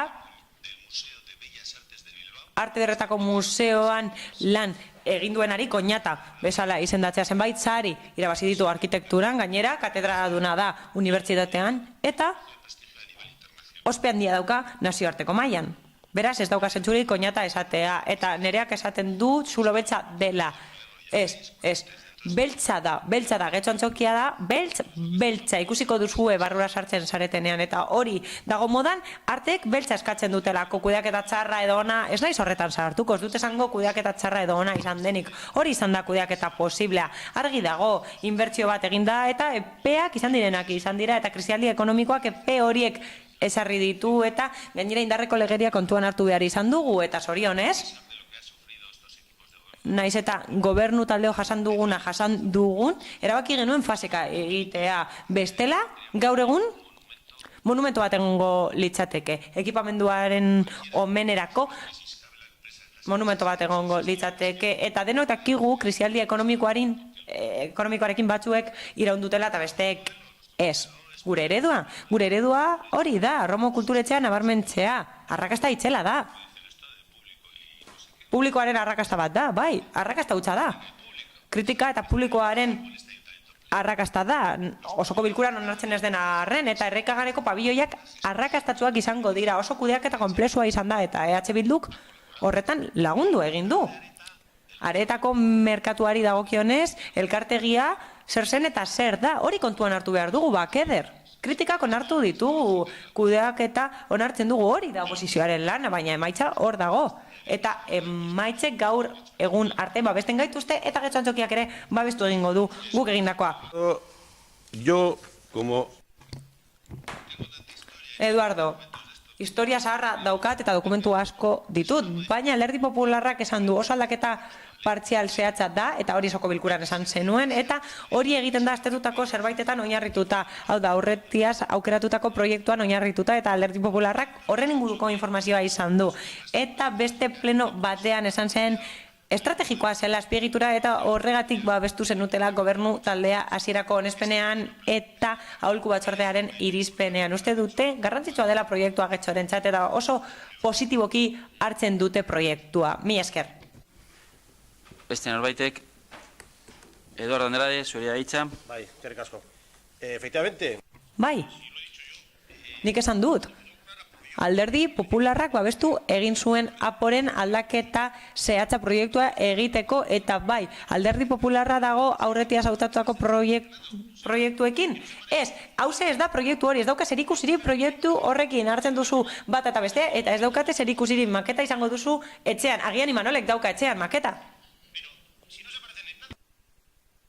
Ez daukate zerikusirik. Ez dauka zerikusirik hasieran onetzitakoak bestearekin, arkitektoak onetzitako horrek ez dauka zerikusirik oraingoarekin. Arkitekto bat kontratatu zenuten eta ez zeukan ezer buruan, marratxo batzuk zeuzkan buruan eta hori onartu zenuten hemen. Eta hori eraman zenuten desbideratzeetara eta bai.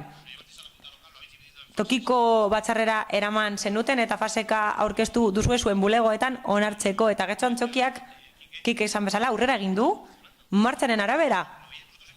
Eta zuek ikusi duzue zuen bulegoetan eta tokiko gobernu batzarretan onartzen zenuten eta ikusten zenuten nola zijoan arkitektoaren ideien arabera. Osoko bilkuran askotan eztabaidatu egin da, baina osoko bilkurak ez ditu onartu fase horiek. Zuek hori onartzen zenuten bulegoetan eta zuek ikusten zenuten bilakaera, baina guk ez genekien ezer martxaren arabera gindoa zen ez da marmola, orain egurra da, ez, orain ez da beira borobila baizik eta karratua. Hori zuek erabakintzen zenuten bulegoetan ez dugu, ezer ikusi naiz eta osoko bilkurak adierazi duen aurka zegoela. Beraz, nik humiltasuna espero nuen zuregandik, auditoria bat eskatzen ari gara. Benetan esatea kudeaketaren adibide dela, aurrekontuaren 150 desbideratu da eta 50 milioi euro gastatu ditugu Antzoki batean, naiz eta hori oso polita eta zoragarria den, baina hori beste modu batera saltzen da. Eta kudeaketa ona dela esatea, mesedez humiltasuna behar da eta akatsak onartu behar dira, bai.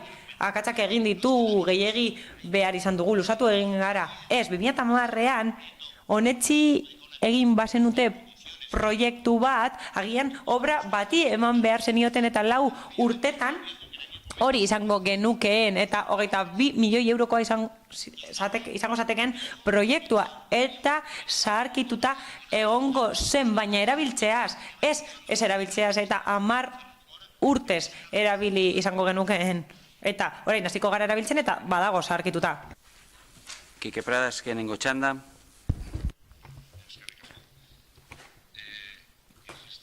Berriz ere azpimarratu nahi dut, bai, proiektu honen kudeaketa ona ez da ona.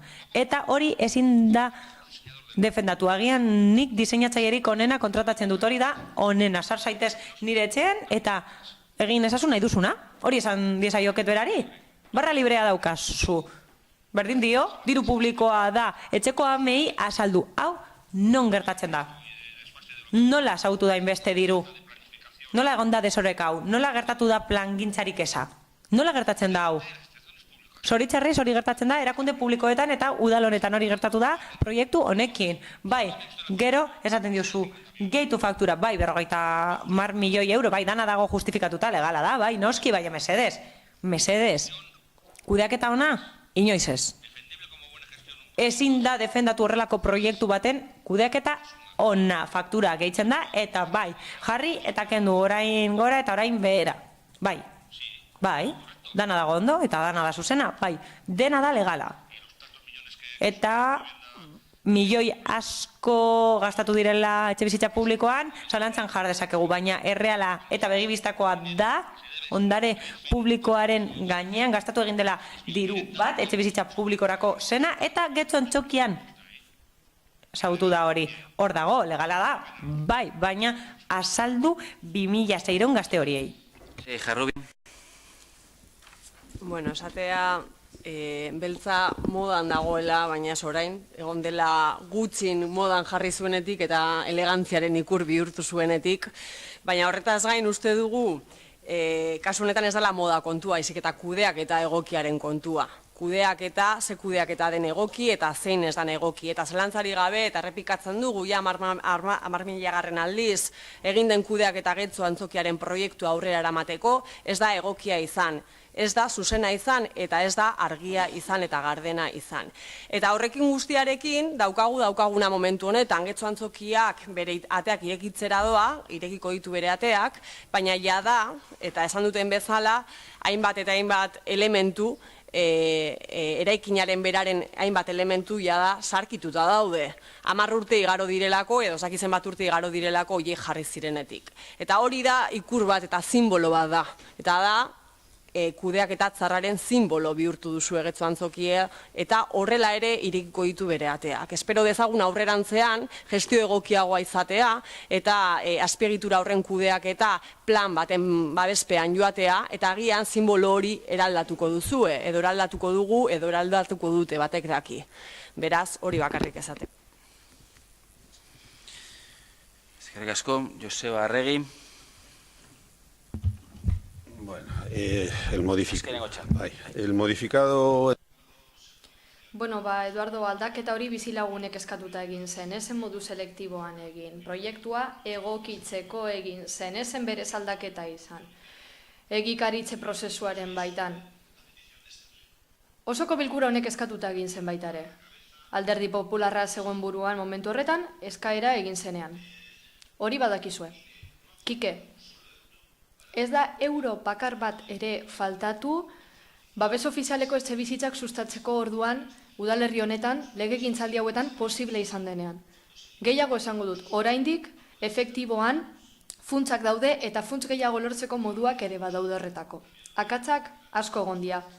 Hala da, kudeak eta berriro beti hobe daiteke.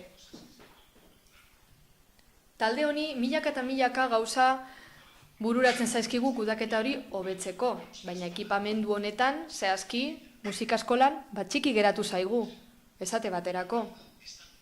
Plaza topera dago, lokalak okupatuta daude guztiak. Hemen ez dio gutxik daudenik, okupatuta daude, beraz, hitz egin dezagun ekonomiaz, diru sarrerez eta barrez. Proiektu hau ez da 52an desbideratu. Oinarrizko proiektua eraikinak eraikitzean datza. 33 milioi geratzen dira. Eta 40rekin bukatu dugu. 125eko hazkundea izan du bezak, 110eko IKP-a jasan dugu, IKP igoera jasan dugu, eta bi baldintza hoiekin bakarrik justifikatu dezakegu desbideraketa hoi. Igoera hoiekin, baina gu gardenak izan gara hasiera batetik. Proiektu guztiak erakutsi ditugu. Haiek zenba kostatu duten, zenba likidatu den. Beraz, ez gara ezer estaltzen aritu. Epeetan desfase egon dela, bai, baina ikusiko dugu justifika daiteken edo ez, baina hala izan da. Gauza honak eta txarrak izan ditu honek, argi dago. Kulturtaldeek, jendeak, ez du ekipamendurik izan guk nahi izan dugun denbora guztian. Hori baino ez. Edo Landera, dezkeneko txanda. Por fin has reconocido algo, Joseba. Bueno, azkenean aitortu duzu. Zerbait, eskerrik asko, Joseba. Aitortu duzu epeetan izandako desfasean. Diruarenak ez du justifikaziorik, esan dizut lehen. Hasierako proiektuan agertzen zen guztia, beza, proiektuaren egikaritze fasea, eta bar, guztia. Gauza da, musikaskola topera dagoela, bai. Musikaskola bat ireki dugu eta udalerriko jendeari plaza gehiago eman ordez, banatu egin ditugu plaza berberak. Ron bat egin dugu musikaskolako zerbitzua bere horretan mantentzeko, esate baterako. Jakinda udalerriko beste parte batzutara zabaldu al genuela, behargintzara eramanda, esate baterako, eta ala espazio gehiago izango genuke, espazio handiagoa izateko. Espazioa txiki geratu dira, hala da. Batak badara maitzita 10 urte. Memoria ekonomikoa beharrezkoa dela, bai, gertatutako aztertu behar dago, auditoretza behar da, osoko bilkura honetan hitz egin dugu horren inguruan, honetzi zen, alkateak beti bezala ez dio kasurik egin osoko bilkuran eskatutakoari, eta nik behintzat berriro diot, guk egingo dugun lehenengo gauza, 2000 egin genuena, 2015ko alkatetza lortu genunen, izan zela udaletxe honetako auditoretza egitea. Eskerrik asko. Beraz, inork ez baldin badugu hitz gehiago eskatzen, bozketara pasatuko ginateke. Mozioaren alde, guk Getxo EH Bildu eta Alderdi Popularrak, abstentzioak, Ciudadanos, aurka, jeltzaleak eta sozialistak. Beraz, empate bat sortzen da, eta uste berriz bozkatu behar dugula, mozioaren alde, guk Getxo EH Bildu eta Alderdi Popularrak, mozioaren abstentzioak, Ciudadanos eta aurka, jeltzaleak eta sozialistak. Beraz, alkatearen bozka bereziaren arabera, bertan bera geratzen da mozioa. Eta urrengo, parkatu. Santiago Sainz, eskatu ditza bere bozkaren arrazoiak azaltzeko. Nosotros nos hemos abstenido por considerar... Gu abstenitu egin gara gure ustez auditoretza oro egin behar delako proiektu guztia gauzatu aurretik. Guztia bukatuta dagoenean ekingo dugu guk, horregaitik abstenitu gara. Beraz, urrengo puntuarekin jarraitzen dugu. 16. puntuan guk udal taldeak aurkeztuako mozioa, herritarren erresilientziari buruzko disiplina arteko batzordea sortzea.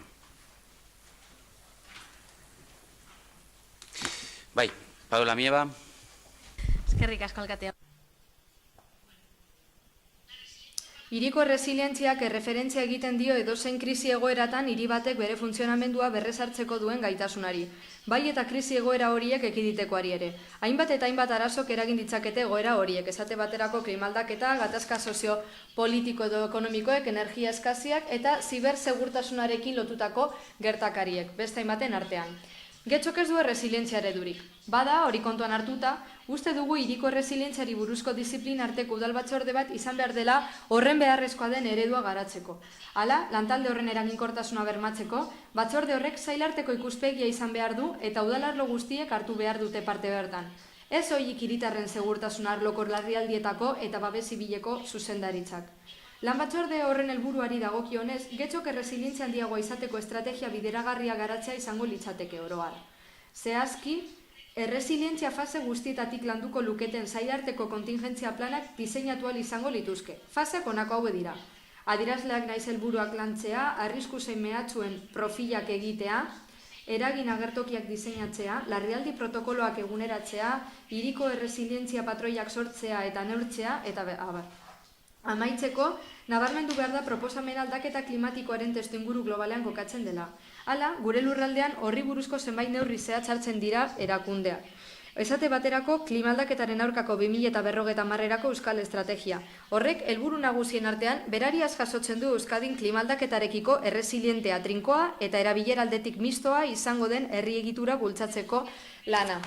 Guk Getxoko kideok uste dugu eskubidea dugula hiri seguru eta jasangarri batean bizitzeko. Horrenbestez aurrera egin eta hiri erresilientziara bideratutako urrats instituzional sendo bat emateko garaia dela uste dugu. Gure hiria leku seguruagoa eta bizitzeko egokiagoa izan dadin. Ondorioz, porrot egitea baino nahiago dugu saiestea eta neurri prospektiboak hartzea Getxo balizko krisiai aurre egiteko hobeto prestatuta egoteko. Horregatik guztiagatik guk Getxo udaltaldeak erabaki proposamen hau aurkezten dio Getxoko udalaren osoko bilkurari. Bakarra, Getxoko udala konpromiso hartzen du hiriko erresilientziari buruzko disiplina arteko udal batzorde bat martxan jartzeko. Batzorde horrek hiri kudeaketaren ikuspegi holistikotik garatuko du Getxok egiturazko mehatxu edo arriskuen aurrean duen erresilientziarako gaitasuna.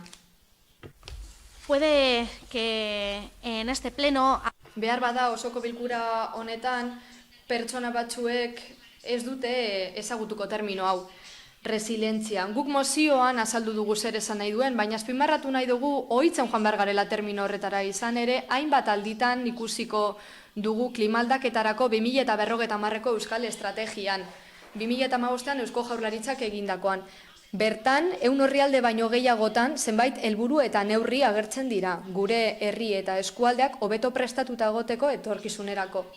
Neurri eta behar izan hoiek, estatu mailan, batasun mailan eta nazioarte mailan egindako gomendiotan oinarritzen dira. Hala, planteamendu estrategiko baten inguruan aritzen zaigu testua 2050 begira, eta gainera jarduketa ildo eta mugak azaltzen dira energia sektorean, garraio sektorean, modelu territorialetan eta beste hainbatan aplikatu beharrekoa izan ere, negutegi efektudun gaz gehienak sektore horietatik igortzen dira. Gainera, klimaldaketaren ondoreri aurre egiteko neurriak planteatzen dira, hainbat sektoretan eta hainbat arlotan. Gure lurraldea erresilientea egiteko hori guztia. Gainera, zeharkako aplikazio muga bat ezarri da, ezagutzan, prestakuntzan eta sentsibilizazioan oinarritzen dena. Bai herritarrei eta bai profesionali eskaini beharrekoa. Ganera, zuzenean eragiten dio administrazioei. Izan ere, administrazioa hartzen du estrategia hau aurrera eramateko eragile nagusi modura. Guk, legegintzaldian zehar guketzotik hainbat aldiz salatu ditugu kasu asko, resilientzia, konpondu nahi dituen gauzen ingurukoak. Adibidez, 2015an arkitektura talde guztiak babestearen alde egin genuen, Pampa aipatu genuen baita ere, TTIPren aurkako udalerri deklaratzea eskatu genuen, enpresa handien eskuetan ez erortzeko, gainera animalien kolonia askoren babesa eskatu dugu, gure uraren hornikuntza sarea konpontzeko eskaerak egin ditugu, eta gure ingurumena babesteko eskaerak ere bai. 2016 urtean osoko bilkura honetan eskatu genuen baita ere neurri batzuk hartzeko, getxotik gutxiago gutxatzeko eta zarata maila murrizteko. Hainbat aldiz aipatu dugu, eraikuntzak nola eragiten dion ingurumenari, portu inguruan esate baterako, Espigoian, irisgarritasun handiago eskatu dugu aurrentzako parketan eta udal zerbitzuetan, eta horrez gain, azterlanak eskatu ditugu zenbait eremurentzako, babestu beharreko zenbait eremurentzako duten historiagatik. Proposamenak aurkeztu ditugu, elikagaietan diru gehiegi ez gastatzeko. Horrez gain, osoko bilkurara ekarri dugu, babesik ez duten eremuen inguruko eskaintza. Aurrekoaz gain, Europatik datozen itunetara batzeko eskaera egin dugu energia berriztagarrien arloan, hain beharrezkoak direlako etorkizunerako, hainbat eta hainbat eskaera egin ditugu fauna kontserbatzeko, ingurumena kontserbatzeko, eta gainera proposamenak egin ditugu energia aurrezteko hainbat arlotan. Horren ezagunak diren hainbat gairen inguruko proposamenak aurkeztu ditugu, adibidez, hondartzetako partidak eta bar, kutsadura mailak etxoko hondartzetan, eta eskatu egin ditugu neurri zorrotzak eta ideiak aurkeztu ditugu. Hausnarketa orokorra egin barra dugu esandako guztiaren inguruan. Zertarako? Protokolako betu eta eguneratzeko, baita agendak eta araudiak ere, gure eskura ditugunak eta hala etorkizunari aurre egiteko, gure ingurumena gehiago zaintzeko. Ezin gara itxaroten gelditu. Ezin gaituzte desprebenituta harrapatu. Gure inguruko herriak Bilbo esate baterako hasi dira lan honetan. Eta jada badaukate erresilientzia eredu bat. Pasaden urtean aurkeztu zen. Eskualde resiliente nazioarteko konferentzian, Bilbon egin zena. Hemen getxon, dakigun neurrian, erresilientzia ez da horrela landu, eta gure ustez bada garaia egiteko.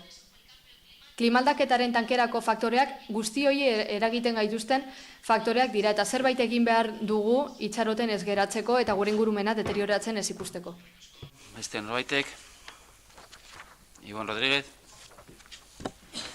Bueno, Badoz gaude guk taldea proposatzen duenarekin eta gure herriaren etorkizunean aurrera pausuak izan daitezkela uste dugu.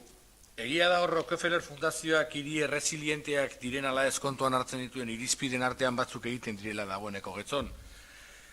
Baina mozioan argi geratzen dana da, kontua ez dela irizpideak banan aztertzea baizik eta bere osotasunean, hau da. Sistema desberdinek egiten dituzte sistema osoa eta sistema osoaren hobekuntza aztertzeko sistema desberdinen arteko eraginkortasunak aztertu behar dira, beraz, bere osotasunean aurkeztu behar dira. Interesgarria iruditzen zaigu proposamena, hiri erresilienteak lortzea ONU Habitat proiektuaren helburua da, eta horretarako hainbat programa osatu ditu, esaterako Urban Residence Hub, honek 3 arlotan egiten du lan, ezagutza ematen du, promoziorako ekimenak ditu, eta elkarlana bultzatzen du. Orokorrean esan dezakegu, hiri erresilientia saritzen garenean, hiriak eta herriak eraikitzeko eta kudeatzeko ikuspegi aldaketa sari gara. Ikuspegi orokor eta berri honetan, hiria eta herritarrak etorkizunerako prestatzen dira, etorkizuna kudeatzeko eta inork nahi ez dituen eskustekotik ondoren azkar ateratzeko ahalik eta kalte gutxien jasanda. Eta ezin ahaztu, hiri batek jasan ditzaken kalteak eta kalte horiek eragin ditzaketen ondorioak askotan guk sortutakoak direla. Hiri horretan bizi garen gizon emakumeok sortutakoak edo hiri horren kudeaketan ardura dauzkagun gizon emakumeok. Beraz, guzti horrengatik uste dugu mozioa proposa dela eta babestu egingo dugu. Eskerrik asko, beste norbaitek. Chef Holanda. Sí, yo me voy a referir a la moción, no a la explicación que... Bueno, ni mozioa sarituko naiz eta ez azalpenaz beraz. Mozioa bera ez da ulerterraza, hori benetan diot. Eta hori ohituta nagoela, kontzeptu abstraktuetara eta honelakoetara, baina asko kostatu zitzaidan mozio hau ulertzea. Eta ez nuen ulertzen nondik datorren. Hainbat aldiz eskaeren zerrenda ikusi dut eta bertan ez da agertzen errazago azaldu behar ditugula mozioak, hizkera errazagoa izan behar dela, beraz. Nik ikusi dut horrelako zerbait eskatu dela da gero aurkezten duzuen mozio bat ulertezina dena. Ni harrituta geratu naiz, irakurri dudanean, hemen getxon ez dagoela erresilientzia eredurik, hirirako, eta horregaitik proposatzen dela batzorde bat eratzea. Horren helburua izango zen estrategia garatzea, bideragarriak direnak eta ala getxo erresilientago bilakatuko dutenak. Apur bat konfuso izan daiteke, baina hortik aurrera estrategia saritzen saritenean, euskal estrategia zain zuzen, zinez ni pizka bat ulertzen, gainetik behintzat zer proposatu nahi duzuen. Baina konfunditu egin zarete mozioan, izan ere, helburu nagusietako bat, estrategia horren kasuan, zuen aburuz da, hiri egitura bultzatzea, baina hori jarduketa hildoa da, ez da helburua, helburu baten barruko jarduketa hildoa daia da. Eta bertan, eraginkortasuna eta erresilientzia areagotzea hitz egiten da, baina lurraldekoa ez hirikoa bakarrik. Eta euskal estrategia horrek, zuk esan bezala, 9 helburu eta 20 piku jarduketa hildo ditu, nik ez ditu guztiak irakurriko, baina 3. esate baterako erresilientzia eta eraginkortasuna areagotzean datza, 4. ingurumenarena, 6. esaten da hiriko hondakin solido gutxiago sortu behar direla, garraio arloan eta bar eta bar eta bar. 3. jarduketa hildoan edo beto esan da helburuan mitigazioaz eta egokitzapenaz aritzen da, prebentzioaz eta irten bidez. Eta horretarako politika publikoek zeregin handia dute kasu honetan. Eta lurralde antolamenduko politikek dute garrantzi handiena hemen. Politika hori zeharkakoa da. Eta hori da esparrurik egokiena klima erresilientzia deskribatzeko. Eta hemen horren inguruan aritzen gara ez da. Doten berrikuspena oraindik bukatu gabe dagoena hemen aipa dezakegu. Zertan oinarritzen da lurraldeko estrategian. Euskal Autonomia Erkidegiko estrategia osoan hori litzateke esparrua oso ondo, baina badago beste bat, udalaz gaindikoa edo udalen artekoa. Hor dauzkagu lurralde batzorde partzialak eta gero beste plan batzuk ere badaude. Bestalde, zaurgarritasuna eta eragina klimaldaketaren ondorio direnak udalerriko puntu konkretuetan agertzen dira, gure herrian, ondokoan eta bestean. Eta udalerri edo lurralde bakoitzaren ezaugarri zehatzen arabera desberdina dira, ezaugarri biologikoak, sozialak, fisikoak, esate baterako. Eta kasu horretan udaletxek zer egin behar dute? Egokitzapen lan horietan eta ez mitigazio lan horietan, aurrera pausoak eman. Hori ezinbestekoa da. Beste zerbait ezinbestekoa dena. Eta 3. helburuan agertzen dena. Hiriko mantxen mugak kontuan hartzea. Hemen mantxa batzulari gara, ez gara koefizienteaz ari. Kontzeptu orokorrago batez. Hiriko mantxak. Era berean, estrategia horretan ezinbesteko modura aipatzen da agenda 21. Ez dut gehiegi luzatu nahi, baina gobernu batzarran honetzi ondoren hemendik pasatu zen, agenda 21, ekintza plana 2016tik 2019 bitartekoa, eta beraz irizpide hori erabiltzen du, irizpide globala jardutekoa. Eta ekintza plan horretan horrela lan egin dugu, esku hartze konkretuak, herri mailakoak, disiplina anitzekoak eta nahi baduzue ikuspegi orokorrarekin. 5 jarduketa ildo horietatik parte hartu duten udal arloek, bai eztabaidan eta bai egikaritze horretan, honako hauek dira: hirigintza, ingurumena, azpiegiturak eta zerbitzuak, energia, ura, kontratazioa, kalitatea eta presidentzia. Beraz, niri ez zait ikuspegi holistikoagorik, zeharkakorik edo disiplinartekorik otutzen. Udal honetatik lanean ari garaia da. Eta horregaiti digu ez. Eskerrik asko, ez den norbaitek. Bozketara pasatzen gara beraz, mozioaren, bai, Paula Mieba. Bai, eskerrik asko alkate jauna. Pues a mí lo que me resulta... Nik ez dudan oso ondo ulertzen zera da. Ingurumen arduradunak ez duela ezagutzen planteamendu estrategikoa hau, 2015ko Eusko Jaurlaritzarena, eta gero esatea gure mozioa ulertezina dela eta termino berdinak erabiltzen ditu gainera. Beraz ez dugu ulertzen. Gainera antzeko zerbait egiten ari gara, eta antza ez gara konturatu. Baina, nik erresilentziaren inguruan uste dut ez dugula inoiz hitz egin udal honetan. Beraz, beste arle batetik gauzasko egiten ari badira ere, guk eskatzen duguna da, 3. helburu hau gauzatzea, erresilientzia eta eraginkortasuna lurralde barruan areagotzea. Ez dugu ezer asmatu behar, hemen daukagu ezarritaia da. Jarduketa hildoak dauzkagu, eta gainera beraietan esaten da zeintzu diren funtsezko gauzak udalerrietan egin beharrekoak, klimaldaketarako planak, egokitzapena lantzea, disiplinen artean, herritarren parte hartzarekin, klimaldaketak planteatzen dituen arloetan. Beraz, gu ez gara ezer asmatzen ari. Nik uste dut, dote hoiek bukatzen ari garela, hori esan nahi dugu, zehazten ari garela, badakigu. Eta badakigu agenda 21 badagoela hemen. Hori badakigu. Baina hori ez da gure proposamenaren aurkakoa. Hau da, batzorde bat edo lantalde bat sortzea, eta bertan erresilentziaren kontu hau lantzea, eta beraz gu preste egotea udalerri mailan etorkizunean jarduteko. Eta gainera horrela lortuko dugu udalerri erresilentea izatea dokumentu honetan esan bezala Eusko Jaurlaritzatik dator, guk ez dugu ezera asmatu. Klimaldaketaren aurreko estrategia. Horrelakorik ez badugu bagoazen egitera.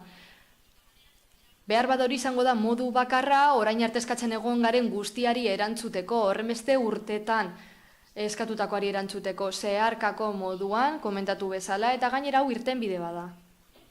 Irtenbide bat proposatu dugu eta orain ez duzue gustuko, antza beste zerbait dagoelako antzekoa dena eta ez duela lantzen Eusko Jaurlaritzak eskatutakoaren eren bat ere. Baina egin dezagun egin beharrekoa eta egin dezagun ondo. 2015etik esaten ari dira jarduketa hildo batzuk eta helburu batzu daudela, zergatik ez dugu getxotik egingo. Bilbok badauka resilientzia eredu bat, zergatik ez daukagu getxon, zergatik ez dugu egingo antzeko zerbait Bilbon ondo funtzionatzen ari bada. Goazen egitera zerbait antzekoa eta goazen prebentzio lanetan aritzera. Horrela, udalerri honek jakingo du etorkizunaren aurretik gauza egiten. Jefolanda. Estamos haciendo...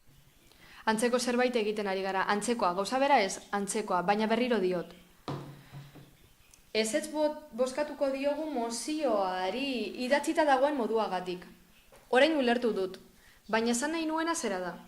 Ikuspegi garrantzitsuena euskal estrategiarena bada, ebazpenaren puntu bakarrean eta lehenengo paragrafoan esaten duzuena da, klimaldaketa, kondamendi naturalak, eta bar, aipatzen dituzue, gatazka soziopolitiko edo ekonomikoak. Kontxo, gero energia eskazia edo zibersegurtasunaren aldeko ezbeharrak. Egitura aldeko arriskua izan daiteke terrorismo islamikoa, Donald Trump bera, horiek dire egiturazko arriskuak, baina ze neurri erresiliente aplika ditzakegu hoien aurrean. Nik uste dut badaudela arlor batzuk udalaren eskumenetatik kanpo geratzen direnak. Hemen ari gara Euskal Autonomia Erkidegoko klima estrategiaz. Eta gero beste arrisku batzuk sartzen ditugunean egiturazkoak direnak, hauek bezalakoak uste dut badaudela beste arlo batzuk gure eskumenetatik kanpo daudenak eta erresiliente mantentzeko direnak. Bestalde, zuen proposamenen zerrendan, resilientzia hobeteko egindako proposamenen zerrendan, orain badakizu ere sari garen, ezta?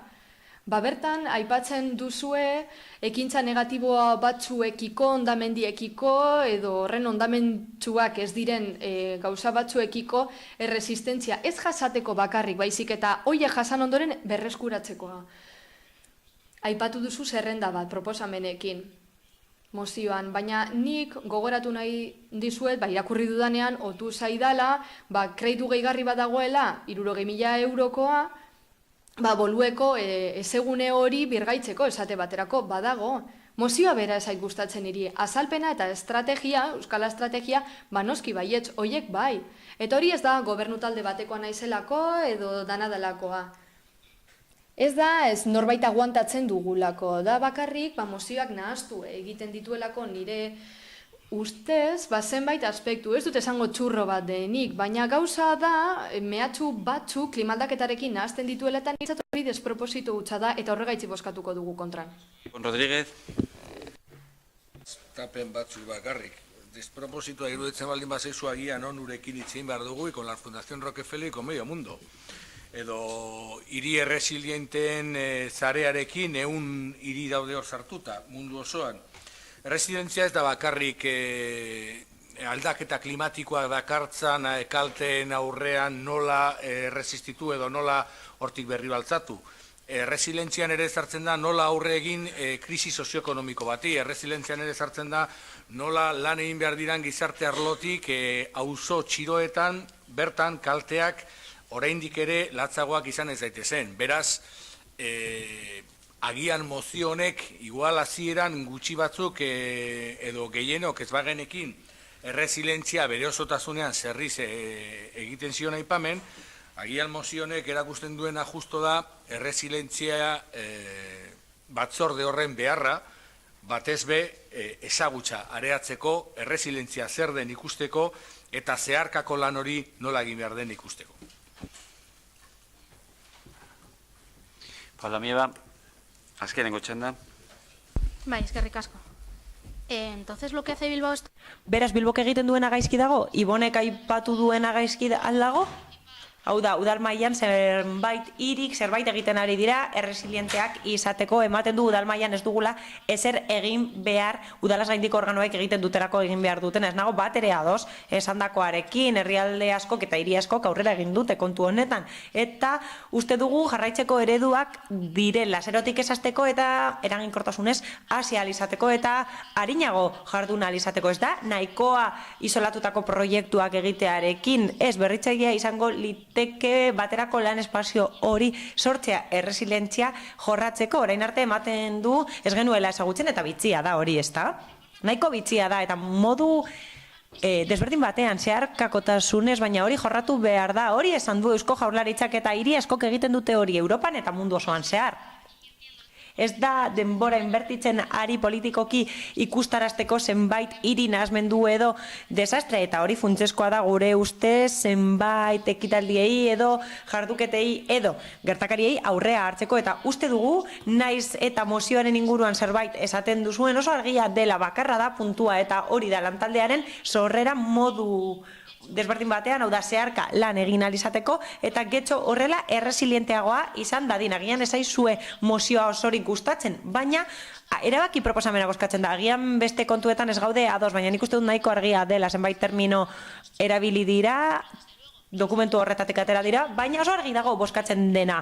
Erabaki proposamen bakarra, disiplinan hitzeko batzordea sortzea. Aurka bozkatzen bada, ados, gero azaldu beharko duzue bozkaren zentzua. Niretzat ez daukalako zentzurik aurka bozkatzea, suposatzen bada gobernuak ideia hori daukala, eta beti esan delako jorratu nahi dela jendekin, araudiekin, planekin. Zergatik ez dugu disiplinan hitzeko batzordea hau eratuko? Zergatik ezin dugu hori zeharka egin getxo prest egon dadin eskatzen diguten guztia jorratzeko, eta hori eskatzen digute Euskadin aldaketa klimatikoaren aurka borrokatzeko. Txeforanda. No, vamos.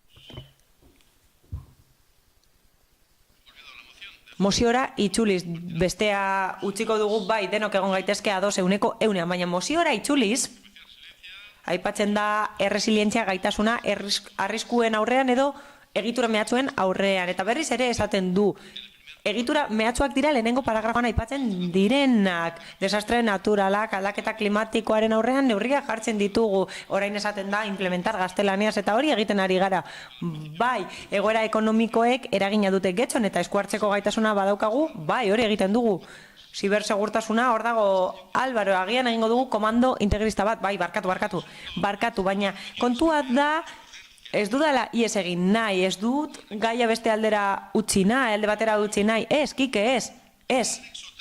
Hirugarren eranskinean, zuk irakurri duzu dokumentu hori eta hirugarren eranskinean jakin dezazuen ez dakit 14 edo 15 plan dauden, baina erkidego mailako planak dira, bakarrik Baskongadetakoak dira, eta hogei klimatiko, aldaketa klimatikoaren aurkako programa dago, hemen ditugu hemen daukagu etxe bizitzaren plana, garraio bidearena, eta hori funtsezkoa da, landa garapena, Natura 2000 sarea, eta plan hidrologikoak, 2015an onartutakoa azkena. Eta bar luze bat, baina gauza ez da hor amaitzen.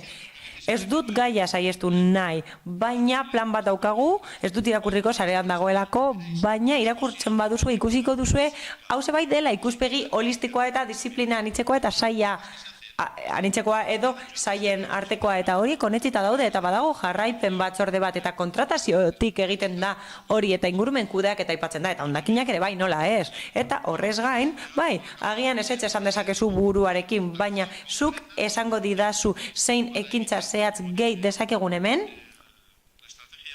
Estrategiak esaten duen bezala, saiesteko hori, hau da, Kantauriko itsasoaren maila, ez igotzeko, hau da, 29 eta 40 bitartekoa izango da, ez da oso zehatza, baina hor dago eta guk egin alduguna egiten dugu nola adibidez argiztapenarekin eta denon artean akordioak sortzen ditugu hondakinak kudeatzeko eta horiek dira zeharkako politikak eta hori egiten ari gara eta bukatzera noa gonbidatzen zaituztet benetan irakurtzera hemen daukagu ekintza plana eta hori irakurtzera gonbidatzen zaituztet eta hemen daude zenbait saia eta zenbait asmo eta horiek inplikatuta daude eta hori ikus daiteke.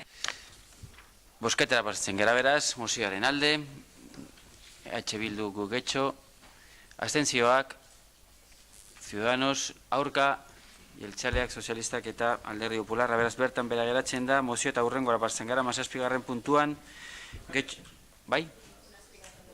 Konforme. Susana Dekoz, zurea da hitza. Bueno. Apur bat azalduko dut zergatik bozkatu dugun aurka. Paulak esan du azalpena behar dela eta emango dizut. Alderdi Popularretik oso ondo dakigu zer den erresilientzia, oso ondo dakigu zein den bere esan nahi eta badakigu zer den ikuspegi holistikoa. Ez dakit zuek benetan argi daukazuen zer den holistiko. Eusko Jaurlaritzan zenbait sail daude eta horien ardura da hauze besterik gabe. Ohartarazpen bat. Azaltzen denean boska, bakarrik boska azaldu behar da. Ez dago erantzuteko aukerarik eta horregatik saiestu behar dugu besteak aipatzea. Bai, besterik gabe. Esan nahi dut, Eusko Jaurlaritzan badaudela zenbait sail, oso ondo daude koordinatuta eta prestakuntza handiko pertsonak daude bertan. Ados, mi esker. Eskerrik asko. Jarraitzen dugu beraz eta orain bai, 17. puntuan, Getxo Bildu Alderdiko Udaltaldeak aurkeztutako mozioa Algortako etorbidearen norabidea. Ibon Rodríguez, zurea hitza. Bai, Algortako herrialdean lanak egin dira trafikoa murrizteko eta herria oinezkoei begira jartzeko. Urratza nabarmena da eta pertsonei begirako herria eraikitze bidean, baina oraindik lana badugu egiteko. Egindako lanei jarraipena emoteko Algortako etorbidearekin jarrai dezakegu orain. Izan ere, gasolindegitik udaletxe bitartean doan zatian, oinezkoak erabat baztertuta daude. Bertan bizi direnek errepidean ikusten dute euren burua etxetik atera bezain laster. Espaloiak estuak dira eta. Hala ere, errepidea bera ere ez da oso zabala. baina autoak batzuetan arinegi joaten dira. Egoera hau arintzeko bide bat izan daiteke errepide zati hau Algortako etorbidekoa alegia norabide bakarrekoa izatea, estutzea espaloientzako lekuak lotzeko. Esaterako norabidea Algortatik ateratzeko bada, Algortako sarrera Foru kaletik abiatuta Alango eta Euskal Herria kaletatik bideratu daiteke. Hala, proposatutako idea modu interesgarria izan daiteke oinezkoei dagokien espazioa herri erdigunean ere emateko. Gauzak horrela, Getxoko osoko bilkurak honako hau adosten du. Udalak Algortako etorbideko gasolindegi zaharra eta udaletxe arteko zatia norabide bakarrekoa egiteko, espaloiak zabaltzeko eta trafikoa lausotzeko beharrezko azterketa egingo du. Aipatu azterketan udalak aintzat hartuko ditu prozesu parte hartzaile baten bidez, bilduko diren bereziko errepide zati horretan bizi diren pertsonen iritziak eta ekarpenak. Udalak beharrezkoa den diru partida bideratuko du aipatu azterketa eta bere ondorioz egin behar diren lanak egiteko. Eskerrik asko, Joseba Arregi. Proposamen honetan, mozio bat edukiko genuke, eta bai, zeharkako bat daukagu, eta nik irakurriko dut, azken ordukoa da, eta astiro irakurriko dut, uler dezazuen, ordezkapenekoa da. Lehenengo puntuak esaten du udalak, proposatutako helburuekin bat etorriz, PEMUS 2030 planak esarritakoarekin bat etorriz, plan bat egingo du, Algortako etorbidearen zatia aztertzeko, gasolindegiaren eta udaletxearen artean espaloiak irisgarriak izateko eta bidego horri bat egon dadin bertan ibilgailuentzako erraiaz gain. Eta bigarren puntuan, emaitzak aztertuta eta bideragarritasuna kontuan hartuta, udalak prozesu parte hartzailea burutuko du non herritarrei azalduko dien proposamen bat ekarpenak eta iritzia jasotzeko bere eskutik. Ahosko zuzenketa honi erantzuteko EH Bilduk dauka aukera, beraz, bakarrik EH Bilduk erantzun dezake, onartuz, ez onartuz, beraz, Ipon Rodríguez. Bai, funtsean berdin samarra da, osake bai, onartzen dugu. Onartuta geratzen da, beraz, mozioa horrela geratzen da, eta jarraitzen dugu eztabaidarekin. Beste norbaitek, Eduardo Andrade. Sí, gracias, señor alcalde. Bai, hasiera batean aurka bozkatuko genuen. Hain zuzen ere, uste genuen ideia zuzena dela, baina gu ez gaude ados horrekin uste dugu desbideratu nahi dela trafikoa Foruen kalera eta uste dugu horrek ezin zuela trafikoa hartu Algortako etorbidetik goiko partean zirkulazio arazoak larriak direlako, Foruen kalean, ikastetxe bat dago, zenbait etxe daude eta errepidearen oso gertu daude eta gainera estua da, bi auto gurutzatzen badira udaltzaingoaren parean arazo asko sortzen dira eta konponbidea badakigu zein izango zen aparkalekuak kentzea, baina ez gaude ados. Foruen kalea ez da konponbidea eta gainera Euskal Herria trafikoz beteta dago, ordu batzuetan ilarak egoten dira, bigarren biribilgunetik aurrera, hain zuzen ere, eta hori desbideratuko bagenu, bai egia da estuak direla, espaloiak eta arazo asko daudela, baina ez dugu uste konponbidea zuzena denik, bai, adituen talde batek egingo ditu txostenak, astetu egingo du egoera eta gauza asko egingo ditu, eta hori proposatzen denez, egin dezatela eurek, aster dezaten, baliozta dezaten, eta ikus dezaten ea posible den zerbait egitea. Gu hasiera batean aurka gaude, baina ostenituko gara, adituek aztertuko badute, ahi jakingo dute, gu baino beto zer egin behar den. Andoio, zurea ditza. Eskerrik asko. Gu guztiz ados gaude proposamen honekin.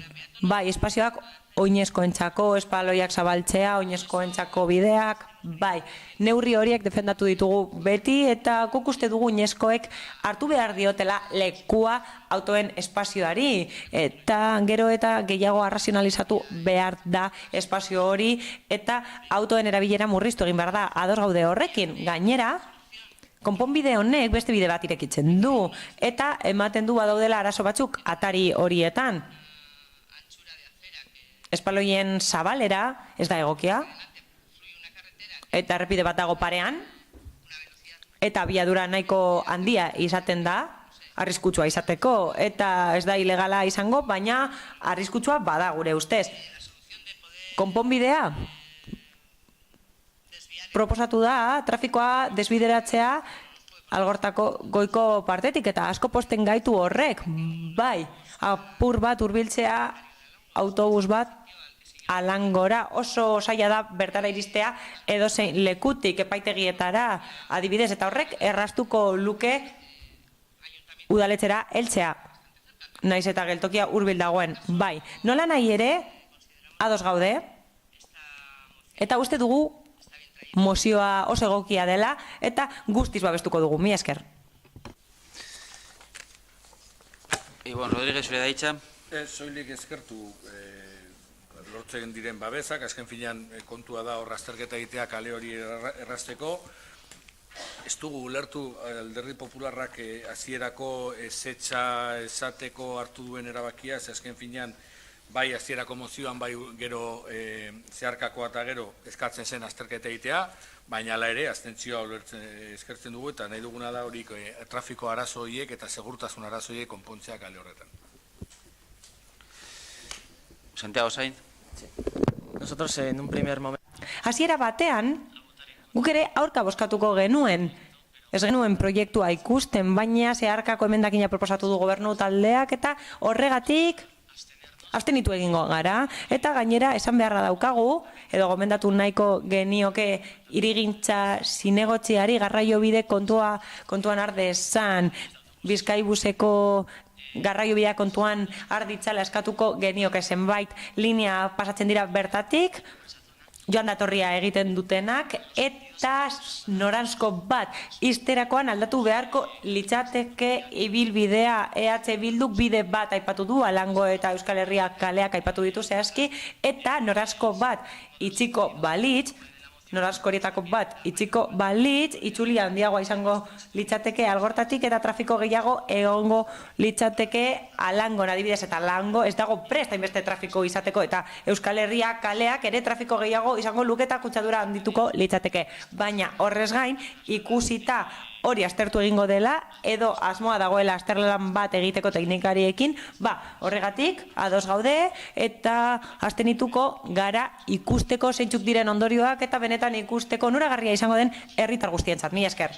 Beraz, bozketara pasatuko ginateke, mozioaren alde, jeltzaleak, sozialistak, EH Bildu eta guk gehitxo abstentzioak, Alderdi Popularra eta Ciudadanos, beraz, honetxita geratzen da mozioa eta hurrengora pasatzen gara. 18. puntuan gehitxo EH Bildu Alderdiko udaltaldeak aurkeztuko mozioa, herri ondarearen babesa. Bai, Nerea Ijarrubia. Bai, eskerrik asko. Getzen badaukagu hainbat eta hainbat eraikin, etxe berezi, horietako asko zoritzarrez ez dira bere honean mantendu, izan ere denboraren eraginez, hondatzen nabarmenak jasan dituzte horietako asko, karrakalak, lurtadurak, mantendu ez eta asko azkenik eraitziak izan dira. Horrek, herri paisajeari eragiteaz gain, herri mailan daukagun ondare arkitektonikoaren galera dakar, bada horietako askoren bereizgarritasuna eta historia nabarmena baita.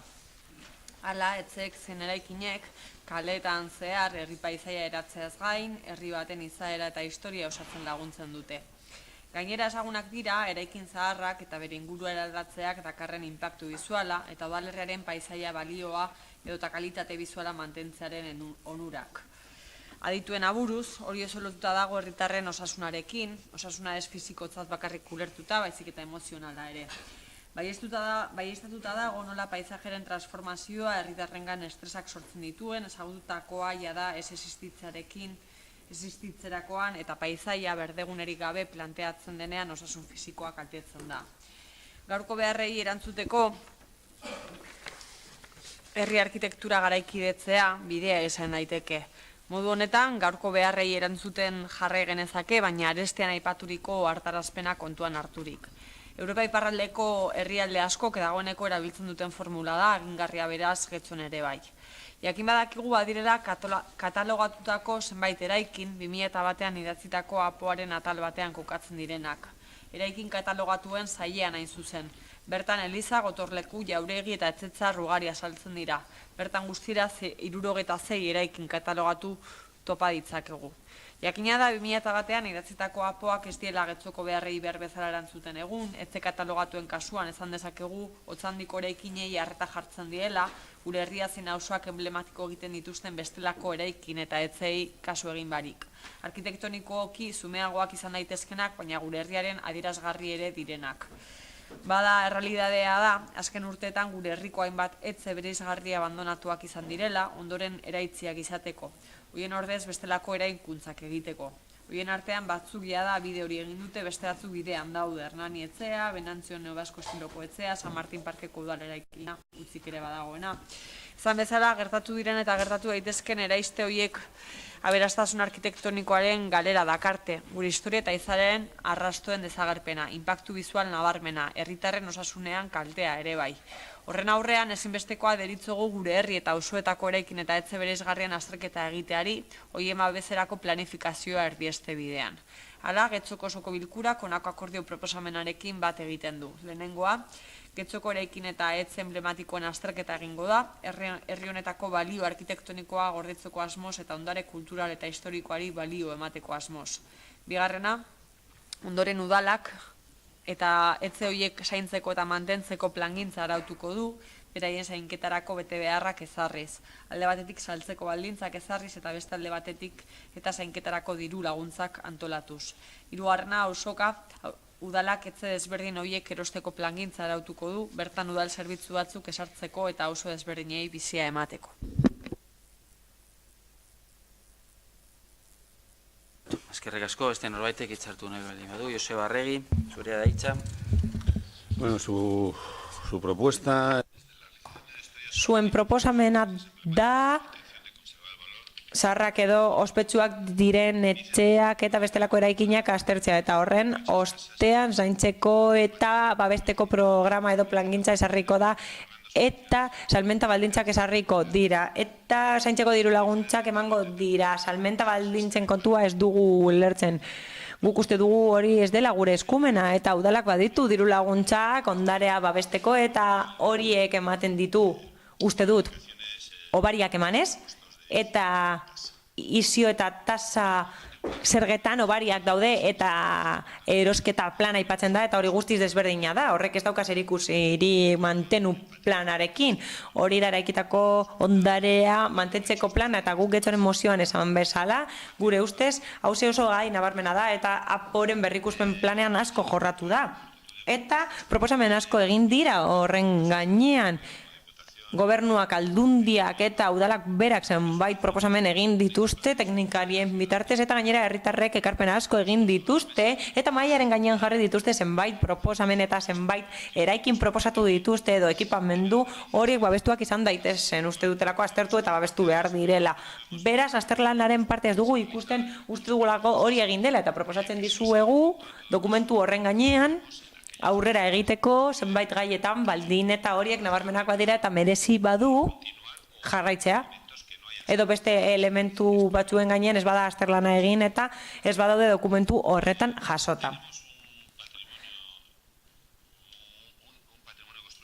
Eraikitako ondariak elementu asko ditu babestuta, eta kudeaketa zaila da. Zaila da kudeatzea eta mantentzea babestutako elementu horiek, eta batzuk guk jasaten ditugu, gure jabetzakoak direlako, eta gure helburua da eserrez eraistea eta nabarmentzea Getxoko ondarea. Hori da gure helburua, guk deritzogun ondarea Bakeder, Santa Kara, Punta Begoña, San Martin, horiek dira ereduaren adibide. Bere garaian erosi egin ziren, hain zuzen ere, horretarako, hau da, ez suntsitzeko eta ez eraisteko. Ondarearen parte handi bat titularrena da, hau da, partikularrena da, eta politika kombinatu beharko dira. Hala, hirugarren puntua sartzen badugu, aurka egon behar gara. Azken finean, ekipamenduak auzoka jartzeko proposatzen duzue, eta jakin badakizuen bezala, gu ez gaude horrena alde. Santiago Sainz.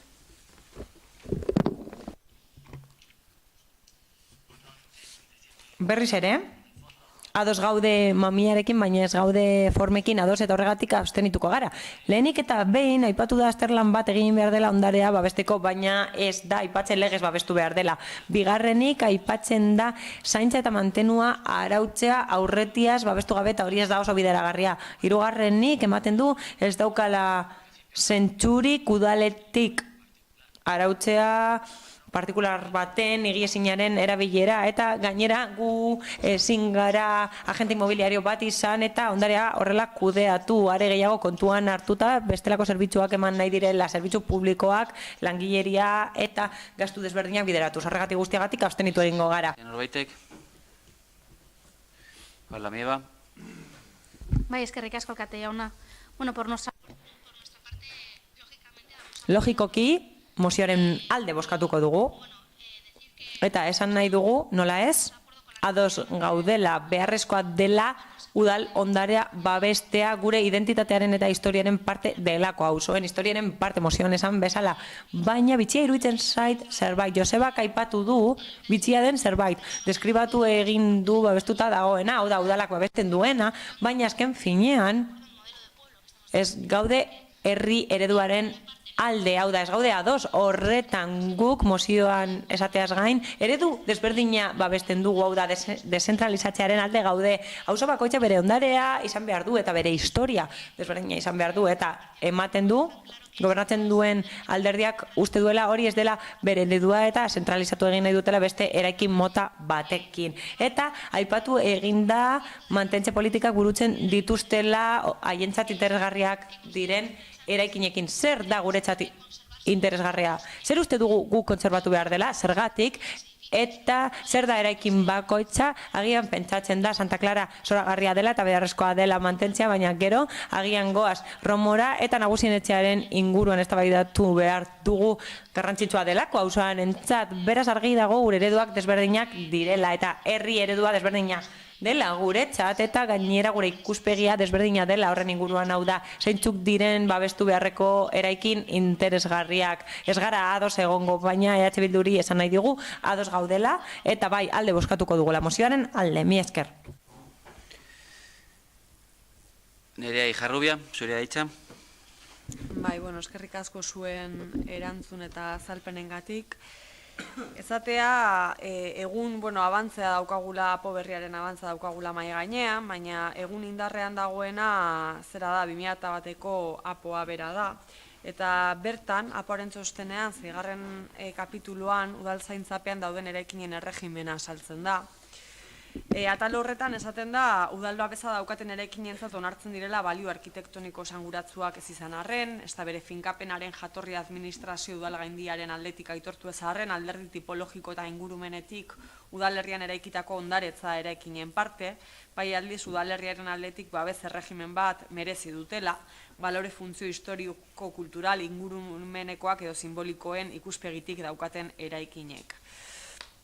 Eraikin hauen gainean, apoaren araudia betetzen duten edozein ekintza baimendu daitezke, eraistea baita ordezkapena ere, baina ekintza horiek baina txosten espezifiko bat beharko dute, hori da esaten dena bertan, berauen udalerriaren berezko balore historiko-kulturalen ingurumen eta simbolikoen egokitzapenaren inguruan, zeinek babes erregimen baten merezimenduan daudela baiestatzen duten.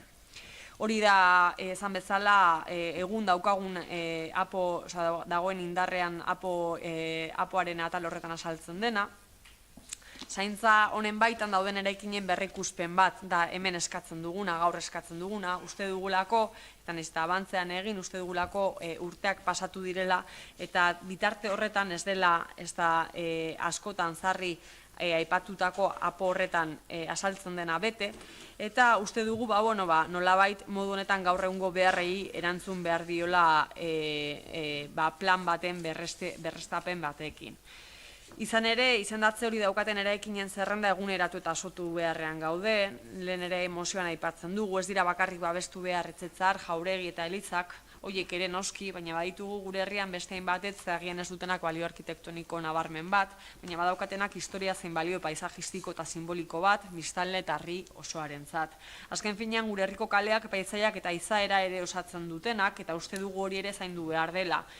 Uste dugu denbora honetan guztian ez dela arreta jarri horretan, bakarrik ezan bezala eraikin arkitektonikoki balio handia izan duten eraikinei eta ez beste batzuei. Mozioan bertan azaltzen dugun bezala, inpaktu bizuala herri paisajaren ondatzea dakar hainbat etxe babesgabe usteak, eta uste dugu horreri irtenbide bat eman bar zaiola. Gainera, ezinbestekoa da eraikinen zaintzen errekerimenduak ere egitea, eta uste dugu horretan udalak zeregina badaukala. Hau da, udalak badauka eraikinean, erantzukizuna nolabait, eraikinak ez daitezen ondatu. Jabeek bai noski eskubideak dauzkate, baina egin beharrak ere badituzte. Eta horiek ere betetzen dituztela bermatzea ere udalaren eginkizuna dela uste dugu. Baita egin behar horietan errastasunak ematea, noski. Laguntzak ematea, diru laguntzak ematea edo bestelakoak mozioan azaltzen dugun bezala, adibidez, ondaketa horiei aurre egin alizateko.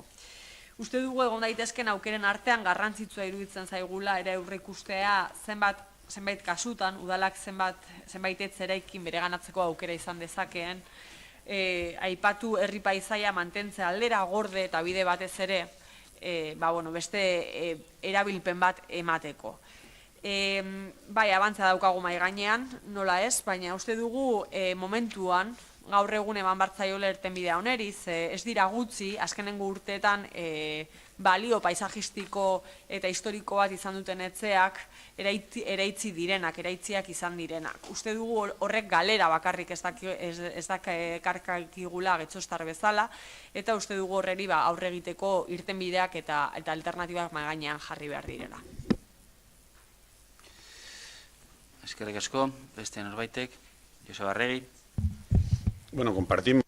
Bai, ados gaude kezkarekin, bai, ados gaude esandako parte handi batekin, baina area singularizada hori dago, aitortuta dago, eta horrek paisaia balioa jasotzen ditu, eta singularizatutako arlo horrek baditu eraikin berezi asko, eta kontua da, edo asmoa da, paisaia balioa, eraikin berrien balioak hori kontuan hartzea, eta horrez gain bai ados gaude udal zaintza dago, eta kasu horietan arauketa hobetu behar da, argiagoa izan behar da, eta jakin behar dugu zer babesten dugun, bestela, zenbait egoera sortzen dira, non inori ezaion interesatzen obrak egitea dauden baldintzengatik, eta horregatik bai landu egin beharko da, lan egin beharko dugu zentzu horretan, eta zuek aipatutako hildoa jarraitu beharko ditugu. Beraz, ados gaude kezka horrekin, eta bai balioa dute eraikin horiek guztiek getxok badauka balio handia, eta guztion ondarea da, batez ere ingurumen eta paisaiari dagokionez, eta horregatik lan egiteko eta laguntzeko prest gaude, nola ez? Lima bitxaskatzen, beraz, mozioaren alde, Bildu eta guk getxo abstentzioak, Alderdi Popularrak eta Ciudadanos, aurka jeltzaleak eta sozialistak, beraz, bertan bera geratzen da mozio eta hurrengora pasatzen gara. 19. puntuan, Ciudadanos udal talde politikoa aurkeztutako mozioa babespeko etxe bizitzak. Santiago Sainz, zurea da hitza. Aldez aurretik argitu behar da, Ciudadanos udal talde politikotik aurkeztu dela bere mozioa aldatzeko proposamen bat, izatez barne araudiaren arabera talde batek mozio bat aurkezten duenean ezin du gero aldatu ja aurkeztua izan den momentuan, baina beti sakoneko aldaketa baldin badiran, nik egindako interpretazioan arabera aldaketak azaleskoak dira, azken batean argitzeko eta gainera nolabait hasierako azalpenetan kokatzu egiten dira eta beraz onartua izan da nire aldetik inongo problemarik gabe. Santiago Sainz, malgutasunez jokatzen beti bezala. Moción pisos tutelados. Exposición de motivos. Babespeko etxebizitzei buruzko mozioa. Guztiok ondo dakigunez, udalak dira herritarrengandik hurbilen dauden administrazio publikoak. Hori dela eta herritar askorentzat erreferentziazko erakunde bat gara eguneroko kontuetarako. Eta erantzun egin behar diegu gure gaitasunen arabera beti ere. Gure gizartean ahulenak diren adinekoen premiei dagokienez, bizitzeko leku duin bat eduki behar dute. Horregatik, udal honek gizarteari eta etxe bizitzari lotutako eskumenak biltzen dituzten ekimenak gauzatu ditu, gure adinekoi tutoretzapeko apartamentuak eskaintzeko hala behar dutenean. Gaur egun, tutoretzapeko 39 pisu ditugu Algortan, eta Areta da Romo inguruan, eta beren kabuz moldatzen diren 60 urtetik gorako adinekoek erabiltzen dituzte. Hori guztia adinekoak bizi diren udalerrian gera daitezen, eta nonbaiten barneratzeko premiarik egonez dadin. Bizitza estiloa beti izan dutenaren alik eta antzekoena izan dadin. Horrela, adinekoak normalizatzeko eta integratzeko printzipioak beteko dira. Hala baina, gaur egun pisu horien tasei buruzko araudia erabat zaharkituta dago tasei buruzko araudiaren erreferentzia ekonomikoei dagokienez. Izan ere, ez dira 80ko hamarkadatik aldatu. Aldaketarik nabarmenena honako hau izan da. 2000 urtean, pesetatik eurotara pasatu izana bihurketa simple baten bidez. Orduan utzi zion prezio publiko izateari, eta tasa bilakatu zen. Eta 1987 geroztik KPI-a kontuan izan gabe. Prezio publikoa bihurtu ostean. Hain zuzen ere, erreferentziazko dirusarreren askundari dagokion kalkuluaren ataleko 5.000 pesetako dirusarreren mugari buruzari gara. Osasun publikoa eta gizarte zerbitzua jasotzeko tasa arautzen duen ordenantza fiskal berrian, zehazki, 30,05 euroko kopurua da. Aldi horretan, dirua jasan zuen balioaldaketa kontuan hartuko balitz, hau da, 97tik 2000 urtera bitartean, 32 euroko zenbatikoa sarri beharko litzateke. Izan ere, Estatistikako Institutu Nazionalaren arabera, KPI-ak 6,5ko aldakuntza tasa izan zuen, baina joan gaitezen haratago. 1987 urtetik 2014 urtera dauden 17 urteak kontuan hartzen baditugu, 5.000 peseta edo 30,05 euro horien aldakuntza 45,82 eurokoa izango litzateke. Hau da, 152,8koa. Horri guztiari gainera, gehitu behar diogu 1987 urtetik 2013 arte pentsioa KPI-aren arabera birbalorizatzea legez hartu zenetik 2 aldiz baino ez dela erosalmena galdu. 2010ean gobernua pentsioak izoztu zituenean 2011 urterako, eta 2010ko azaroko inflazioa 2,3koa izan zenez, hori izan zen galdutako erosalmenaren portzentajea. 2012an gobernu pentsioak igo zituen. 2 zen 1.000 euro baino gutxiagoko pentsioak zituzten entzat, eta 1 zenbateko hori baino gehiago jasotzen zuten entzat. 2013an erretiratuek erosalmena galdu zuten. KPI-a 2,9 igo baitzen. Lehenengo taldekoek 0,9, da bigarrenek 1,9. Urte honetan bertan, gobernua bultzatuta, indarran sartu da aurreko biak osatzen dituen pentsioak aldatzeko legea. Legorrek bi oinarri ditu. Errebalorizazio indizea eta iraunkortasunaren faktorea. Errebalorizazio indizeak KPI-a ordezkatuko du 2014az gerozti pentsioak urtero errebalorizatzeko indize modura. Egoera berri horren ondorioz, pentsiodunek erosalmena galduko dute inflazioa baino txikiagoa denean. Hori dela eta Getxoko udalbatza honi honako erabaki proposamena egiten diogu. Bat, udalak konpromiso hartuko du honesteko zerbitzua jasotzeko tasa arautzen duen ordenantza fiskala eguneratzeko eta realitate sozial eta ekonomikoari egokitzeko. Bi, lehenengo puntua aintzat hartzen ez bada, dirusarrera bermatzeko errenta erabiltzeko aukera aztertuko da zerbitzuaren eskaintzagatiko kontraprestazio hartzeko irizpide gisa eta ez gaur egungo pentsioen erreferentzia sistema. Azkenik, aurreko 2 puntuak aintzat hartzen ez badira, erreferentziatzat hartzen den kotizazio gabeko pentsioa gainditzen dutenen dirusarren 16ko gehieneko ordainketa tasa ezartzea. Eskerrik asko. Eskerrik asko zuri. Beste norbaitek, Susana Andoio. Eskerrik asko alkate jauna. Lehenik eta behin esan nahi dugu oraingo honetan, proposatu den mozio honen kontra egingo dugula. 3 arrazoirengatik. Hasteko, akordio proposamen honen forma ez da oso argia, ez dakigu zer honetzi edo ez etziko dugun. Ez dugu oso argi zein dan behin betiko proposamena, kasu honetan. Iragarri denez, araudia berrikusiko da, tutoretzapeko pisu hauen araudia, 2019 honetan berrikusiko da. Uste dugu berrikuspen hau, tasaren aldaketaren aurretik etorri beharko litzatekela, beraz, ordena dela eta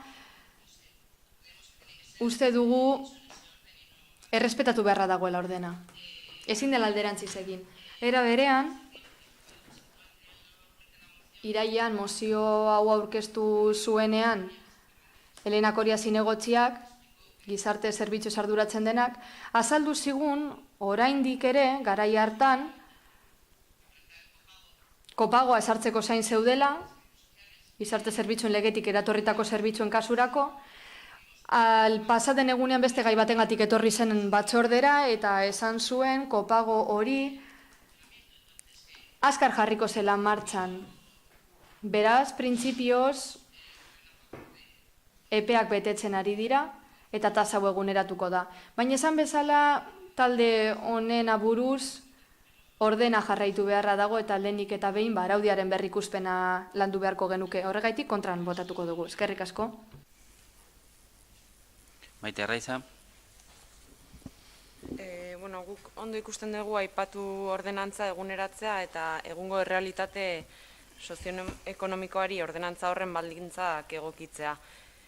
Ez bai dauka zentzurik orain dela hamarkadetako ordenantzaren baldintzak eta neurriak indarrean mantentzea, baina abstenitu egingo gera mozioan uste dugulako ez dela argi guzti hori azaltzen.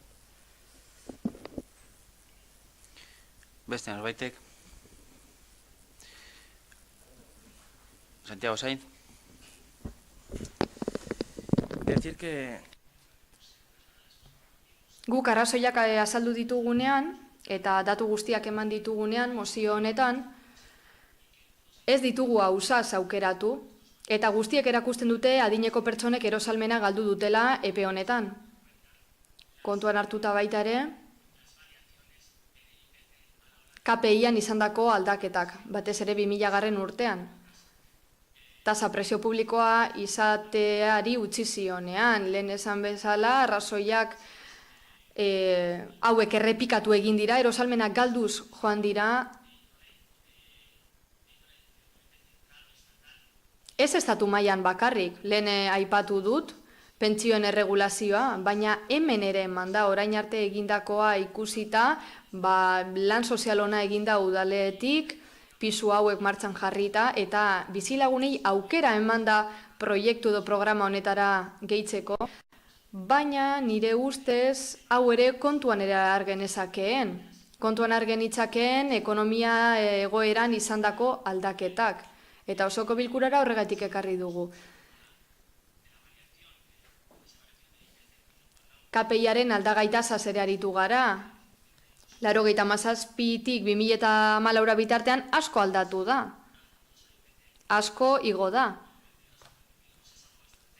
Eta 1,55% heldu ginen 2014an. Beraz, guk eskatzen dugun gauza nagusia da aldaketa bat egitea zerga ordenantza honetan, hala egokituko dugu errealitate ekonomikora. Hori da garrantzitsuena. Hori posible ez bada, bigarren puntuan guk esan dugu, erreferentziazko muga bezala, dirusarrera bermatzeko errenta jar dezakegula. Indize hau Euskal Autonomia Erkidegotik hurbilago geratzen zaigu,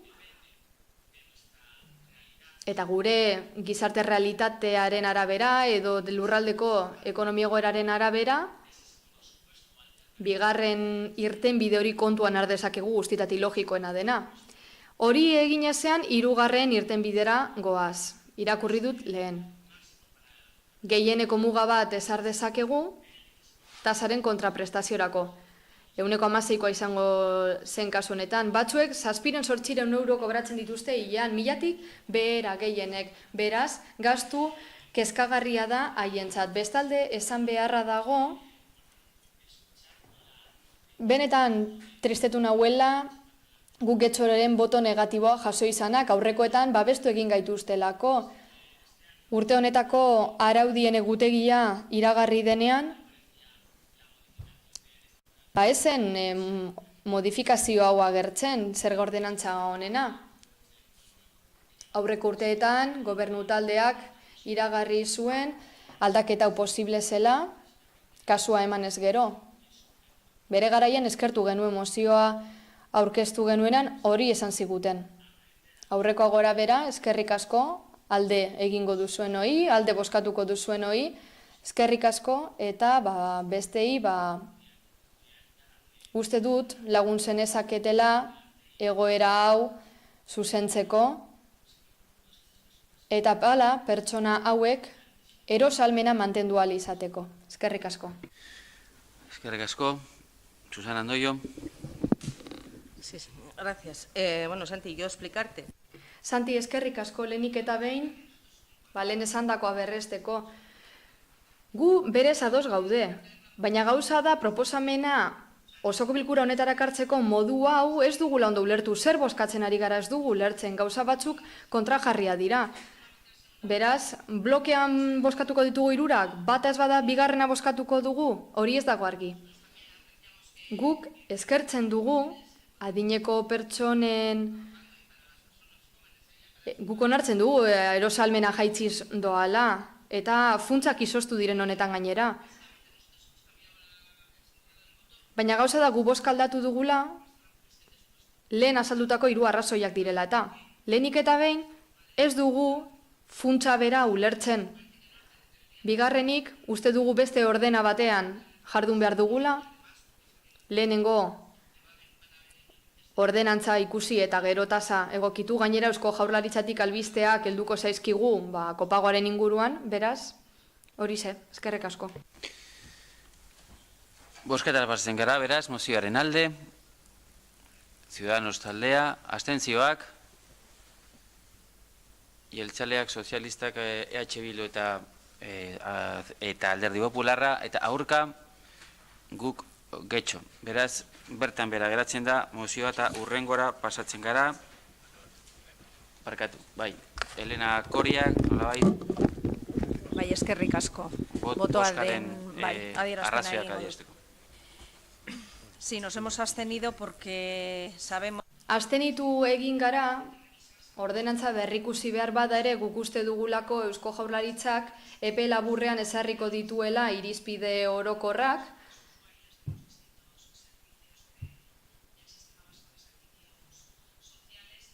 Euskal Autonomia Erkidegoko gizarte zerbitzuak arautzen dituen sistemaren arabera jarduteko eta berak guk araudia legearen 47. artikulura egokitu beharko dugu. Azkeneko mozioarekin, 20. puntuan Ciudadanos talde politikoak aurkeztutako mozioa Eusko Jaurlaritzaren ASAP eta bizigune programak sustatzea. Santiago Sainz, barkatu, zure da hitza.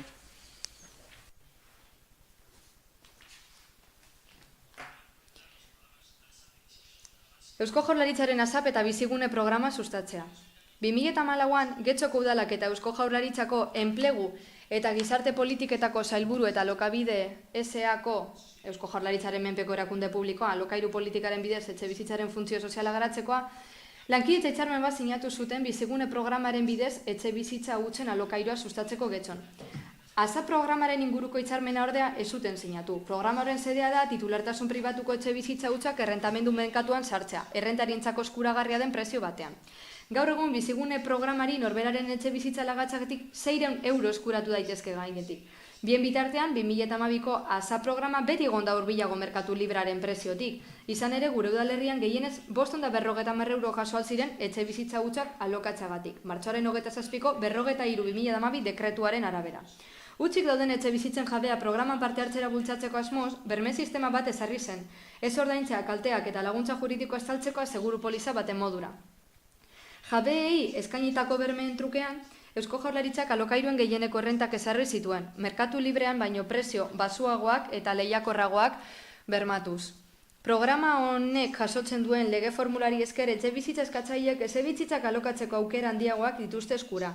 Etxebizitza hutsen jabeentzat aldiz, gaur egun ekonomikoki erakargarritasun txikiko proposamena da. Izan ere, merkatu librean naiz bizigune programan jarri ditzakete etxebizitzak alokagai.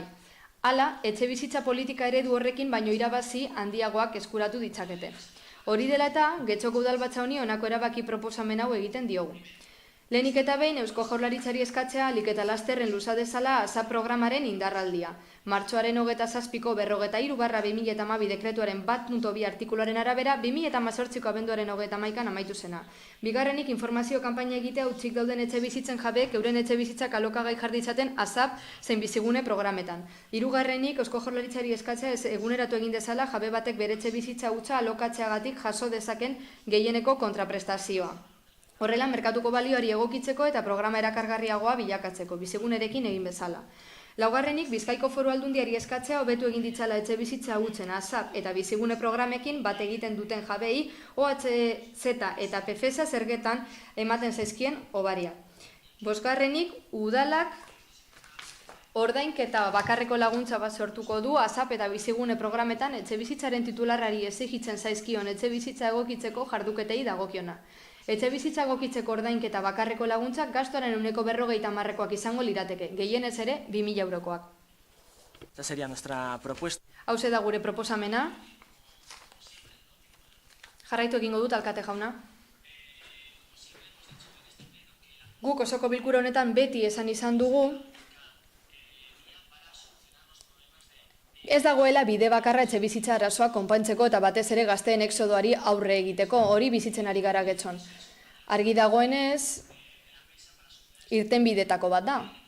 Baina kontuan izan behar dugu, higiezinen kapitala. Utzik dago, duela gutxi, udaltalde guztio jaso genuen txosten bat, eta bertan esaten zen, 202 etxebizitza kudea zitezkeela hildo honetatik, baina era berean esan beharra dago, Alokabide programa sinatu zenetik, hitzarmena sinatu zenetik, biziguneren baitan, 2018ko urrira bitartean 75 etxebizitza bakarrik zeuden programara txikita, horren bestez, porrotutza izan da.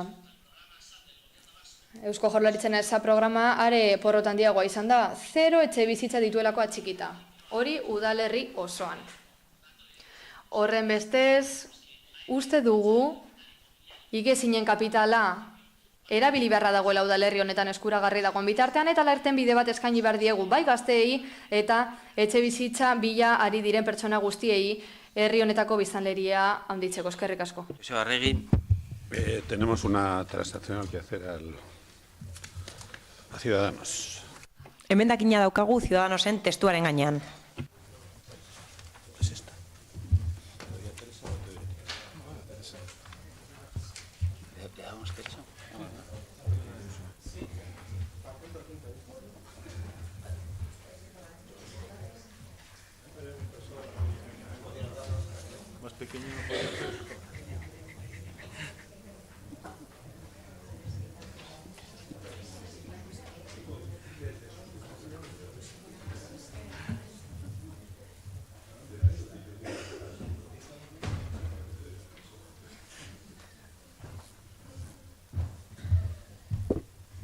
Bueno, emendakina partziala dela uste dut, pixkat argitu igual imarko litzateke, zertan datzan eta erakurri. Bueno, es una enmienda que... Emendakina zeharkakoa da lehenengo puntua, barkatu, 5. puntua ordezteko eta hauze esango luke udalak ASAP eta bizigune programetan titularerri eskatutako etxebizitzak egokitzeko jarduketetara zuzendutako laguntzak gaitzearen bideragarritasuna eta egokitasuna aztertuko ditu. 5. puntu hori ordezkatzeko bidean, argozako zuzenketa da edo emendakina da eta Ciudadanosek dauka aukera ezetza edo baietza emateko. Sí, la vamos a aceptar. Onartzen dugu bai, onartu. Geratzen da aldaketa honen arabera. Jarraitzen dugu beraz eztabaidarekin. Ibon Rodríguez. Bai, iruditzen zaigu Ciudadanoseko ordezkariak kanpaiotzak entzun dituela, baina nuni datozkion ez dakiela oso ondo. Hau mozioa irakurrita ikusten dugu, hor egindan etxe hutzen zentzuaren azterketak proposatzen zituela neurri batzuk bere ganatu nahi izan duela, klaro, neurri batzuk. Ze neurri aukeratzen dituen ere beti ere oso esanguratsua da. Kasu honetan, Ciudadanoseko politikari jarraituz, aukeratzen duen neurria da daukanari gehiago ematea, nolabait izatea. Beste neurri horien artean beste batzuk aipatzen ziren, eta ez zaio bururatu Ciudadanoseko kideari esate baterako utxik dauden etxei ibian gaikarga ezartzea. Hori ez zaio bururatu. Bakarrik bururatu zaio, alokairuan jartzen duenari diru gehiago ematea, eta gero diru laguntza bat. Eta agian, neurri horiek oso bideragarriak izan daitezke eta eraginkorrak izan daitezke, naizta bere justizia kolokan jarri, eraginkorrak izan daitezke utzi dauden etxebizitza mobilizatzeko, hori baita etxebizitza politikan gure ustez egin beharreko lehen lana, utzi dauden etxebizitza mobilizatu alokairurako lur gehiago ez kontsumitzeko. Baina hori ez zaio bururatu zaio laguntzea. Eta esaten genuen guk agian bideragarriak izan daitezkeela, baina bere osotasunean hartuta. Osea, etxe bizitza mobilizatzeko eta alokairua sustatzeko etxe osotasunean hartzen baditugu. Osotasunean hartu betxakegu, ematen diren laguntzak. Eman daitezke beste laguntza batzuk eta egin daitezke beste neurri fiskal batzuk. Baina, karo, kasu honetan, justo, etortzen zaigu honi, ona, etxe bizitza hausen zentzuaren azterketak ekarri dituen datuak eta proposamen batzuk hartu ditu, bere interesekoak bakarrik, eta beste batzuk baztertu ditu. Gobernu taldeak proposatu dion zeharkakoak, pizkat lehuntzen du, Ciudadanosekoak esaten zuena, azken finean ez du zehazten zenolako laguntzak emango zaizkion, baina berdin gehatzen gara, hau da, soilik kontuan hartzen dira etxe hutsak daukanaren aldeko laguntzak, eta laguntzak bere osotasunan hartu beharko dira, neurriak barkatu, baita izan daitezke laguntzak, baina izan daitezke ere neurri fiskalak. Eta gero ja, batzutan ezaten digu guri, Santiago San jaunak, gauzak aztertzen ditugun ondo, eta berak planteatzen du IRPFNB aldaketak egotea. Hemen ja, uste dugu, luze joan zaiola. Gu ezeskoari eman barko diogula, azken finean ezesko eman barko diogu barkatu, azken finean ikusten da norabidea zein den, ikusten da proposamena zein den, ez da bere osotasunean arazoari aurre egiteko ikuspegirik hartzen eta neurriak beti doaz zentsu berdinean. Eskerrik asko. Igual amaituko dugu zeramenen txandarekin bai, Enrique Olaso, barkatu. Eguerdion guztioi berriro. El programa ASAP. ASAP programak eskatzen du diru-sarrera ponderatu batzuk izatea, 12.000 eta 39.000 euro bitartekoak. Horrez gain, etxe bizitzaren gaineko errentak ezin du urteko diru-sarrera ponderatuen 130 gainditu. Hori 32. artikuluan esaten du. Horren bestez, Ciudadanosen mozioak merkatuko prezioetara egokitu nahi duen gehieneko errentak lortuko lukeen gauza bakarra, merkatuko prezioetara egokitu eta beraz igotzean zera izango litzateke. Bizikidetza unitateek diru-sarrera pasuak badituzte, programa, ASAP izeneko programatik kanpo gelditzea, Ibonek esandakoaz gain. Errenta zenbat eta altuagoa izan, orduan eta bizikidetza unitate gehiago geldituko dira programatik kanpo. Jaso beharreko errentak, urteko diru-sarrera ponderatuen 130 gaindituko lukelako. Hau, zenbakiekin argi ikusten da. Hemen dio, 12.000 eta 39.000 euro bitarteko diru-sarrera dituzten pertsonei laguntzeko dela. Baina gero, bizikidetza unitate batek, 550 euro ian ordaintzen baditu errentan, hau da, 6.600 urtean, 22.000-aren 130 da, beraz. 12.000-tik 22.000 eurora bitarteko tartean daudenak programatik kanpo geratzen dira. Eta hori merkatuko prezioetara egokitzen badugu, jende gehiago geratuko da kanpoan. Eta laguntzarik handiena behar dutena geratzen dira kanpoan kontuz. Egoera hori izan da, obarien hobekuntza gehitzen badiogu, eta diru laguntza baten sorrera gehitzen badiogu, etxe bizitza egokitzagatik emango litzateken diru-sarrera, aipatu da lehen, proposatzen dena da, prezioa merkatukoak izatea, baina aurreko guztia kontutan izan da, guk ezezko eman behar diogu Ciudadanosen mozio hori. Izan ere, etxe bizitzen legean aitortutako eskubide bat dago. Etxe bizitza duin bat izateko eskubida, irisgarria eta duina. Eta baliabide publikoekin, esfortzua egin behar dugu, etxe bizitza izateko eskubidea baliatzeko zailtasuna dituzten pertsonei lagundu behar diegu. Hala, etxe bizitza duina, irisgarria izan behar dute, eta guk horretarako baliabide publikoetatik laguntza eman behar diegu horretarako zailtasunak dituzten pertsonei. Guk kontra bozkatuko dugu. Izan ere, proposamen hau gauzatuko balitz, ASAP programak galdu egingo luke hasierako helburua. Hasierako helburu hori, etxe bizitza lortzeko aukerak areagotzea zen, alokairuan beti ere.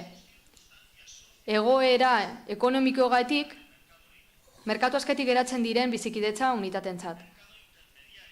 Tarteko merkatu hori, merkatuko prezioetara egokituko balitz, helburua galduko luke. Zentzua galduko luke programak. Eskerrik asko.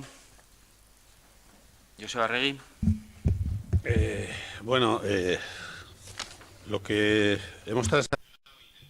Bueno, guk zehartako emandakin honen bitartez, datu errealak erabiliz, bai bizigunerenak eta bai azapenak, getxoko errealitatea islatu nahi izan dugu, hauze da errealitatea, beraz, zure diskurtsoa behar bada beste udalerri batzuetan aplikatu halko da, baina getxon ez du zera aportatzen, beraz, mozioaren asmoa merkatura hurbiltzea da, ez merkatu ordaintzea. Gaztentzako alokairu sisteman egin dugun bezala ze, hori zedagu dugun borondatea eta aztertuko dugu. Hau irtenbide berri bat da, guk badakigu badaudela etxe bizitza batzuk utzik daudenak eta egokitu behar direnak, eta guk aztertu egin dugu bide hori, EH Bildurekin adostutako beste hildo horrekin batera, gaztei alokairu ordaintzeko diru laguntzak ematekoarena, eta hau da gure konpromisoa. Gure ustez, Santi komentatu bezala, azap getxon ez da existitzen. Ez dago etxe bizitza bakar bat ere. Beraz, ez da getxoren errealitatera egokitzen behar bada. Errentarenarekin bat gatoz, baina egin behar duguna da, gauza aztertu eta ea honen bitartez lortzen dugun etxe bizitzaren bat asa programara txikitzea. Errentei eragin gabe. Jauzain. La verdad es que... Egia esan, gaur egun, mozioan bi programa dauzkagu azap eta bizigune. Behar bada lehen esan bezala, azap programa egokitu beharko genuke ez diolako erantzuten gure udalerriko errealitateari. Hori esan du gure hirigintzako zinegotziak. Beste modu batera esan da,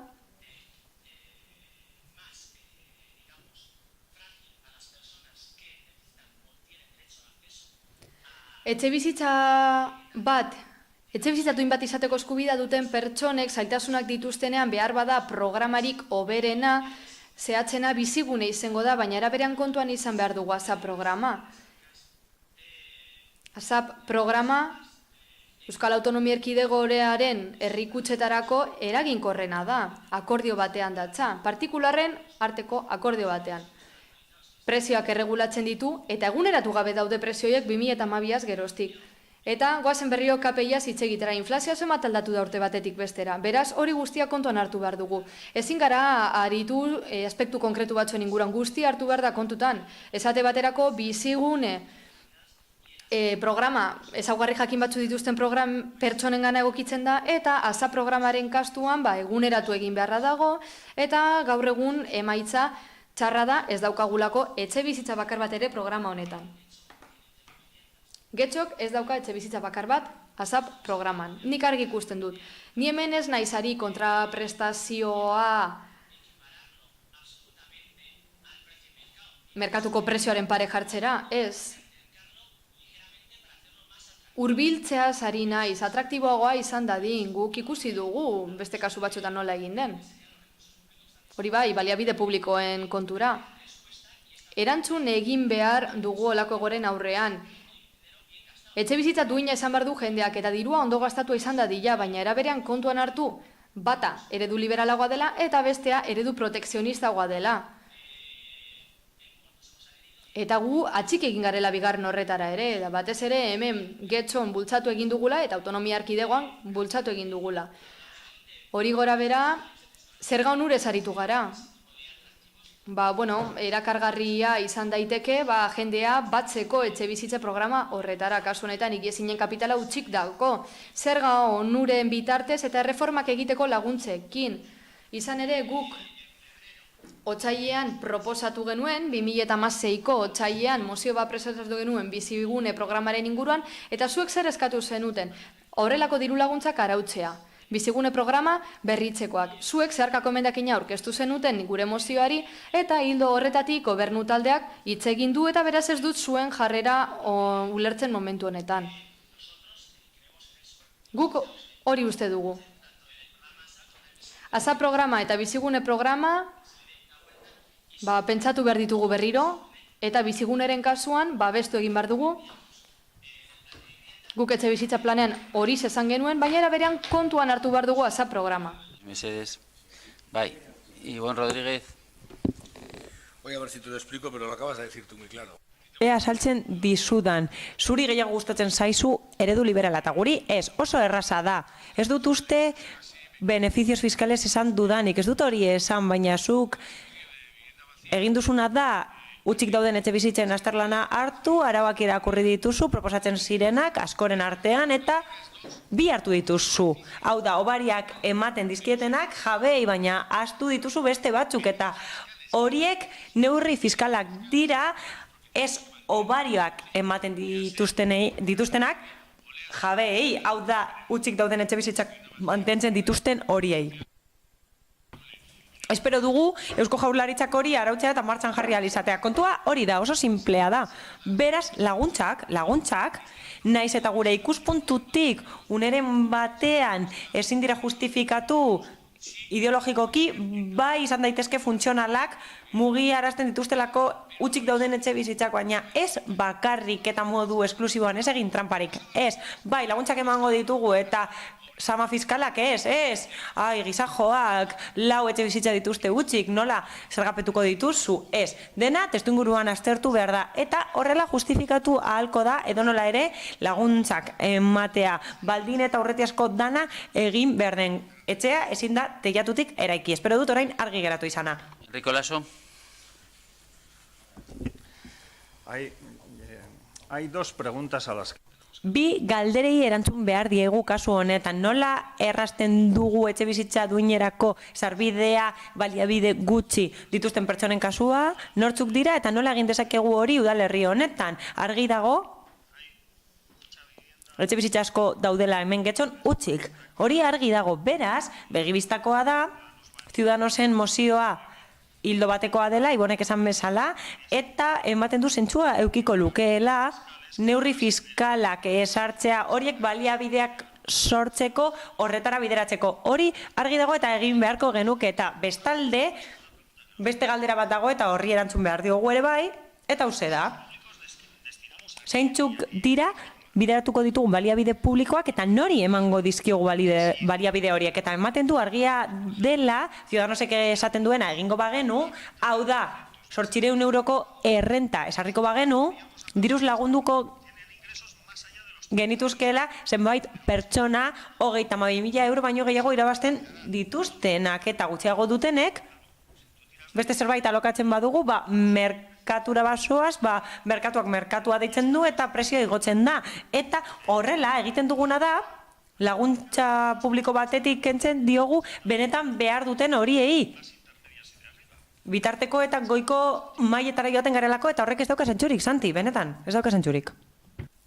Eskerrik asko. Bai, badako zu bezatzen da bat. Bueno, en cuanto a la contestación a Ibon...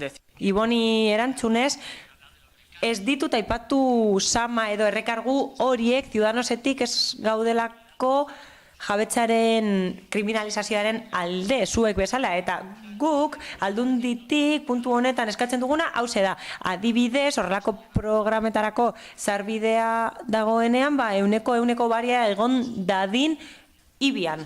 Hau da, ondasun igizien gaineko zergan. Hobe delako norbait bizitzea bertan utzik egotea baino, itxita egotea baino, eta gainera horrela okupatuta badago, gainera ez dut ulertzen, bai, azken finean ideologia da, baina ez nago ideologia horrekin ados, eta ez nago ados jabetzaren kriminalizazio horrekin, zuek egiten duzuen horrekin, eta zeharkako bat egin zenuten, eta agian zuk ez duzu gogoratzen, baina hauze da, Getxoko udalak eskubidea izango du alderaketak egiteko, barkatu, ez da hori, bilatuko dut, bai. Kontua da, zuek proposatu zenutela, diru laguntza bat ematea, bai, hemen txadokat. Lehenengo, Getxoko udaleko etxe bizitza sailak maileguak edo diru laguntzak emango ditu, jabeek nahi badute alokairuan jartzeko bere etxe bizitzak, biziguneren barruan eta etxe bizitzak atontzeko eta betekizunak bete ahal izateko. Bigarrenik, plenoak araudia onetsiko du, baldintzak esartzeko, konpromisoak esartzeko, hau da, pertsonek dituzten konpromisoak esartzeko eta kontrol tresnak esartzeko, eta hirugarrenik bateragarriak izango dira beste batzuekin. Hau da, errentariek jaso ditzaketenekin bateragarriak izango dira, eta zuek aurkeztu zenuten zeharkako hau 2016an, eta onartu genuen, eta 3 puntu besterik ez zituen, beraz, bat dator, irigintzaz negotziarekin proposatutakoarekin. Aurka bozkatuko duzue, obari fiskalak onartzen ditugulako? Bale, ados, baina ez dut aurka bozkatzea ulertzen horregatik guztiagatik, azaldutakoagatik, eta horrez gain, guki esan nahi diot ez dudala ulertzen zuek esaten duzuena. Hori ni naizela, baina beno. Solo matiz. Nabardura bat besterik gabe, bai, maileguak, hau da, itzultzen den dirua, eta hori beste batean sartzen da, zeharkako bat izan zen, agian ez da berria zuretzat, OHZ samatzearena edo errekargatzearena. Ez dugu jabetza kriminalizatzen, baina ez dugu babesten mugarik gabeko jabetza eta gizarte izaerarik gabekoa. Eta hori kostatzen zaizue ulertzea eta beti joaten zarete leku berera. Baina beno, ideologia da, nola ez, zuena leku batera doa eta gurea beste batera, besterik gabe. Bosketera basten gara, beraz, mozioaren alde, jeltzaleak, sozialistak eta ciudadanos, abstentzioak, Alderdi Popularra eta aurka, guk etxo eta EH Bildu, beraz, onetsita geratzen da mozioa. Eta osoko bilkura amaitzeko galde eskeen esparruan sartzen gara. Zakite, zinegotzien aletik galdera eskaeraren baldin badagoen alkateari zuzentzeko, bai. Miguel Ibabe, zure da hitza. Gracias, señor alcalde. Eskerrik asko alkate jauna, eske bat daukat eta aktan jasotzeko eskatu nahiko nuke. Naiz eta bozkatu dudan nire alderdiarekin, 2., 3., 4., 5. eta 6. puntuan alde bozkatu dugu, baina hala ere adierazi nahi dut askotan egin dudan bezala, legegintzaldia hasi zenetik, aurka nagoela. Hau da, hizkera inklusiboaren aurka nagoela, beraz nahiko nuke aktan jasotzea. Alde bozkatuko dugu eta bozkatu dugu, baina ez nago ados hizkera inklusiboarekin, hau da, puntuetan erabilitako hizkera inklusiboarekin, eta hori adierazi nahi dut eta aktan jaso nahi dadin eskatzen dut. Talde horretatik, eskerrik asko. Beraz, osoko bilkura honetzitzat edo amaitutzat eman dezakegu, eta auzoki entzanei emango diogu irtera, como hacemos siempre, pido... Beti egiten dugun bezala, auzokideek hitz egin nahi badute, eskatuko nieke eskua altzatzeko, bai, hitz egin nahi duzue, 10 minutuko atsedenaldia hartuko dugu eta itzuliko gara, eta esan nahi duzuna entzungo dugu, mila esker.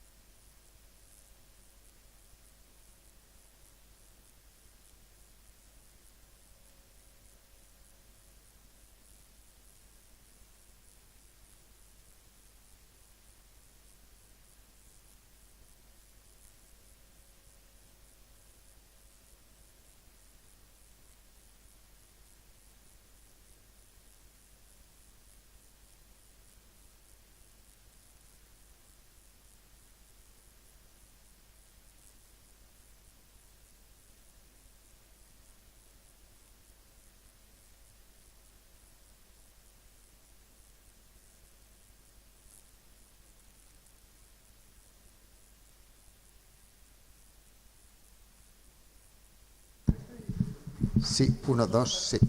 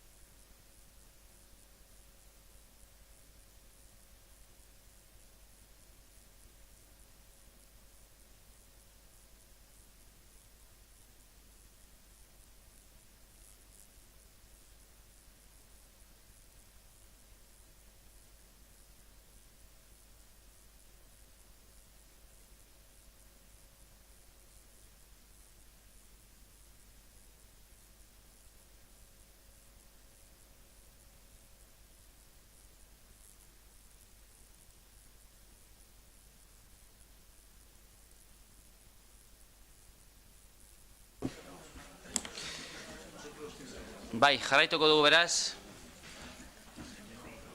Caballero, si quiere usted... Nahi baduzu, beti bezala eskatuko nizuke zure burua identifikatzeko eta esateko zure izenean edo beste kolektiboren baten izenean zatozen esateko, bai. Ezin dugu interpretazioa egin ez bada gehiago hurbiltzen, bai. Bai, mikrofonora hurbildu, bai. Nire burua aurkeztu nahi dut koefizienteak eguneratzeko. Tutoretzapeko pisuen tasa eguneratzeko. Gauza asko entzun ditut eta ez dut orain egingo, baina gustatuko litzaidake zerbait esatea. Izan ere, kalteak eragiten dizkigu horrek. Hau da, koefizienteak ez eguneratzeak kalteak eragiten dizkigu eta beste hilabete batean eta beste osoko bilkura batean dokumentazio hau eman nizuen eta emango dizuet jakin dezazuen benetan oinarririk daukan esaten dudana, baina gustatuko litzaidake zuek jakitea atzerapen horiek eragiten digutela. Hau da, koefizientea ez da aldatu 1995-etik eta ez da hori egin aldatu nahi direlako beste gauza batzuk. Udalaren arautegi aldatu nahi da eta orain entzun dudanaren arabera guztiz harrituta nago eta Eusko Jaurlaritzara jo behar dela esan da aldaketa guztiak egiteko. Hori esan da eta egunero, hilero, kopuru batzuk kobratzen dizkiguzue eta ez daude doituta nik daukadanaren arabera, ez daude doituta eta kontuan hartu behar da eta arindu behar dira prozedura horiek eta ahalen neurrian partzialki esku hartu behar da. Gero nahi duzuena egin dezakezue, baina hilero kopuru batzuk kentzen dizkiguzue eta gu txirotasun arriskuaren gandik gertu gaude eta kontuan hartzeko eskatuko nizueke. Amaitutzat ematen dugu plenoa.